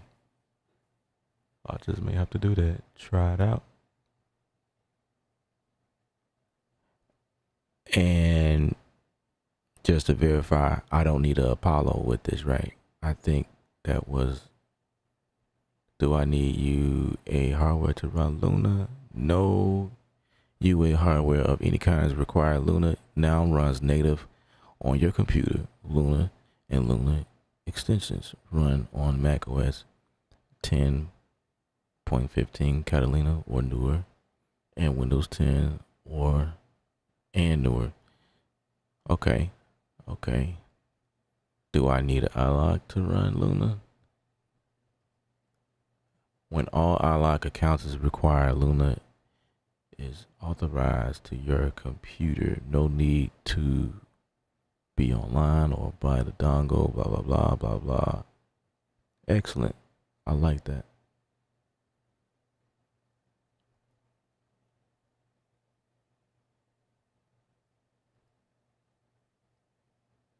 Does Luna still work seamlessly with Apollo? Yes, Luna and Apollo work perfectly together. Due to the high demand, we decided to extend Luna's availability to everyone. That's a smart move. I don't know. I don't even know why they even did that to begin with. Maybe to, you know how when you start with limitations, then the demand gets higher. So that was probably a smart move. Yeah, let's just, build this new program, and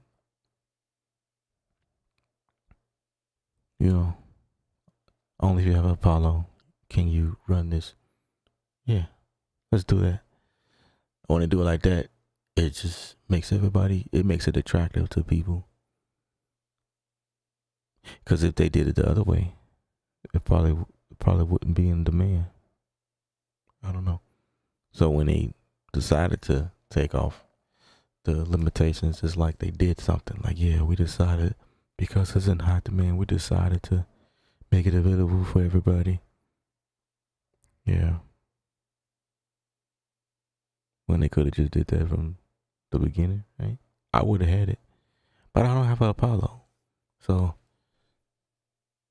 but now they made it available for everybody. Okay, so I gotta dig deeper on this. Just based on what I see, man, I already know it's gonna have that sound. I want that vintage analog sound in the digital inside the box. I already know I'm gonna want that.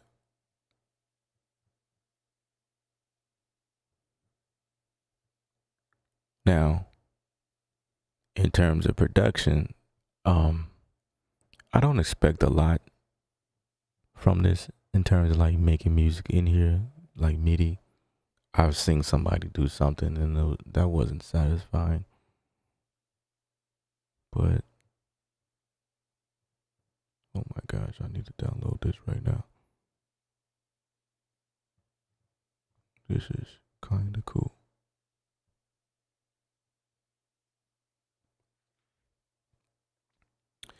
They had to make sure the coding for the integration would work with the core audio after the demand was there.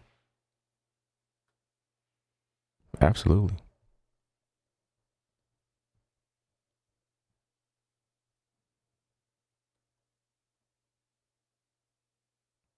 I almost bought the Volt.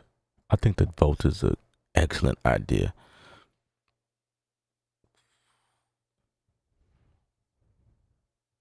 This is an excellent idea.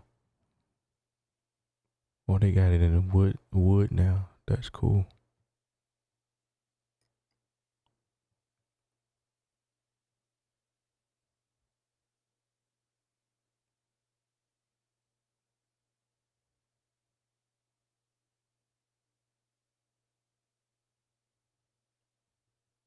I mean, as you can see, it's definitely audio priority here. Waveform. This look like an instrument, but it's like I don't think they're really pushing that. They is like more like mixing. You know, that's kind of what I'm getting from what I'm seeing here. Recording and mixing. There's nobody really doing the making music like MIDI.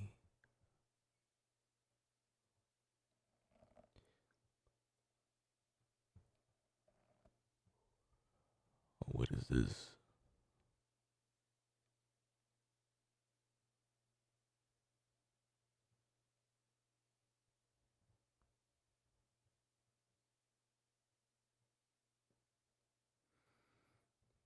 Hmm. Okay, so what is included in this bundle thing, man? Like that's what I want to know. Say like I bought this.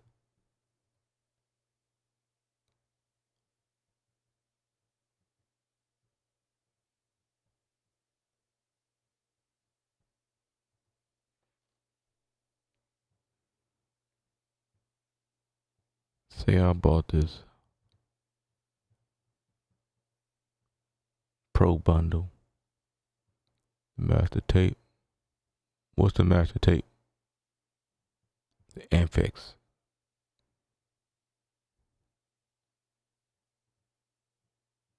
The Studer. That's all I needed to see. They got the Pultec in here. The 2A. I'm naming things that I'm familiar with that I use. Like I know about, yeah, man, but I don't.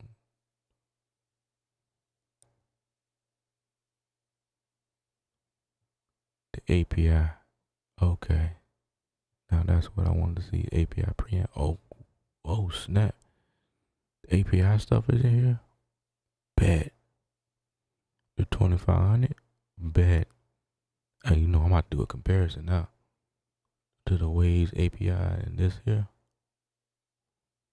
It's on. That's what I thought I saw in here, like off to the side. Like I thought I saw an API strip. Yeah, right there. Look at that. Look at that right there. I think that's cool. Like how that look like a little lunchbox type deal in here. That's cool.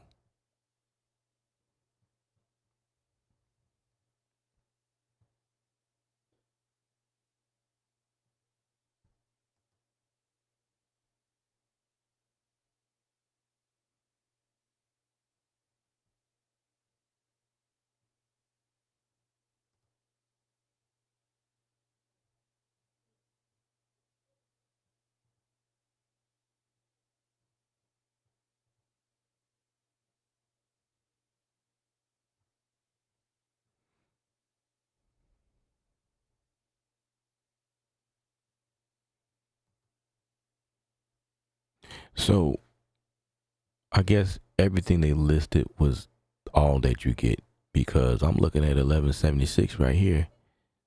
They didn't mention anything like that. So this is what I gotta purchase if I want that. You know what I'm saying? And all these other things that now the SSL consoles and stuff like now like okay, this is $100. So I gotta buy this stuff. By the way, that's not a bad price, I would say. But I have an SSL plugin. I have the Waves version, but this is the UAD version, I guess.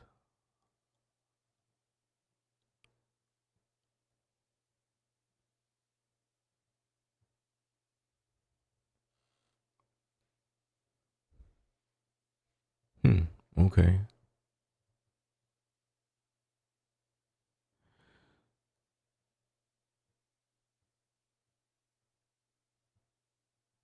The vocal suite. Let's see what this is about. Hmm.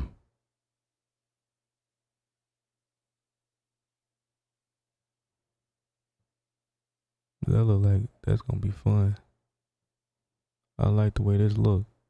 Look like it's gonna do some things that I need. Now that's dope.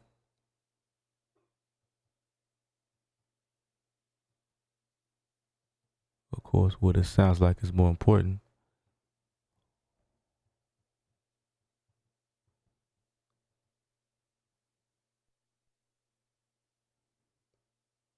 I'm getting tired of people with thumbnails with their mouth open like that. Like, really, Hey there, that's old. Jeff Manchester here from Universal Audio. And today, I'm excited to introduce you to Topline Vocal Suite. But before we go any further, if you want to get a free trial and follow along, just head to the link in the description. So anyone who's ever mixed a vocal knows it's often the hardest track element to mix. So getting it right can be the difference. I'm sorry for the drama. Took the one-way train and I'm not coming back. Not sleeping at all. Feel the moonlight pulling me close to the sea. I keep tripping and stumbling into the night to the fall. I'ma just hop into yours. I'ma be right in my zone. I'ma just hop on a flight. You better leave me alone. You been acting shady, I heard everything you said. I won't waste my time, that's why I left you on red. Yeah.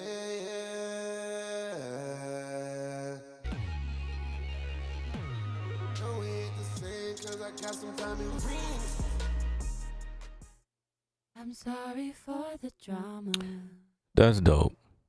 So what it's doing is fixing, it's auto tuning the vocals, but it's adding these other effects, like a vocal chain.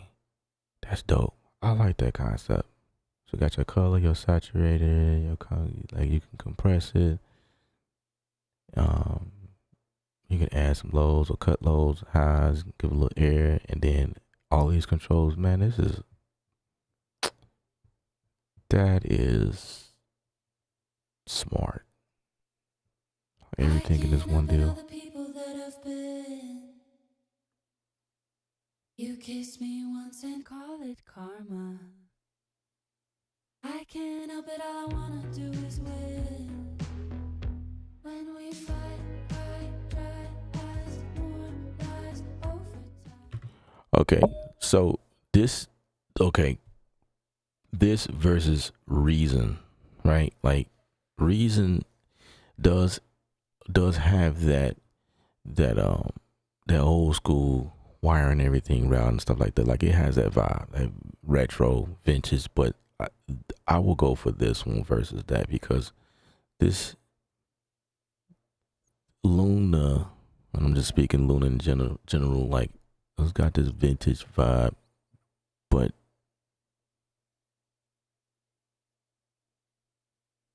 in a form factor I'm familiar with, like this linear thing. I hope that makes sense. Cylinders to bring this vocal to life, but what I want to call special attention to are a few controls that are really contributing to this dreamy, clear sound, 80s synth tones. Let's take another listen to get acquainted with this track. I'm missing every party. Okay, how much is this thing? So if I was to get Luna, that's gonna be one of the first things I'm gonna make sure I have. Oh, that thing is $200. Whew. Yikes. And create with speed and ease.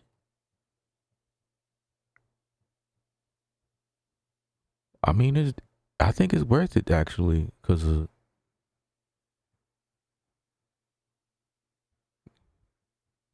this is how Luna is making their money, man. Okay. I'll say like in 5 years I should have everything I need with Luna, man. I gotta wait till the Black Friday every time I want something. Like, hold on, this is dope. I like what they doing. I've always been a fan of Luna. That's fire. All right. I'll keep that on my list right there. I like that. I already have Alicia. Here's another. What is this? Auto tune. Real time X.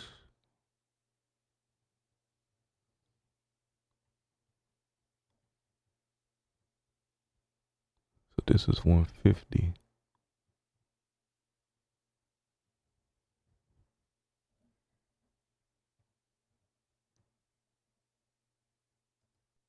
I've been so out of tune with you lately. It's driving me crazy. How do we get back on track? Everywhere I turn, I see. Yeah, that's just straight auto tune. There's no effects, anything like that. You gotta put your own effects in that one. Yep. Yep. Alright. Let's see.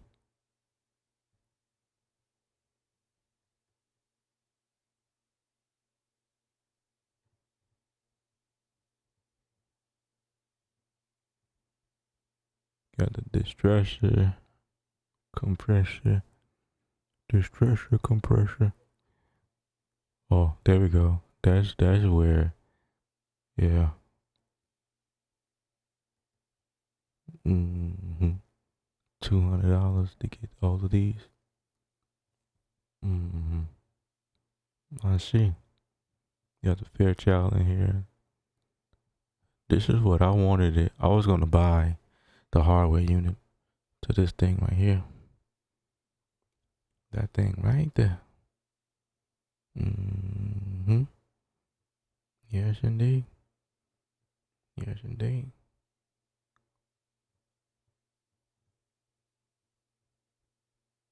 Yes, indeed.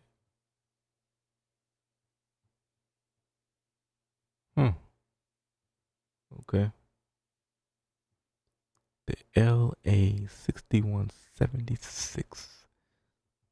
Yes.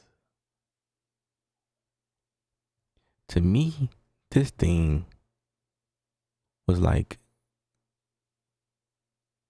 I just felt like it was like the next level of 1176, but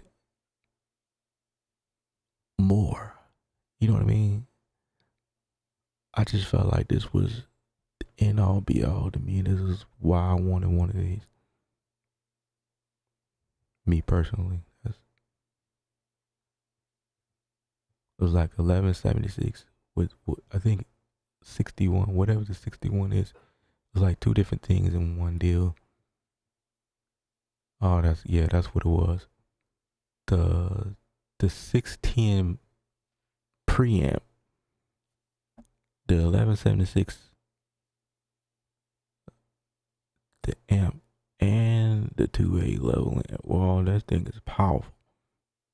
That's what it was. That's the reason why I wanted it. Yeah. Yes, indeed. I like with the 2A. I use a 2A on my vocals all the time. And I use a 76 on drums and guitars and bass. Man, that's dope.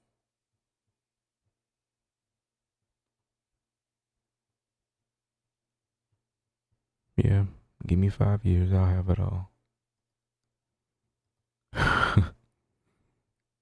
Man. Might go on sale in a couple of weeks. Okay, I'm gonna keep my eye on it.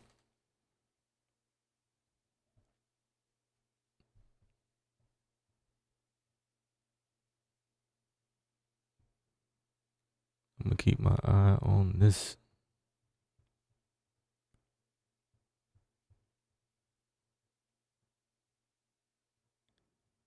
Oh, they got the Manly in here as well. Oh, snap.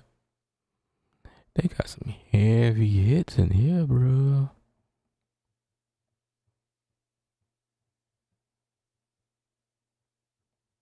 Okay. Um,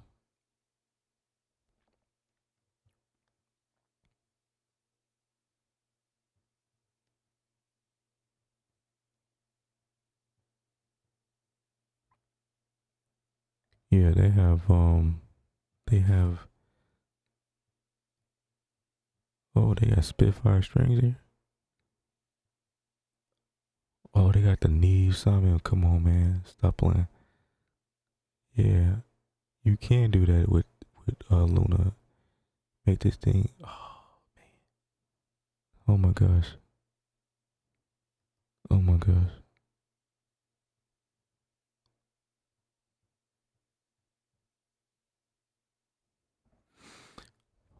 Uh, I feel like Ron's goal. Like I feel like every time he comes in, he always talking about Luna. I don't know. I just feel like that's his goal. It's like, well, in Luna, you can do this. Like he comes in here with that Luna, Luna, Luna, Luna. It used to be DP, but then ever since Luna came into his life, he been preaching it ever since then. And I just feel like I just feel like I'm so far away. like dang, man. I see it now. I see it. I can see the light, man. I see it. Less than 5 years when they start serving you them vouchers. That's how I ended up with 65 of their plugs. Oh, okay, that's dope. That's what's up. See, man, you gonna have me here. I'm gonna be in here. I'm gonna be in here.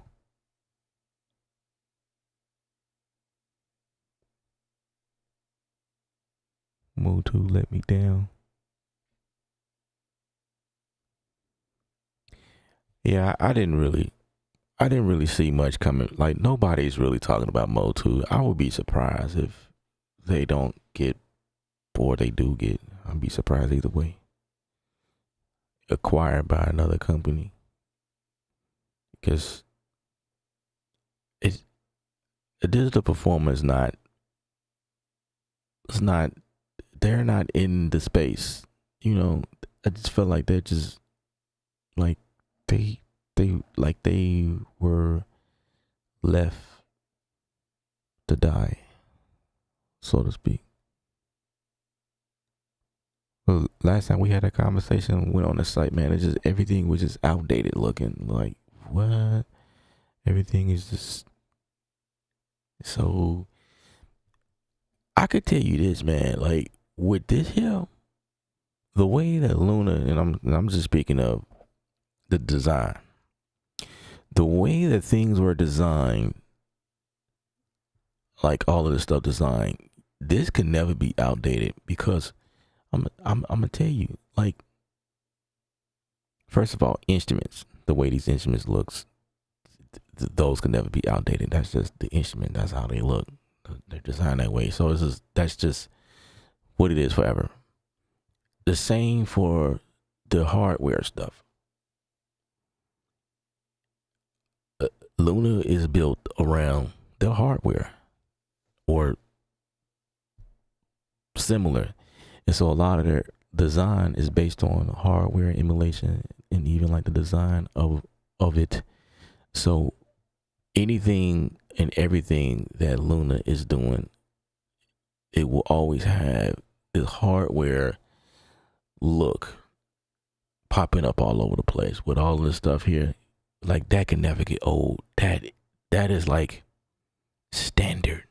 You know what I'm saying? Like having the Apex or the Studio or whatever, like this tape look right off the side, like that can never get old. It just never. It was when it was designed this way. That's just, and it still looks fantastic. That can never get old. Now the menus and whatnot that pops up, you know, that is one thing. But it seems like they got a handle on everything. Like, just look at that. That looks modern, old school modern. You know what I'm saying? Like classic modern. Now the way the waveforms look, you know, that might, I don't know, that might update that. I don't know.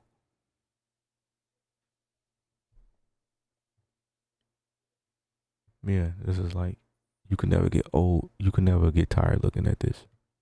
This is inspiration.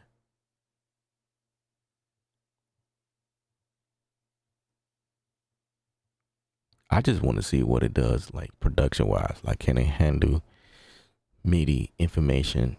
I can see they prioritize the wave, no problems. Look at that. That's beautiful. Oh my gosh. That's, oh my gosh. Look at that.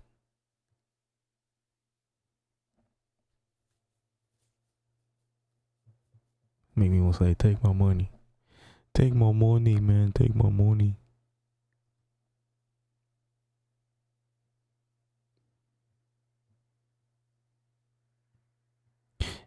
And the site looks pretty dope too. You know, things are positioned pretty nicely here. So if you go to like, let's see, digital performer.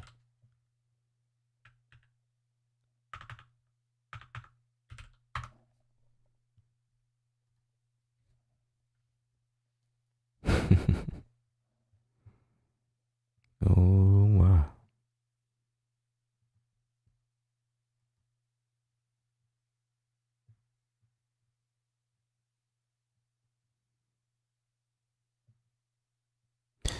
It still looks cool though. I ain't gonna lie. Wait, what? Wait a second. What was that? Oh, okay.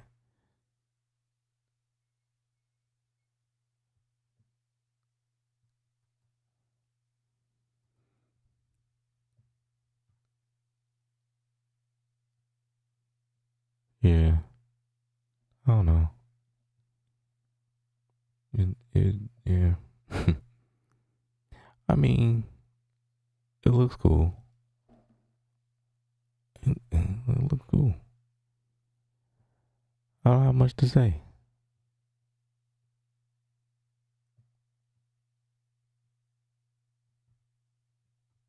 I mean, it kind of look outdated, but I mean, okay, there we go. This is outdated for sure. Like, look at that. This was designed in 1970, bro. I guess that's how the hardware looked. If that was the hardware, this is what the hardware looked like.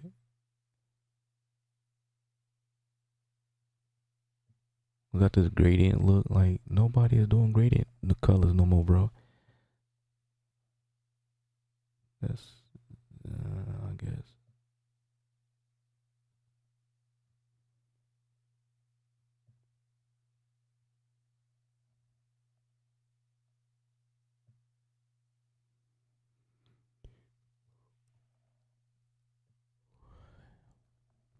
Well, I don't know.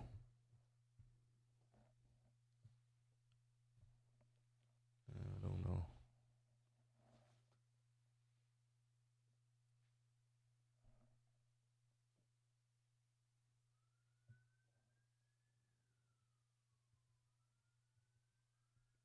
What if we wanted to get into this and see how much it costs? Ooh, that price is crazy. Oh my.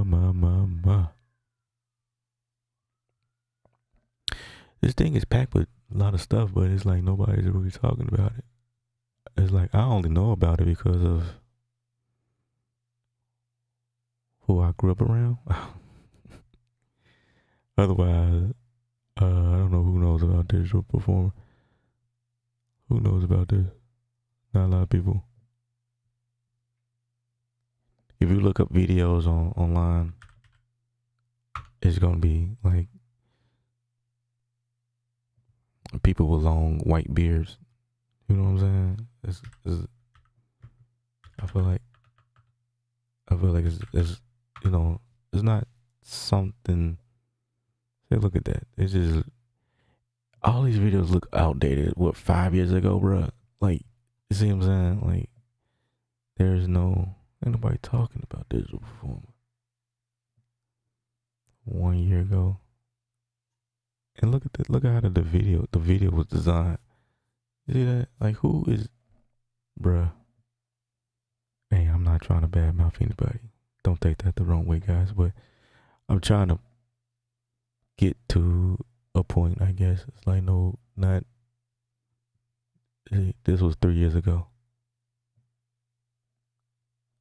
12 years ago. 8 months ago. Like, people were trying to talk about it, I guess.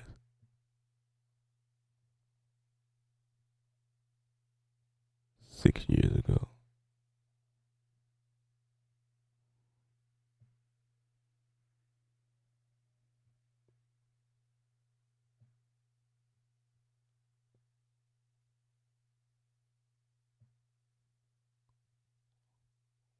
Why it's still the best DAW for drums. That's big wig. Like, look, this is what DP used to look like. DP8. Oh my gosh. I remember that look. Look at that, bro. Oh my gosh. Yikes. That was 11 years ago.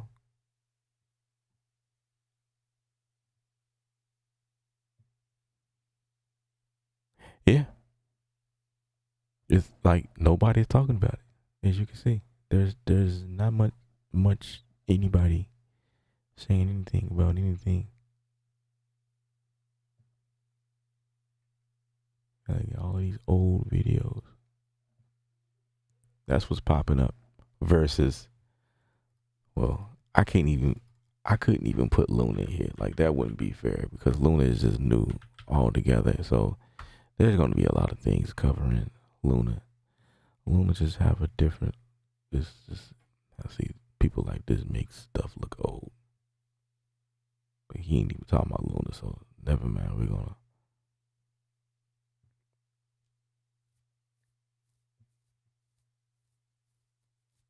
That was a month ago. Okay.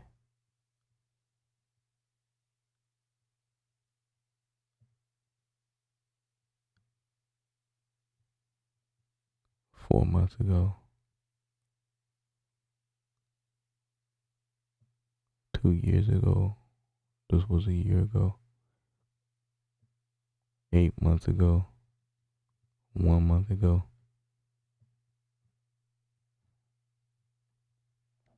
See, Luna is, you know what? This was a day ago.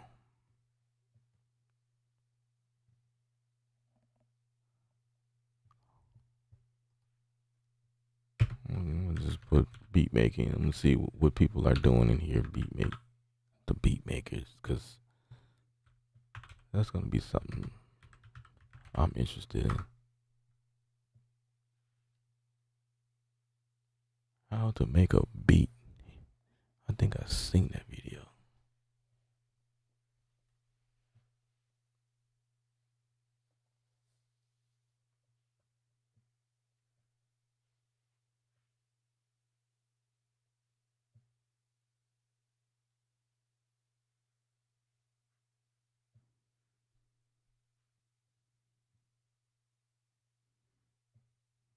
Not many people doing anything here for beat making. New beat in Luna.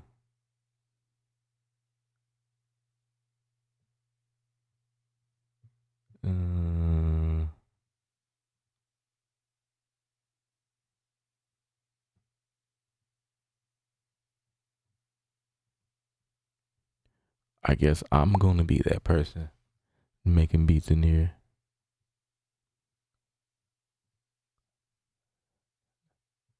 I'm gonna be the one that bring that to the forefront.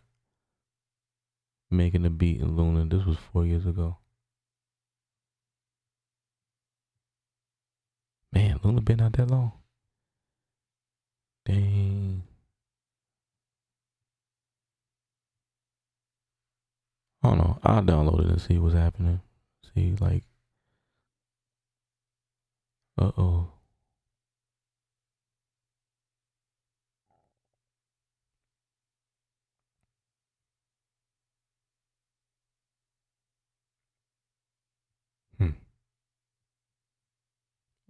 I think I seen that.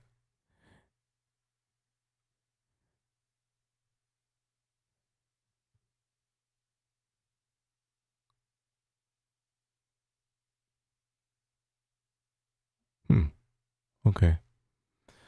All right, guys. We've been on here too long. That's it.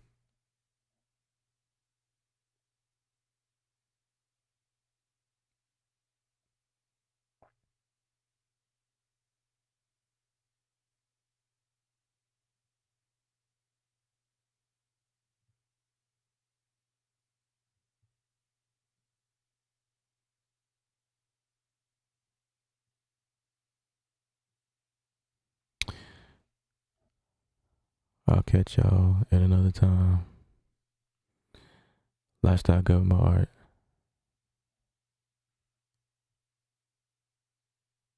Piano roll and MIDI region. Could use some work. Yeah, that's what I was thinking. Like some other people talking about it, yeah. Yeah. All right, y'all.